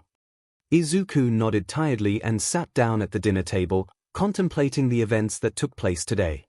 Kiri took her place alongside him, eyeing each dish patiently as they made their way to the table one by one. Izuku smiled, watching her carefully inspect the plate that his mother handed over with some side dishes and vegetables. Go on, it's for you. Inko encouraged the little girl who was looking between her plate and the older woman like she was asking for permission. Eat lots of vegetables so you can grow up strong and healthy. She doesn't really need to eat, Mom. Izuku explained. She just likes to sometimes. Hey, who knows? It doesn't hurt our budget much anyways, so don't worry about it. She chuffed, plopping down on the opposite side of the table. So, anything interesting happened today? Nothing much, class as usual. The boy said casually while inhaling some rice and fish. Kiri-chan came to pick me up cause she was worried for me. Did she now? Inko's face lit up like a light bulb, a brilliant, radiant smile spreading across her face. You did good, sweetie. Kiri looked up from her food and stopped chewing, nodding slowly. Inko giggled at her small reaction, a hand to her mouth. Through their mental connection, Izuku felt a small surge of pride from the girl when she was praised. She's so stoic. It's cute, in a way. The little girl mumbled something, inaudible. Thank you. Kiri said quietly, gulping down her food. No need to thank me for the food, sweetie. I mean, it's my duty as a housewife not for the food. A pause, followed by a slight tilt of her head as the girl considered what she was about to say next. Accepting me. Of course I'll accept you. Inko smiled warmly from across the table. After all, we're family. There was a surging wave of emotion from the mental link, almost like a dam breaking and water rushing through. Izuku didn't feel it himself, though he knew what it was. Kiri stared at Inko for a while, then slid out of her chair to carefully walk around the rectangular table. She closed her eyes and bounded over the last few feet in a rush to bury her face into Inko's shirt, hugging her tightly. Though Inko was surprised by the sudden contact at first but gradually relaxed, a motherly look overcoming her expression as she ruffled the girl's hair lovingly. Kiri rubbed her face into Inko's shirt, soft murmuring emitted from within the fabric. It was only when Izuku leaned in closer that he could hear what she was saying. Thank you, she was whispering, her tiny frame shivering with gratitude. For letting me have a family. At that point, Izuku didn't see a construct, nor a mental projection that his mind created. All he saw was a lonely kid who longed for a place to truly belong, for a real family.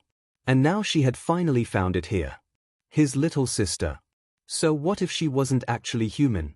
Without a word, he too got up and slowly trudged over, the three of them huddled together in a warm family hug. A little later, and after everyone helped to wash the dishes, they were already getting ready to sleep, Inko finally allowing her son back into his own bed after finding out that Kiri could return to rest in his mind. So, you can sleep in either my mind or the real world. Things just keep getting weirder and weirder. What's it like in there? Izuku asked from his bed, watching the young girl float around his bedroom.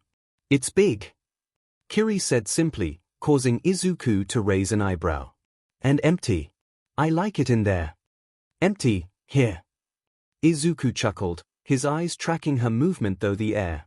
You can stay here if you want to. We're family, after all. Kiri eyed him curiously, pushing off a wall with her feet to position herself right above him. Hovering above him, the girl gradually began to sink until she landed onto the mattress beside him. She edged her way under his blanket wordlessly, huddling under them for warmth. Family. I've always wanted something like that. Well, you have one now. Izuku said softly, shifting so that she would have more of the blankets for herself. Oni-chan. Kiri looked down at her little hands, then back up at her brother. Promise me that you won't leave me. The teenager puzzled as to why she would say something like that. Why would I ever leave you? Because everyone always does, she said softly, not daring to look him in the eyes. Izuku got the feeling that she'd been bottling up some heavy issues. Perhaps now would be a good time for her to get them off her chest. Do you want to talk about it? I mean, if you want to. The little girl was silent for almost a minute, before she finally made up her mind to speak. Back then, there were people who took care of me too. I was happy just being with them, but they are gone now. I'll probably never see them again. Who were they? Izuku asked, curious. The first was Shaku. I still can't pronounce his name right. He looks like a bad guy and smells even worse. At first he was really mean and always got mad at me, but after a while he started to take care of me, too. Taught me how to read and speak. How to fight. He always fed me when I wanted food, even though he was poor. Kiri reminisced, a nostalgic tone in her voice. One day he had to go back home. His real home, to find answers. Izuku simply nodded to show that he was listening, not wanting to interrupt her story. The second was Booby. His real name was really long, so I just called him that instead. He was really nice to me too, and taught me how to write. Lets me watch his TV but scolds me if I sit too close. An unknown emotion flashed within her eyes. I used to visit once a month, but then he got ill one day. Really, really ill, he nearly died. He was so afraid that his illness would spread to me just by being near him. Afraid that he would hurt me. So he forbade me from ever coming back to see him for my own good. The little girl's lip trembled a little, her eyes blinking rapidly. I miss them so much. Kiri gazed up at her brother, traces of sorrow within those doe-like eyes. She tugged at her grey hoodie, sniffing. This is all I have left to remind me of them. Oh, come here. Izuku sighed, wrapping her up in a tight, loving embrace. Everyone that takes care of me always ends up leaving. I don't want you to leave too. Her frail body shivered in his arms. I don't want to be alone. You're not alone. Never alone. Izuku hugged her a little tighter, causing her to emit a small squeak. Here, hold out your pinky. Kiri did as she was told, blinking curiously when he intertwined his own pinky finger with hers. Oni-chan. This is a pinky promise. I promise that I won't ever leave you, okay? Izuku smiled, his words full of honesty. So you don't have to be scared, Imuto. The little girl looked at their joined fingers, then back up at him. There was no mistaking it. A tiny, nearly imperceptible smile had formed on her lips, warm and full of adoration. Izukuni-chan. She barreled into him hard and knocked the air from his lungs, rubbing her face against his chest. The boy simply went with the flow, patting her on the back to try and calm her down. I love you, Onin. Kiri said innocently, her words muffled by his pajama shirt. I love you too, kiddo. Izuku said, before letting out a yawn. Come on, it's time to go to bed. Get some sleep, alright. Deep within Izuku's mind, two phantoms were watching. The sky with small smiles. The wind swirled and churned against the towering greatwood, its massive bulk providing them shade from the sun's brilliant radiance. Well, isn't that sweet? Nana observed, her smile tinged with a little regret. Sensei, are you alright? All Might asked, puzzled. I'm fine, she just reminded me of someone, that's all. Nana said quickly, hiding her previous emotions with a quick smile. Kids, am I right? Adorable little creatures. She hides her true behavior in that adult form. She certainly behaves like an actual kid when she looks like a child. What do you mean? The usual stuff like attraction to shiny objects, attempting to eat anything that looks even remotely tasty. All Might listed. She tried to eat my soul. Meh, probably nothing will happen even if she does, so don't worry about it. Moving on, why has the real you been doing such a crappy-butt job of teaching the boy how to use one for all? The hero sputtered, surprised by the sudden change in topic. Don't me, Toshinori. The kid's still breaking his limbs every time he uses it. What's up with that? To be honest, sensei, I don't know. How to use one for all came to me naturally. Well, that's because you already had an excellent physique back then, not to mention you're a natural genius. Nana huffed indignantly. Young Midoriya's different from you in terms of both physique and talent, so he has to work his way up. I can't give any advice either, seeing as the level of power between you and me is different. I didn't have my bones getting blown up every time I used 100% back then. We could always ask one of our guys. All Might gestured to Nana's halo. If they've got any techniques they could share. Then we can just get Kiri to relay the information to young Midoriya. Just as they mentioned the girl, her signature doorway of light appeared, Kiri stepping through and looking positively overjoyed. Hey, Kiri-chan. Nana greeted. You're just in time, I'm about to summon one of the old wielders. Eninoki's. What, you are? Yeah. It's not like you're busy, right? I just wish you'd tell me earlier so I could prepare myself a bit, the blonde grumbled. Don't they need a little time to prepare, too? Speak for yourself. Nana laughed. Those guys are just lazing around all day when they're not hibernating, either eating, drinking, or playing cards. In fact, I think that's exactly what some of them are doing now. What? All Might said dubiously. Yeah, wanna listen? Come here, you two. Nana held out her glowing palm, Kiri and All Might grabbing on to see what would happen. Four of a kind. Read 'em and weep, suckers. A loud voice proclaimed triumphantly from nowhere, victorious. Though neither of them could see what was happening within that halo on Nana's head, they could certainly hear it. It is you who will be doing the weeping.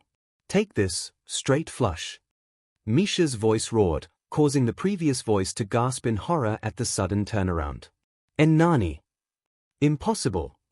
There was the sound of cards shuffling and poker chips being swept across the table, followed by some grumbling and Misha's bellowing laughter. Oi, Chen. You in there? Nana asked, interrupting their card game. You're up. Come on out. Fine. A new, bored female voice replied, accompanied with the sound of a chair scraping across the floor. I was losing anyways. Swap with me, Nana, maybe you'll do better. What, you're gonna let the commies introduce themselves first? The first voice protested indignantly, annoyance clear in his tone. You know how this works, dude. We go in order of. Whatever the retired hero was about to say next was interrupted by an argument breaking out. Psycha. I say once, and I say again. I'm not a communist, better dead than red, you Demon Rusky Dash, is only game, comrade. Why you have to be mad? Mad. Oh, I'll show you mad, Sputnik. I should go break that up. Nana groaned, pulling away from the two and glowing with ethereal light. When that radiance subsided, a new individual stood in her place, 5 souls burning bright in the halo above their head. Wielder number 5 eyed the pair before her with a bored expression, her eyes flicking back and forth between the two almost lazily. She was svelte and slightly shorter than Nana was, dressed in one of the strangest outfits All Might had ever seen. A tactical plate carrier equipped with a multitude of pouches was oddly coupled with a lengthy dark blue chippa, the Chinese dress hugging her body to emphasize her well-defined hips and long, smooth legs, each boasting a thigh rig that held empty holsters, ending in black stiletto heels. A tiny, miniature oriental crown was perched atop her swept-back pastel orange hair ending in a ponytail, looking more like a large hair ornament instead of actual headgear. The juxtaposition of aggressive military gear and silky oriental dress was extremely eye-catching. But the thing that troubled him the most was her relatively youthful appearance. She looked like she was in her late 20s, her vulpine beauty frozen in time forever. All Might briefly wondered if she died at such a young age before pushing the thought away. "Finally, we meet," she hummed, her eyes flicking up and down his muscular form briefly. "Greetings, Yankee man." "Actually, I'm Japanese," All Might began, only for her to completely ignore him in favor of scrutinizing Kiri with a cautious eye. The girl stared right back with slight interest. "And this must be the construct. Fascinating." The woman straightened, then cleared her throat. "I am 𝐤𝐴 Yang, but everyone just calls me Chen. We're in Japan, here. I think some of my descendants live here now. But I digress. Let me make this clear, I am no hero." "You're not?" All Might asked, confused. "No. To put it simply, I got paid for my many talents." "You're a mercenary," the hero said with immediate understanding, eyes narrowed. "I prefer the term bounty hunter," Chen stated, brushing off his glare easily. "It pays well. And I had bills to pay, mouths to feed." "How did you get one?" "For all?" he questioned suspiciously. It was hard to think of a situation where someone like her could acquire the power only passed on to those who were deemed worthy. Individuals of her profession weren't exactly known for their heroism. People like her were abundant during the chaotic dark age of metahumanity. "You should ask the one who forced it upon me in the first place. I never wanted this." All Might blinked, barely even comprehending what he'd just heard. A forcible transfer. He hadn't even thought of it. What kind of circumstances would result in something like that happening? "You think it's fun for me to be stuck in here instead of my rightful place among my ancestors?" There was a slight undertone of irritation in the woman's voice when she turned to face him, frowning. "To you guys this might be heaven, but for the first few years, it was my hell. Look, I didn't mean any offense." "I'm sure you didn't," she said flatly. "Well, at least I get to see something new in the construct." "Why do you keep calling her that?" "She has a name, you know. Kiri," All Might said. "Strange little thing, isn't she?" Chen studied the little girl with a look of scientific interest. "Pretending to be human. Curious, yes. Then again, I never did trust things like her, too unpredictable.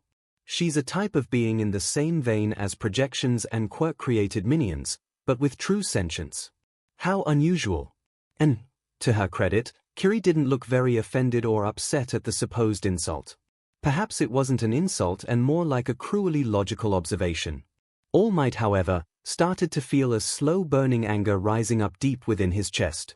Who did this woman think she was? "Don't talk about her like that." All Might grunted, teeth clenched. "All I speak of is the truth." Chen shrugged, her statement full of cold, precise logic. "She's a golem. An idea come to life and given form, purpose, because someone so wanted to believe in her. She's more than just an idea," All Might argued.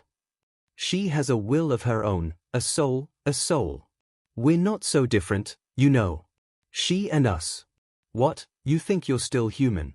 Call us whatever you want, souls, stars, embers, but we aren't people anymore. We're memories of those who came before, the originals are long gone. We've been reduced to a mere concept. This place is no paradise, more like a graveyard." "What's your point?" he growled, trying to rein in his anger.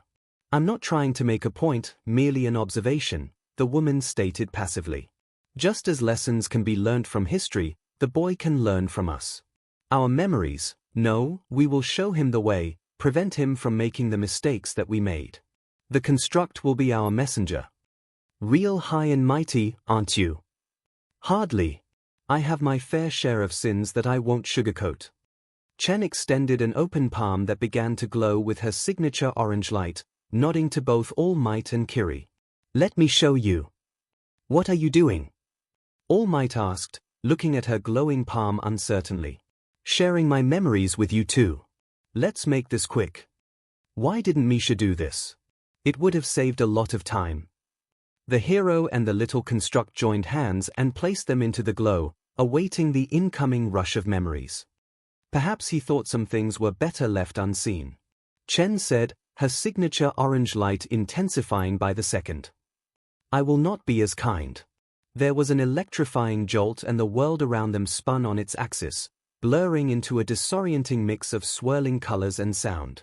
All Might and Kiri found themselves staring through Chen's eyes as their incorporeal forms floated between her memories, phantom observers looking through a window to the past. He's cute, isn't he, Ma?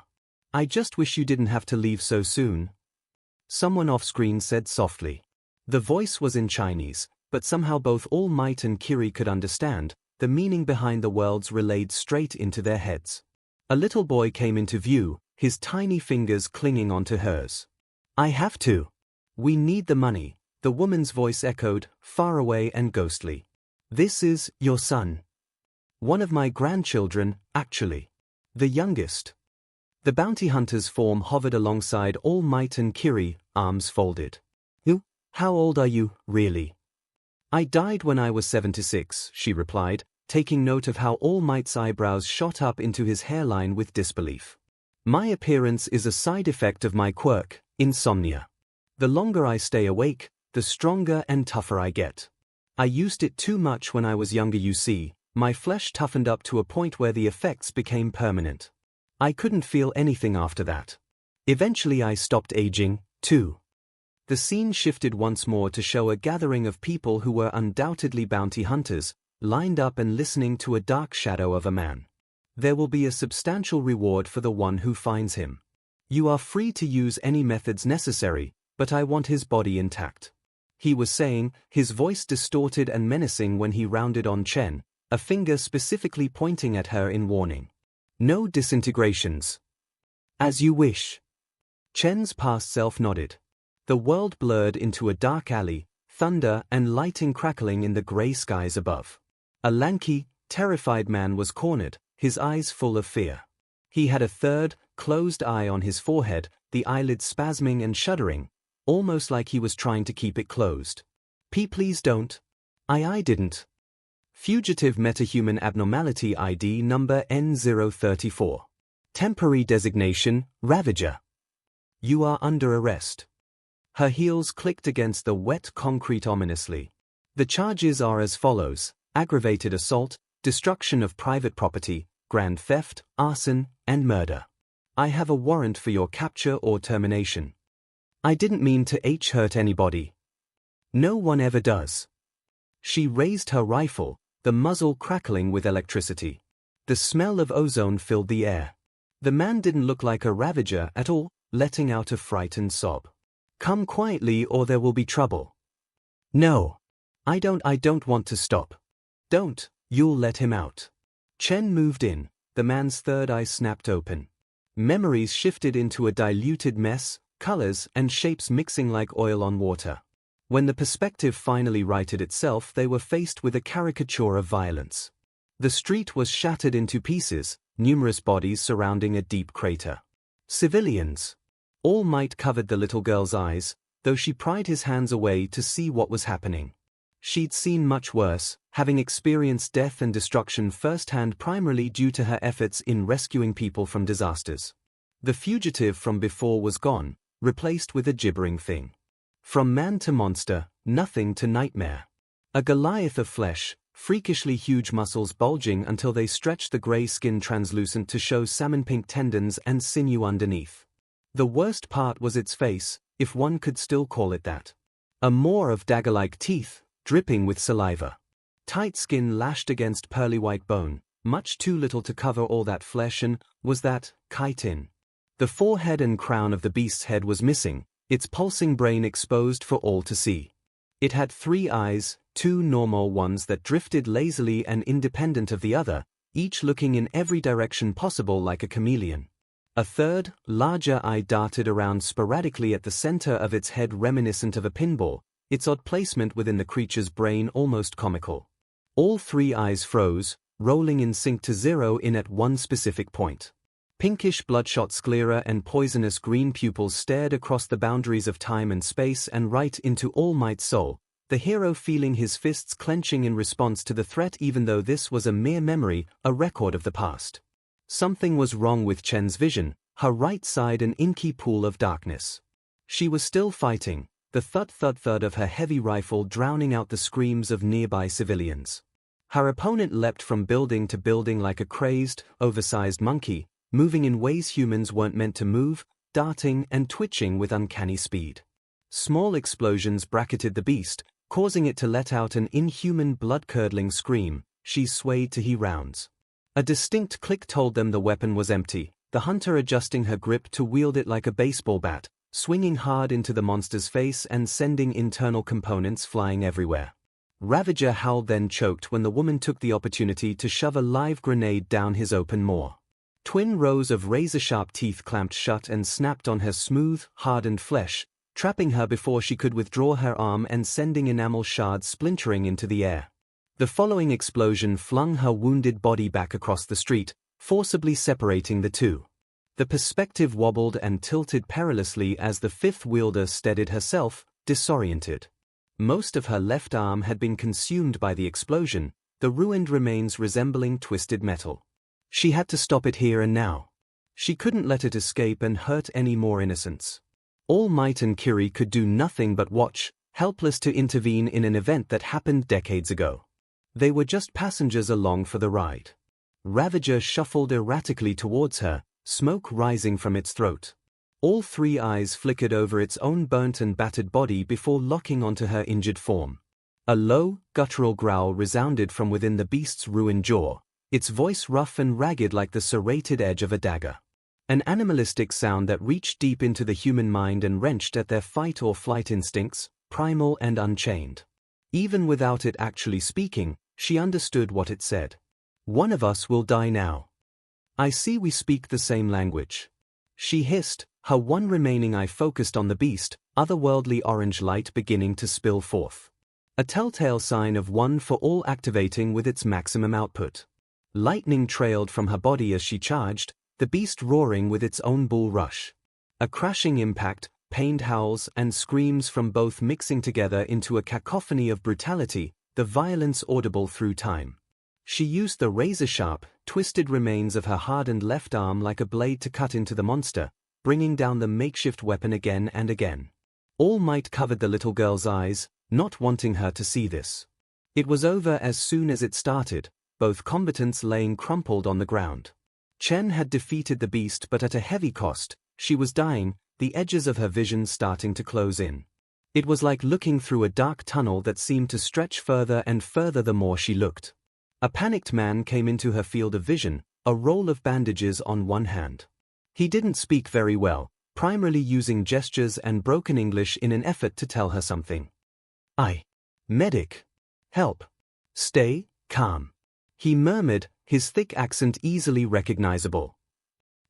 All right. Misha, before he was a hero. With a start, all might realize they were about to witness the transfer of one for all from one host to another. She coughed, a spray of BLD droplets splashing across Misha's face. His sleeve wiped it away carelessly, more focused on bandaging her up to the best of his abilities. She was fading in and out of consciousness now, her time was nearly up. A trembling hand reached out, slick with her own lifeblood. Take it. The woman rasped, nearing her last breath. Her blooded fingers brushed against his lips. Please. The man's palm glowed and he pressed it against her forehead, his own quirk coming into play. His extrasensory allowed him to see people's memories just by touch. Misha's eyes seemed to gleam with realization and, more importantly, understanding. With a reluctant nod he liked his lips, ingesting the BLD she'd left there. Even as Chen slipped away he stayed by her side, holding her hand until she breathed her last breath. The world faded to black. All Might and Kiri were dragged out of the memories, the former gasping from the sudden warp. Kiri swayed a little, disoriented but quickly righting herself. So what was the point in showing us that? The hero asked angrily, quickly inspecting the little girl to make sure she was all right.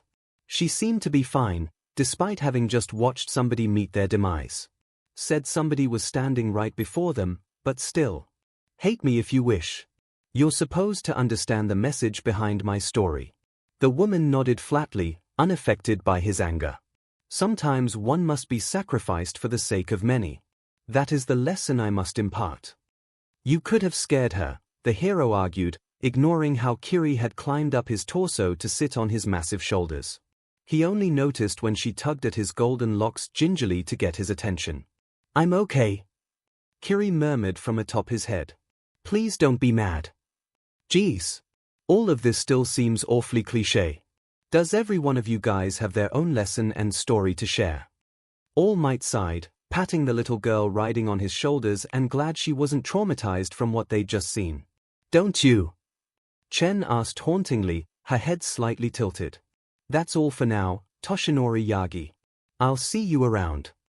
The woman began to glow with her signature color, wind whipping around her like a miniature tornado.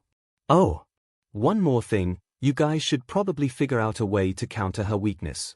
Someone might find out and exploit it," she echoed, her now translucent finger pointing at Kiri. Like it or not, the construct can be considered a weapon. She is a mighty force, with the potential to become one of the most powerful and absolute beings on the planet, but she is flawed, with one noticeable weakness, one slight imperfection. "What is it?" "The imperfection that every weapon shares," the phantom whispered, ghostly and fading. "Its user." With that last bit of advice, a flash of orange engulfed the pair, leaving them alone at the base of the giant tree. Well, that didn't go exactly as planned, not to mention he wasn't very fond of the woman's cold and relentlessly logical attitude. Frankly, he even thought she was a little edgy. "We still have to meet 4 more. Gah." And All Might peeked up at the child above him and sighed when he realized she was already starting to doze off, her cheek pressed against the crown of his skull. Perhaps it was time for him to rest, too. A snap of his fingers manifested a cushy recliner out of nowhere, the hero climbing into it with his sleepy little companion. Placing her onto his lap like a caring father, he made sure she was comfortable before leaning back himself. Within minutes he too was starting to drift off, the lure of sleep heavy on his eyelids. Maybe having her around wasn't as bad as he initially thought. Izuku awoke with the feeling of something warm and alive on top of him. His sleepy eyes fluttered open to find Kiri laying on his chest, her smaller body rising and falling gently alongside each breath he took. They resembled an otter parent and child pair lazing atop each other, her little fists clutching his pajama shirt tight while she dozed peacefully. A lock of her dark hair drifted near her mouth and she began to chew on it, even drooling a little. "Hey," Izuku whispered, a hand coming up to sweep it out of her mouth. "Don't eat your own hair." "New," she mumbled, still asleep. Glancing at his bedside clock, he noticed it was almost time to get up and get ready for school. Reluctantly, the boy tried to gently slide her off without waking her up. Ironically, his actions had the opposite effect when she held on tighter the moment she felt her bed shifting, latching onto him firmly like a koala. "Oh. No choice, then." Izuku prodded at her cheek tenderly, careful not to startle her. "Kiri. Hey, wake up." The little girl let out a small yawn, looking around blearily. "Nin." "Yeah, it's me." He smiled and ran his fingers through her hair, stroking her head. "Your face doesn't change that much, you wanna try smiling a little?" She tilted her head, staring at him sleepily. Like this, Izuku flashed her a great big grin. The girl tried to mimic his expression, ending up baring her pearly white teeth at him instead. He reached up and pushed at her soft cheeks gently with his fingers, teasing her expression into a tiny smile. "Needs a little work, 𝐻M." She nuzzled against his hand affectionately, even more so when he gave her a light peck on the forehead. "Come on, let go. I need to get ready for school." "Okure," she slurred, finally releasing her grip and rolling back onto his bed. He'd let her sleep a little more until breakfast was ready. A while later and they were chowing down on breakfast, both getting ready for their respective tasks.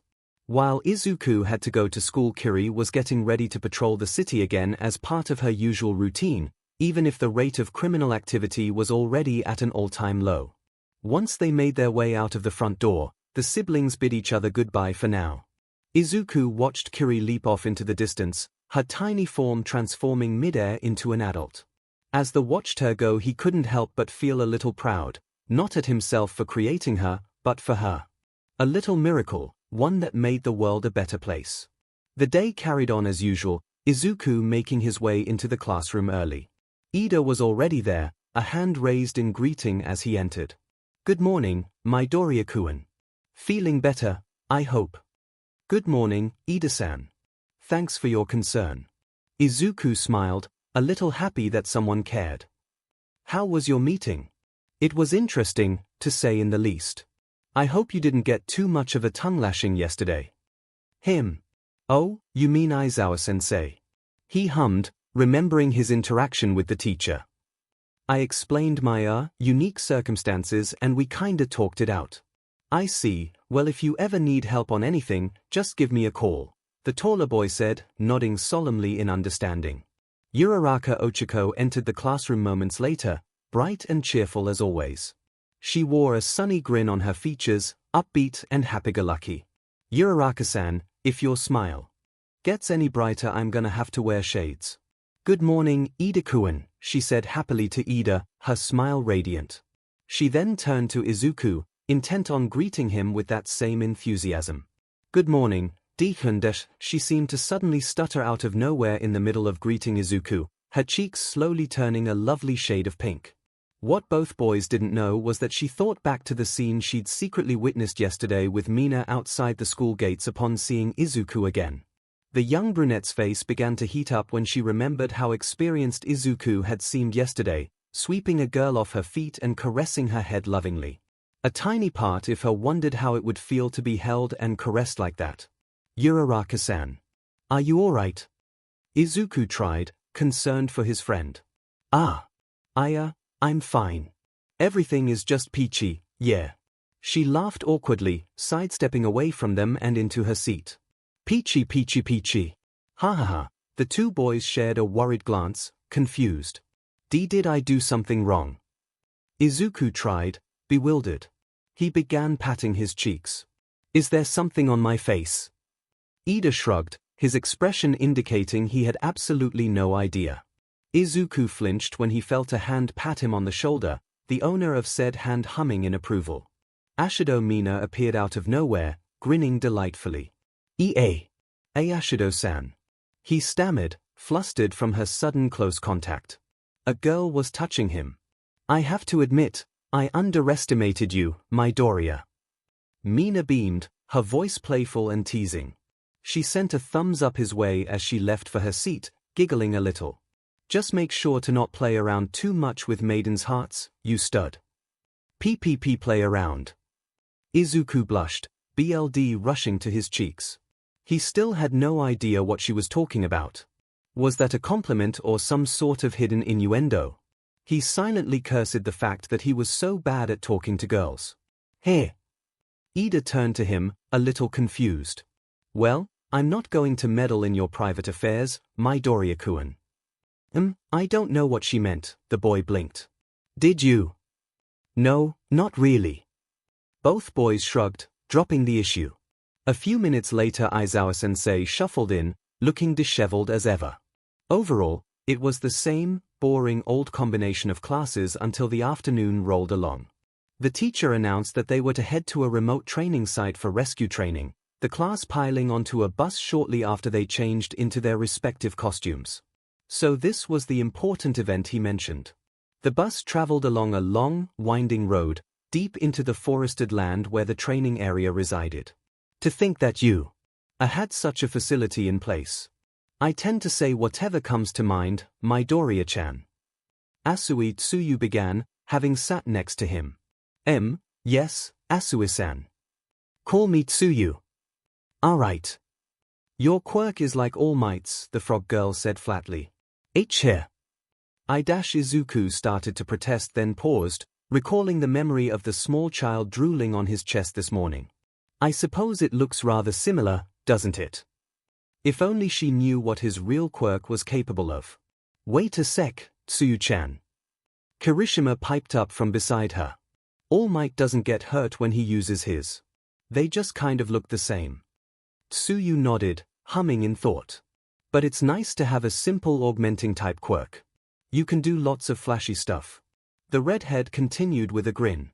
"My hardening is strong against others, but unfortunately it doesn't look like much. I think it's really cool." Izuku said, always keen to learn about new quirks. It's a quirk that can definitely pass as a prose.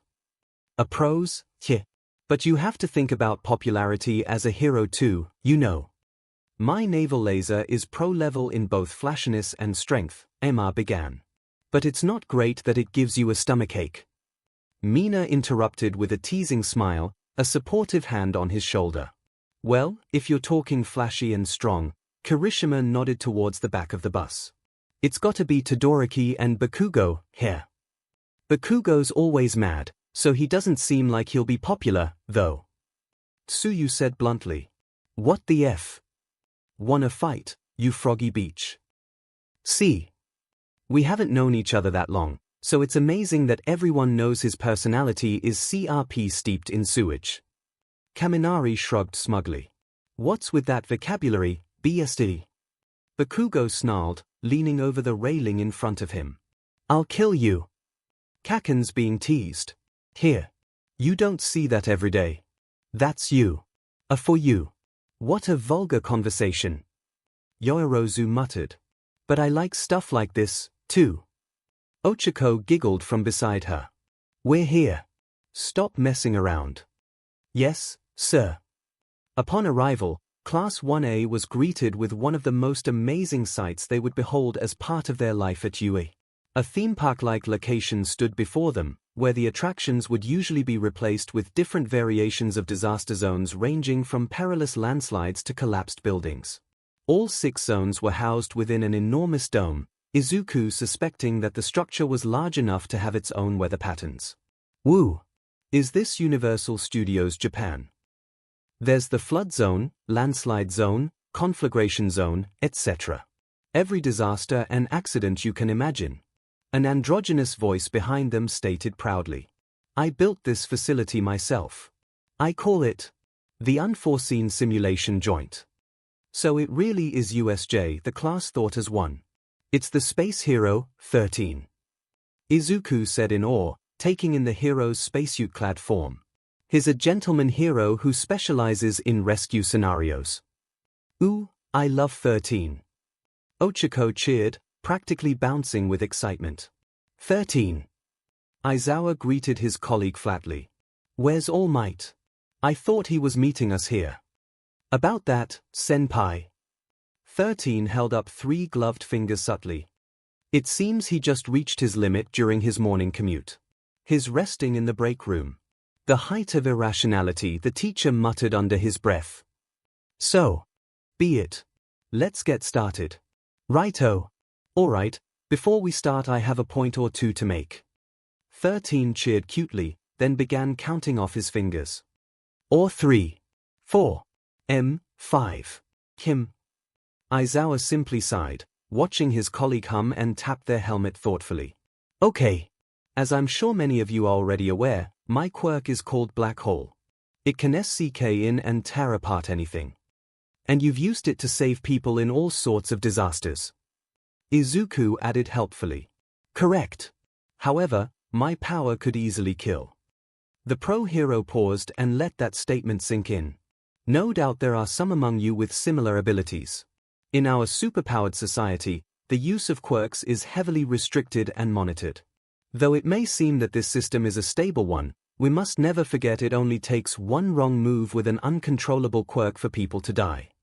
An image of Kiri flashed across Izuku's mind, her featureless form standing atop a mountain of rubble, hands plunging into a heavy exosuit and prying thick layers of armor apart like how one would peel an orange, the pilot within screaming, no. She would never hurt innocents. She had never even killed anyone in her entire life, not even villains. Just as she was unquestioningly loyal to him, he would place his utmost trust in her. During Aizawa's physical fitness test, you came to learn of your own hidden potential. Through All Might's battle training, you experienced the danger that your respective quirks can pose to others. This class will show you a new perspective. You will learn how to utilize your quirks to save lives. 13 seemed to smile within that domed helmet, his voice positive and encouraging. I hope you leave here today with the understanding that you're meant to help people. That is all. I thank you for listening. The class cheered and clapped as 13 bowed, inspired. He's awesome. So cool. Bravo, bravo. Great. Aizawa rolled his eyes. First off, a swirling ball of dark smog puffed into existence near the fountain. Aizawa whirled around to face it, his eyes widening when it expanded, fingers of black fog creeping along the ground like writhing, shadowy tentacles. A gnarled hand reached through that inky nothingness, a gleaming red pupil full of malice peering through pale fingers. Not a hand, a face. Villain. Kiri stood atop the roof of a moving train carriage, wind whipping in her hair as the transport clattered along its preset path. Another uneventful day, as usual. Sure, there was the occasional robber sometimes, but he'd usually be arrested by the neighborhood heroes. She couldn't fault them for doing a good job. Come to think of it, she should. A wave of ice-cold dread and crystalline fear slammed into her like a truck, causing her to flinch. What? Where is it? The vigilante's eyes widened when she realized it was coming through her mental link. That meant, Onan. Kiri braced herself, focusing as hard as she could. The energies that made up her body responded to her will, tugging and shifting to make the jaunt through space. A memory of you. A's entrance flashed in her thoughts, the mental photograph in her mind linking to its real-world counterpart. She disintegrated into a cloud of white particles. Only moments later her form reconstituted outside you. Behind a hidden wall of trees, the girl searching frantically for her brother. He wasn't in the school. Where is he? He's somewhere far away, kilometers away from her current position. Focusing hard, Kiri reached into their shared mental link and pinpointed his exact location, her feet already thundering towards that direction. Somewhere remote, in a forest. The girl cursed her speed, even though she was running much faster than a car now. Slow.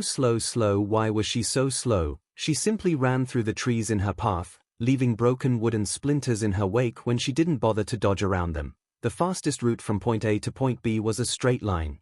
A second wave of all-consuming terror surged into her like a wave, causing her to almost let out a cry of dismay. She was consuming as much of it as possible, but there was so much. No.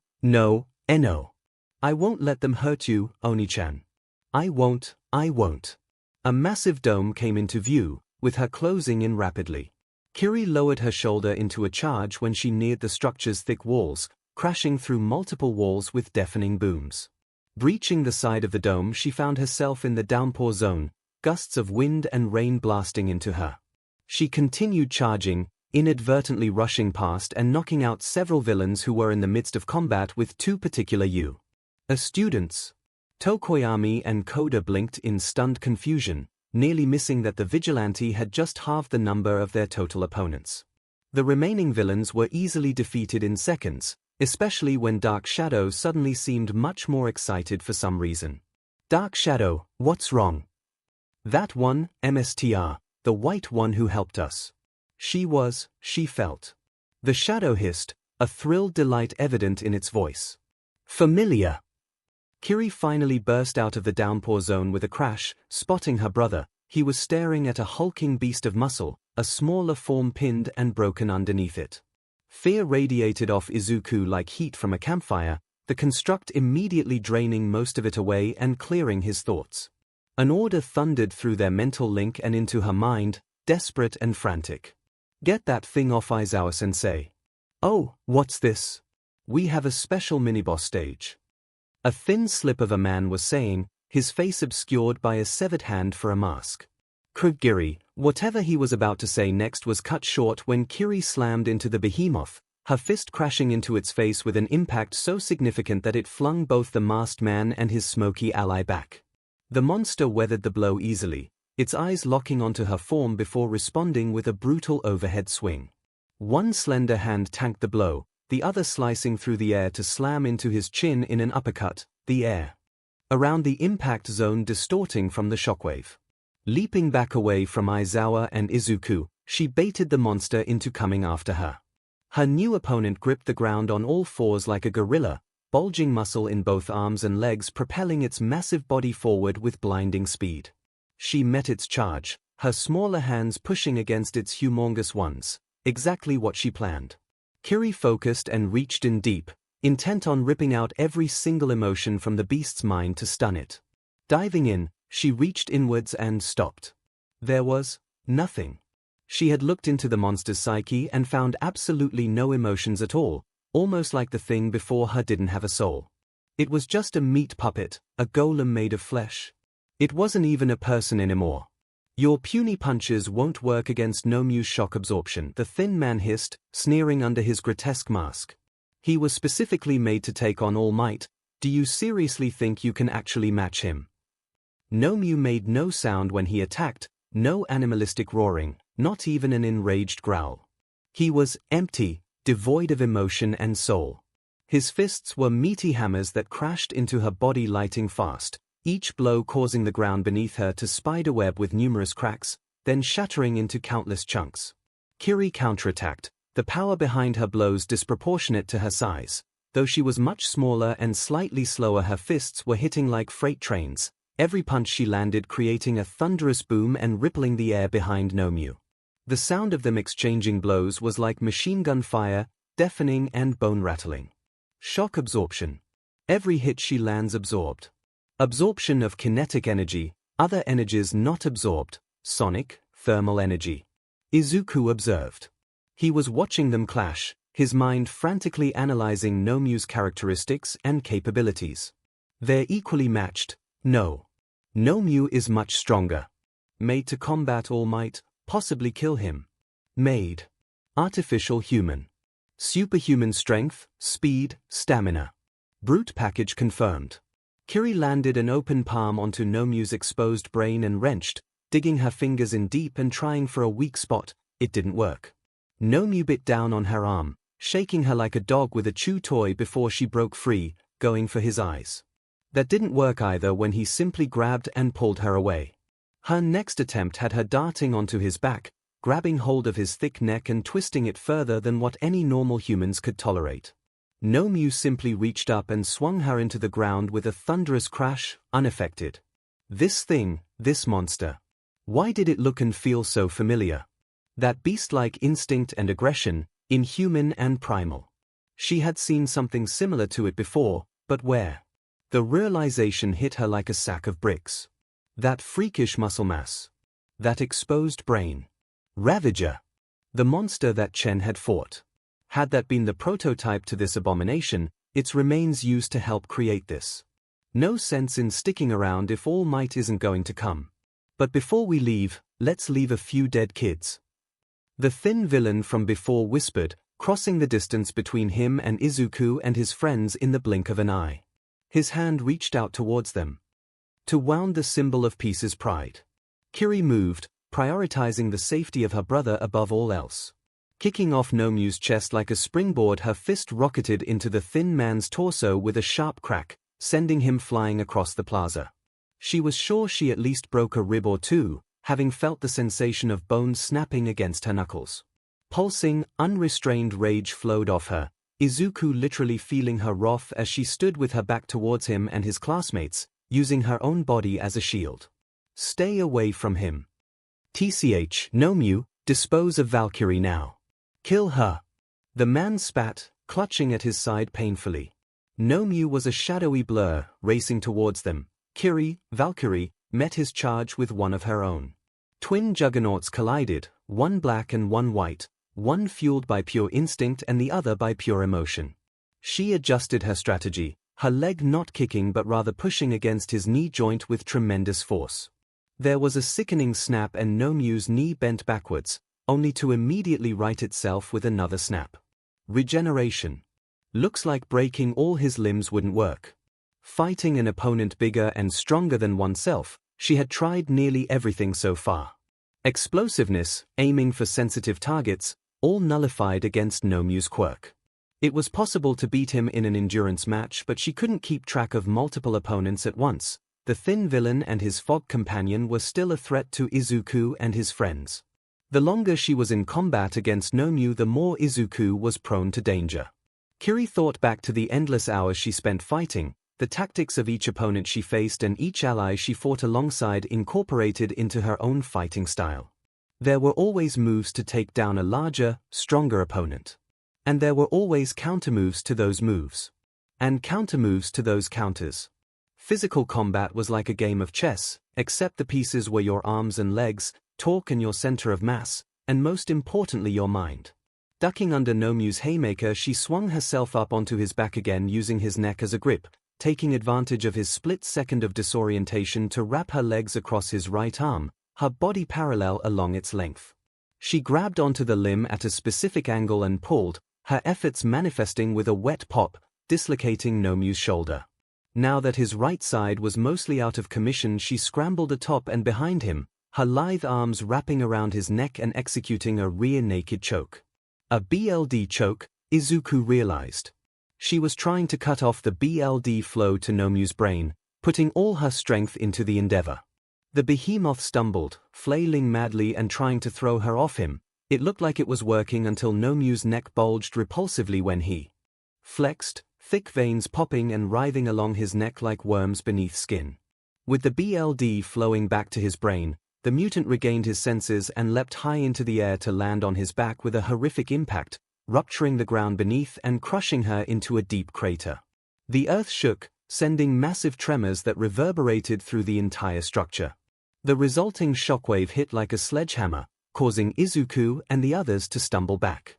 Nomu jumped out of the crater, Kiri lunging after him. She was seized, and Izuku felt it. Just as he was trying to forcefully shove his right arm's ball joint back into its socket, the girl made her move, leaping onto his head again. Her left arm gripped Nomu's working one tightly and held it immobile when he tried to fling her off. His dislocated right arm couldn't rise high enough. With her right arm and leg she reached down and, beside him, Tsuyu and Mineta gasped, not believing what they were seeing. Izuku could barely believe it himself. Kiri slammed her right arm and leg into Nomu's bird-like face, and reached into his toothy maw. Wordlessly, she pulled the top of his head back and kicked down on his lower jaw to force his mouth open further than it was meant to go, causing a grisly snap followed by wet gurgling. Then she rammed her entire arm down his throat. For a single moment everyone, even the villains, watched the scene in silent disbelief.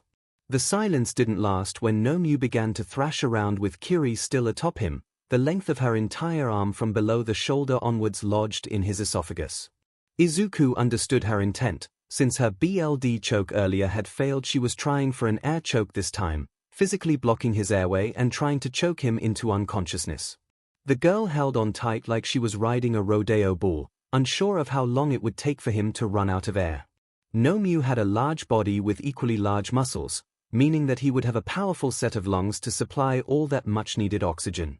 If only she had a grenade like Chen had. There was a deafening bang from across the plaza, everyone's attention suching to the source. There, the magnificent visage of All Might appeared past the massive doors, the symbol of peace in all his glory. All Might wasn't smiling. I had a bad feeling, so I tore myself away from my chat with the principal and came. I passed young Ida on the way, so I got a rough idea of what happened. Each step he took sounded like a gunshot in the near silence. Good grief, it really makes me angry. Thinking about how frightening it must have been for you all, how hard my juniors fought. And now, how Miss Valkyrie was already here fighting when I was supposed to be. But that is why I must proudly say, sapphire pupils glinted against the hollow shadows of All Might's face. It's fine now. The hero reached up and ripped off his tie into shreds. I am here. Kurogiri. Separate them. The handmask villain cried, actually sounding panicked. Get her off Nomu. But where do I send her, Shigaraki? Anywhere but here. Do it now, while she's stuck. Dark fog swirled and churned around Kiri, enveloping her body much to Izuku's horror. The warp quirk. Normally she wouldn't be affected by a quirk, but this one opened a physical gateway using the user's body as a catalyst, effectively linking one point of space to another. The warp gate closed around her arm, seemingly severing it at the shoulder, except there was no BLD, the limb dissolving into particles. She'd been sent away somewhere, but where? Nomu was finally freed from his choking hazard, inhaling in deep lungfuls of air and managing to get his right arm into proper working condition by snapping the joint back into place. In his disorientation, All Might managed to land a blow on both him and the other villain, scooping up Izuku and his friends. Valkyrie was nowhere to be seen, whisked away by the fog. All Might clenched his teeth. If anything happened to her, he would hold himself responsible, yet another person hurt because he wasn't here. Everyone, go to the entrance, he ordered. I'm leaving Aizawa to you, he's unconscious. Hurry. Wise, sir. Kiro. Izuku watched his mentor with fearful eyes, remembering what 13 had said earlier. It seems he just reached his limit during his morning commute. All Might was running on fumes, and Izuku was the only one who knew it. It's no good. It's no good. The thin man, Shigaraki, was saying, searching for his lost mask. I'm sorry, father. His whimpering ended when he retrieved his hand mask, voice now tinged with hate. It wasn't supposed to happen like this, that interfering little vigilante wasn't supposed to be here. Why? How did she know? He turned to All Might, head tilted. It doesn't matter. With Nomu's regeneration, he's back in perfect condition, and you're becoming weaker, aren't you? All Might. All Might, you can't. Izuku said, panicked. That brain villain, Nomu, he took on Valkyrie at her full strength, and he was stronger than her. He has a shock absorption quirk. He's gotta be young Midoriya. All Might held out a hand, silencing him. He then turned back to face him with a smile, fingers forming a peace symbol. It's fine. Izuku watched his mentor for a few seconds before nodding, deciding to trust him. Together with Tsuyu and Mineta's help, they hefted Aizawa's limp body away from the battlefield, careful not to move him around too much. All Might turned his attention to the hand-masked creep, dashing forward. His arms forming an X, the hero prepared to launch one of his signature smashes. Carolina, Nomu. Smash. The muscled behemoth intercepted the blow for its emissary, the water behind him parting from the sheer force of All Might's attack. So Valkyrie fought against this thing. Shock absorption and regeneration. Multiple quirks. He had to be careful. Valkyrie may not be as strong as he was, but she could still pack one hell of a punch. If this thing could withstand her attacks, it meant that it was no small fry. Nomu lunged for him, missing by mere inches. The hero countered, his fists blurring with speed and slamming into the villain, only to have absolutely no effect. He then tried slugging the beast across its face, only to have that fail as well. Nomu was barely even phased. It doesn't work on his face either. It doesn't work because of his shock absorption. You can't beat him. Shigaraki whispered, his thin form still trembling with pain from Valkyrie's attack. That foolish girl couldn't do it, and neither will you. It's game over for you, All Might. All Might circled around Nomu with superhuman speed, gripping him around the waist. His back arched, heels rising off the floor to prepare for what was unmistakably a suplex. We'll see about that. 𝐒𝐻 burst out from the remains of a burning building, raging flames liking ineffectually at her body. They'd warped her into the conflagration zone and right into an inferno, trying to roast her alive. Looking down, the girl realized her right arm had been severed from the warp gate closing on it. A little focus and it was back again, white particles rushing together to reform the limb. She wasted no time in getting back into the fight, headed in the direction that Izuku was currently in. Busting out of the zone's domed ceiling, the vigilante found a scene most discouraging. Izuku and a few of his classmates were facing Shigaraki, while All Might was about to engage Nomu. But the most troubling thing was that the number one hero was bleeding from the left side of his torso, a splotch of dark crimson forming under his ribs.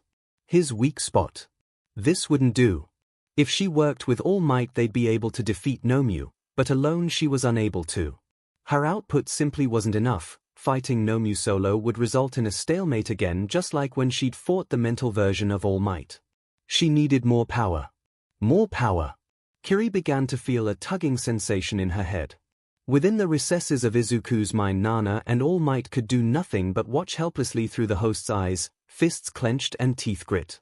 For All Might, it was looking like he had finally met his match. For Nana, it was even worse, as she was faced with the very real possibility that he might lose. She didn't want to watch her student die. Especially when she watched herself die through his eyes. She couldn't let the same thing happen to him. But they were stuck here, unable to interact with the real world. Perhaps they could influence Izuku to do something. No, he could barely even control the power of One for All. She couldn't expect him to do anything in this situation. There must be something they can do, anything. Snippets of everything she'd experienced in the past few days began to echo within her mind. She's a mental projection. That's how she can be in the real world. But don't touch my tree. I'll know. In Norse mythology, the Valkyries were mythical women who chose who was to live and who was to die in battle. Chooser of the slain. Nana's eyes widened with realization. Without a word she turned and marched towards the giant tree that represented Izuku, placing her glowing palm onto the bark. Kiri, she screamed at the top of her lungs, shocking All Might and making him turn away from the sky he was watching. Please, listen to me.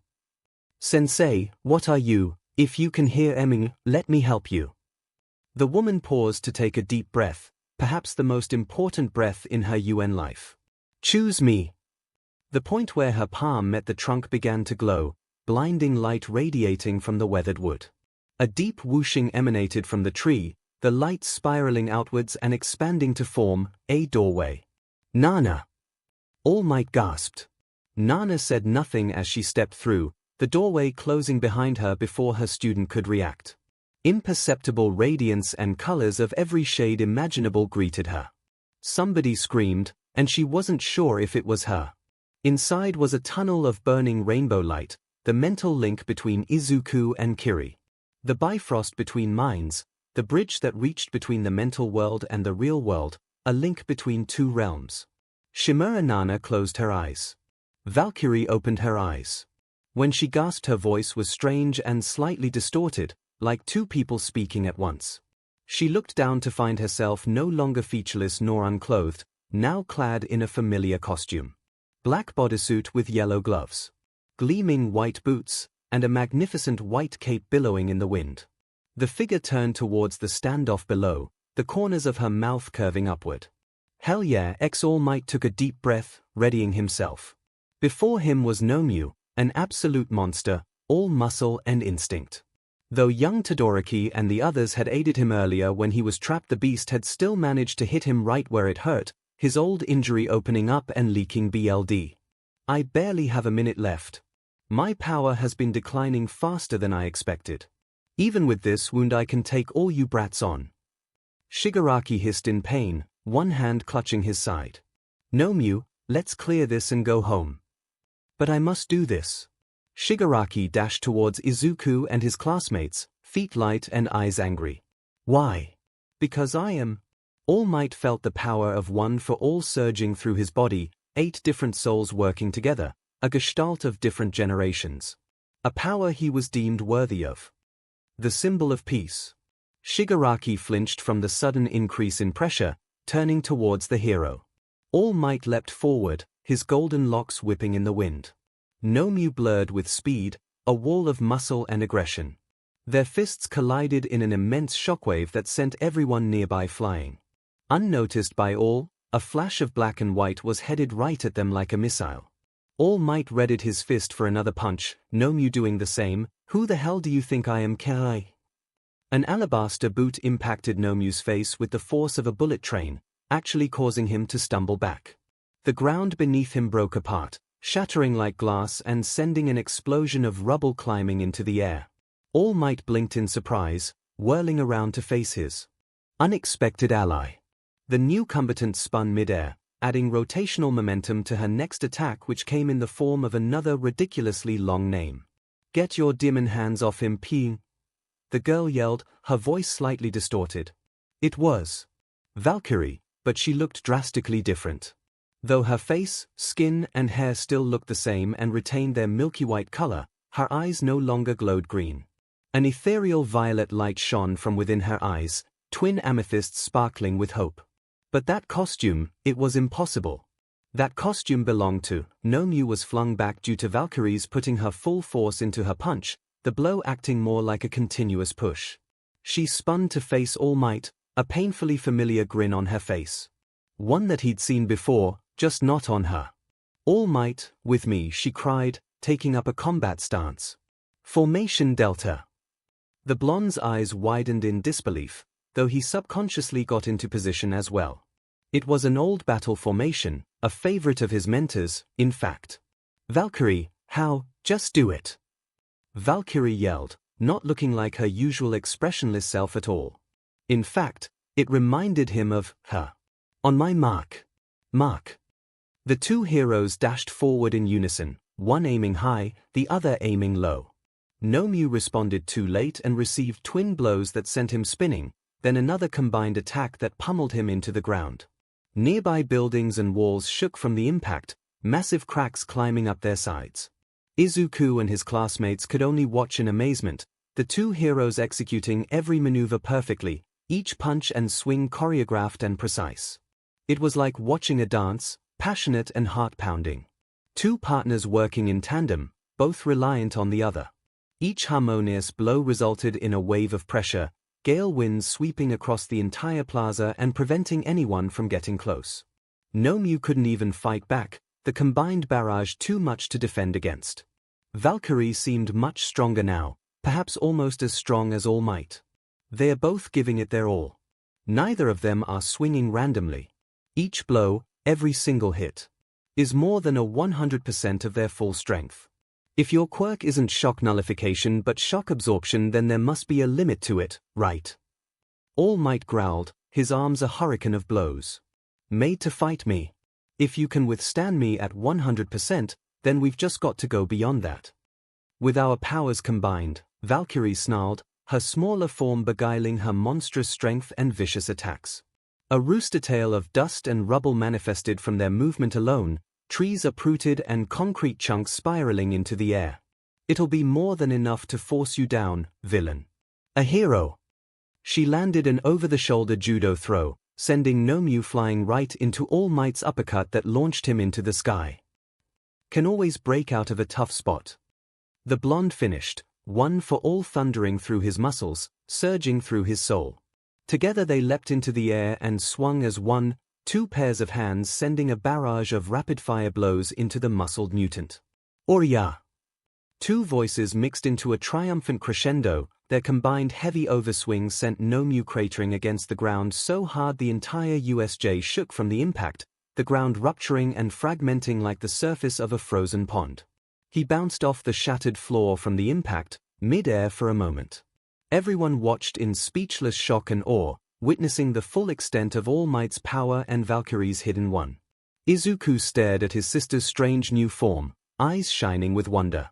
Hey villain, have you ever heard these words? All Might's huge fist ped back, gathering power. The full force of his might was spiraling within his fist and gathering steam, all 8 souls within him resonating as one. One for all. Valkyrie did the same beside him, grinning. She too gathered power, her own variation of one for all combining with her current esoteric energies. Go beyond. Plus, 2 overcharged fists slammed into 𝐻𝐼𝐽, backed with the power of generations that came before. Past and present, old and new, united as one. Their fists drove deep into the villain, their combined power overwhelming and absolute, going way past a 100% and breaking the limits of his shock absorption. Ultra A. An earth-shattering explosion of force emanated from the impact, hammer-like and rattling the teeth of anyone nearby like the strike of a RBB mallet. 𝐻𝐼𝐽 was sent flying into the domed ceiling of USJ, turning the giant fixed lights into fireballs when he crashed into and through them. The villain's body shot into the sky, parting clouds as he passed through them and over the horizon. They did it. The monster had been defeated with their combined efforts, bright sunlight shining through the hole they had made in the ceiling. Izuku watched, his eyes full of stars. So this was the power of All Might, and the power of his own quirk. He felt his knees trembling, about to give out at the amazing display of heroism before he steeled himself and remembered danger was still nearby. No. It's not fair. This wasn't supposed to, ugh. Shigaraki screeched, seething with rage at 𝐻𝐼𝐽's defeat. If that girl hadn't shown up, we could have, they cheated. Villains like you will never win, there will always be someone willing to fight for what's right. Valkyrie yelled, index finger raised skywards proudly. A hero will never give up, never hide, never be defeated, never accept evil. You ruined everything. The villain scratched at his neck madly.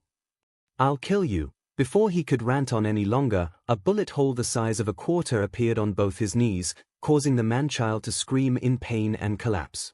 Ida had returned, and he brought the cavalry with him. A teachers got to work, immediately mopping up the remaining villains with relative ease. Let us retreat for now, Shigaraki Tomura. We cannot afford to lose you here. Kurogiri hissed, finding difficulty in creating a warp gate when 13's black hole began to inhale his fog. All Might, and you, Valkyrie. You'll pay for this. Shigaraki howled, crawling into the shuddering warp gate. You'll all pay, you DMN cheaters. This isn't over. I swear it. Both heroes leapt forward in an effort to catch them, but to no avail, the gate closing just inches away from them. Izuku and his classmates were further back, still a little too stunned from the sheer power displayed in the fight to move. All Might huffed, a little spent but ultimately all right. Without the help Valkyrie provided, he would have been forced to put much more stress on his body, possibly even shortening his transformation time or worse, his remaining lifespan. Speaking of the vigilante, she was eyeing the hole Nomu made in the ceiling with a low whistle, giggling a little. How unprecedented. This was the second time that he'd seen her with actual facial expressions and outward emotions. But more importantly, that costume, those moves, that smile. They all belong to, just like old times. You haven't changed a bit, you know. Still reckless as ever. Valkyrie turned to him, smiling warmly. There it was again, painfully familiar and nostalgic. I'm so proud of you. Miss Valkyrie. All Might whispered, uncertain on what to say. Who are you? Ask stupid questions, get stupid answers, she chuckled, glowing with a luring light. For a moment her face and body changed, though her costume remained the same. He knew that face. A mole below her right cheek. Dark hair tied in a partial bun, 2 long strands framing her face. Pearly white teeth gleaming alongside a radiant, cheerful grin.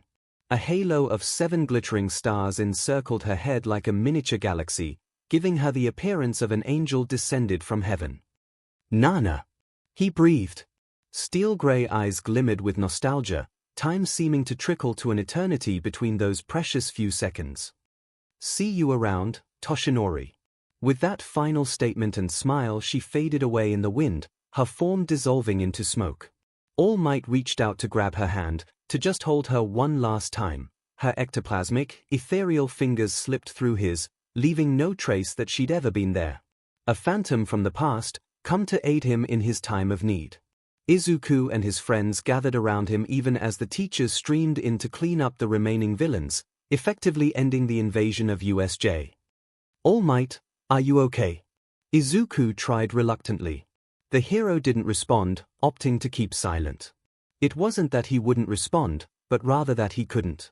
He'd just seen a ghost, after all. Someone very dear to him, gone once again. All Might stared at his hand for a long, long time.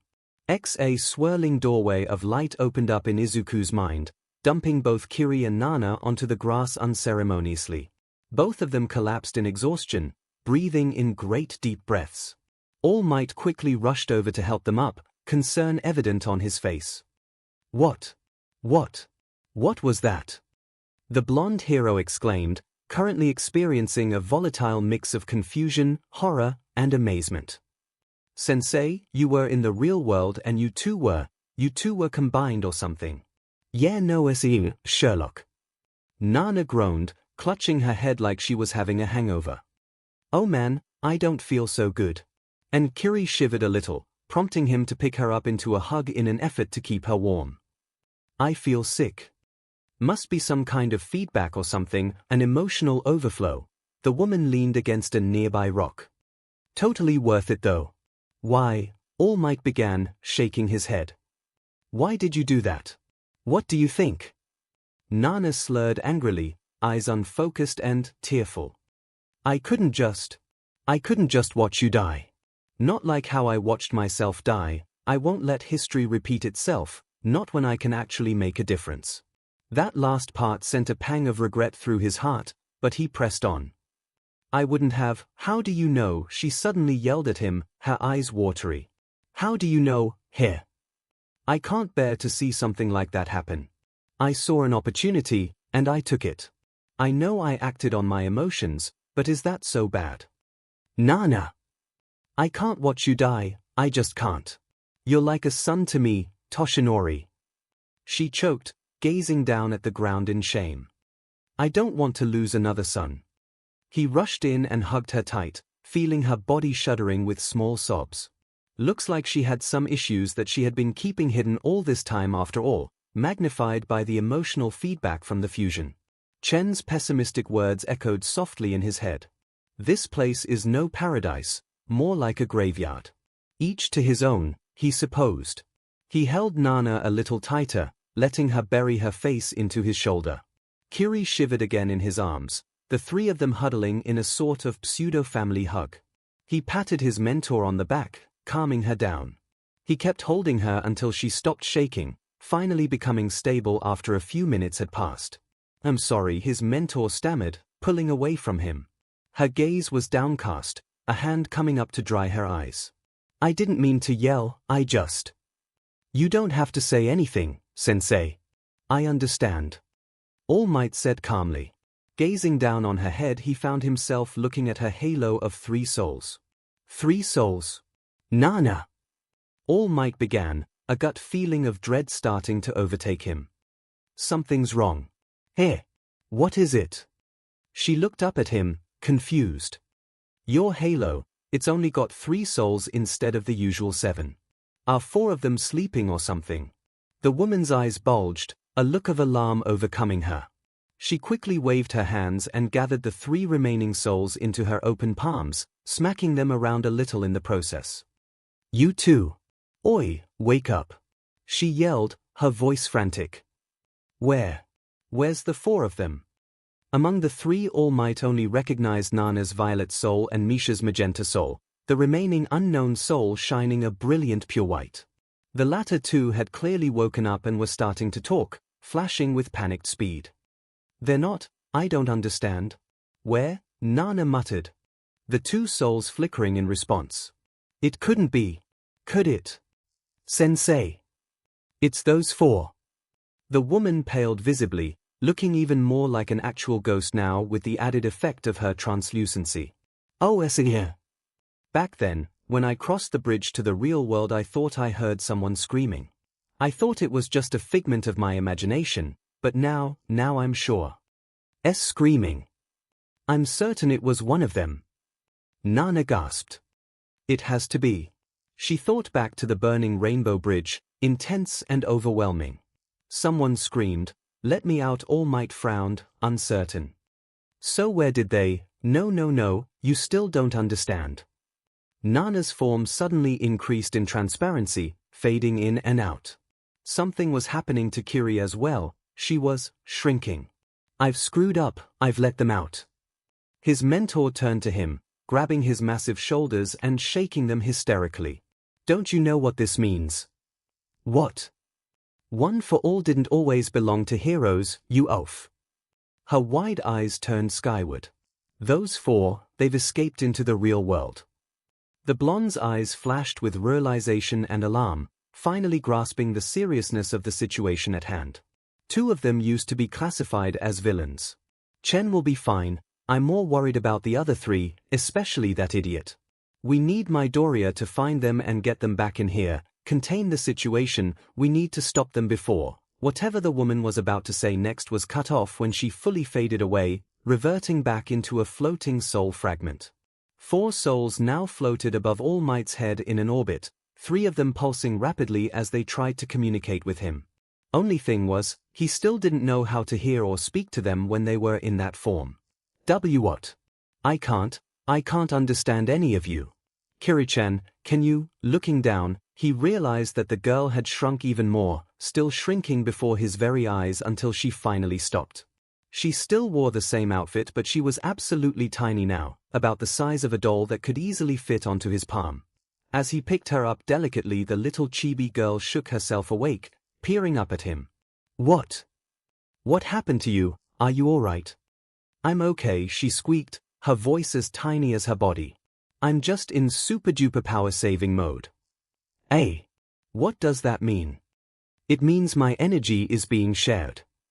Kiri peeped from atop his palm, clearly upset. They're using my energy. They. Whose dash the hero paused, visibly paling. Oh no. The sun had set, the sky darkening across Musutofu City. Buskers and street performers crowded popular pathways, each wanting to make a living or showcase their talents. Among them was a singer, her melodious voice ringing straight and true into the night sky.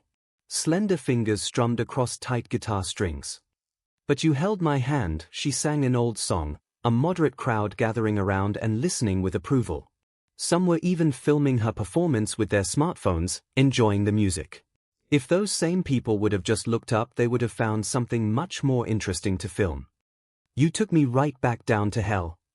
4 shining souls, each boasting a different color, streaked past the wispy clouds, pale moonlight guiding their journey across the starry heavens.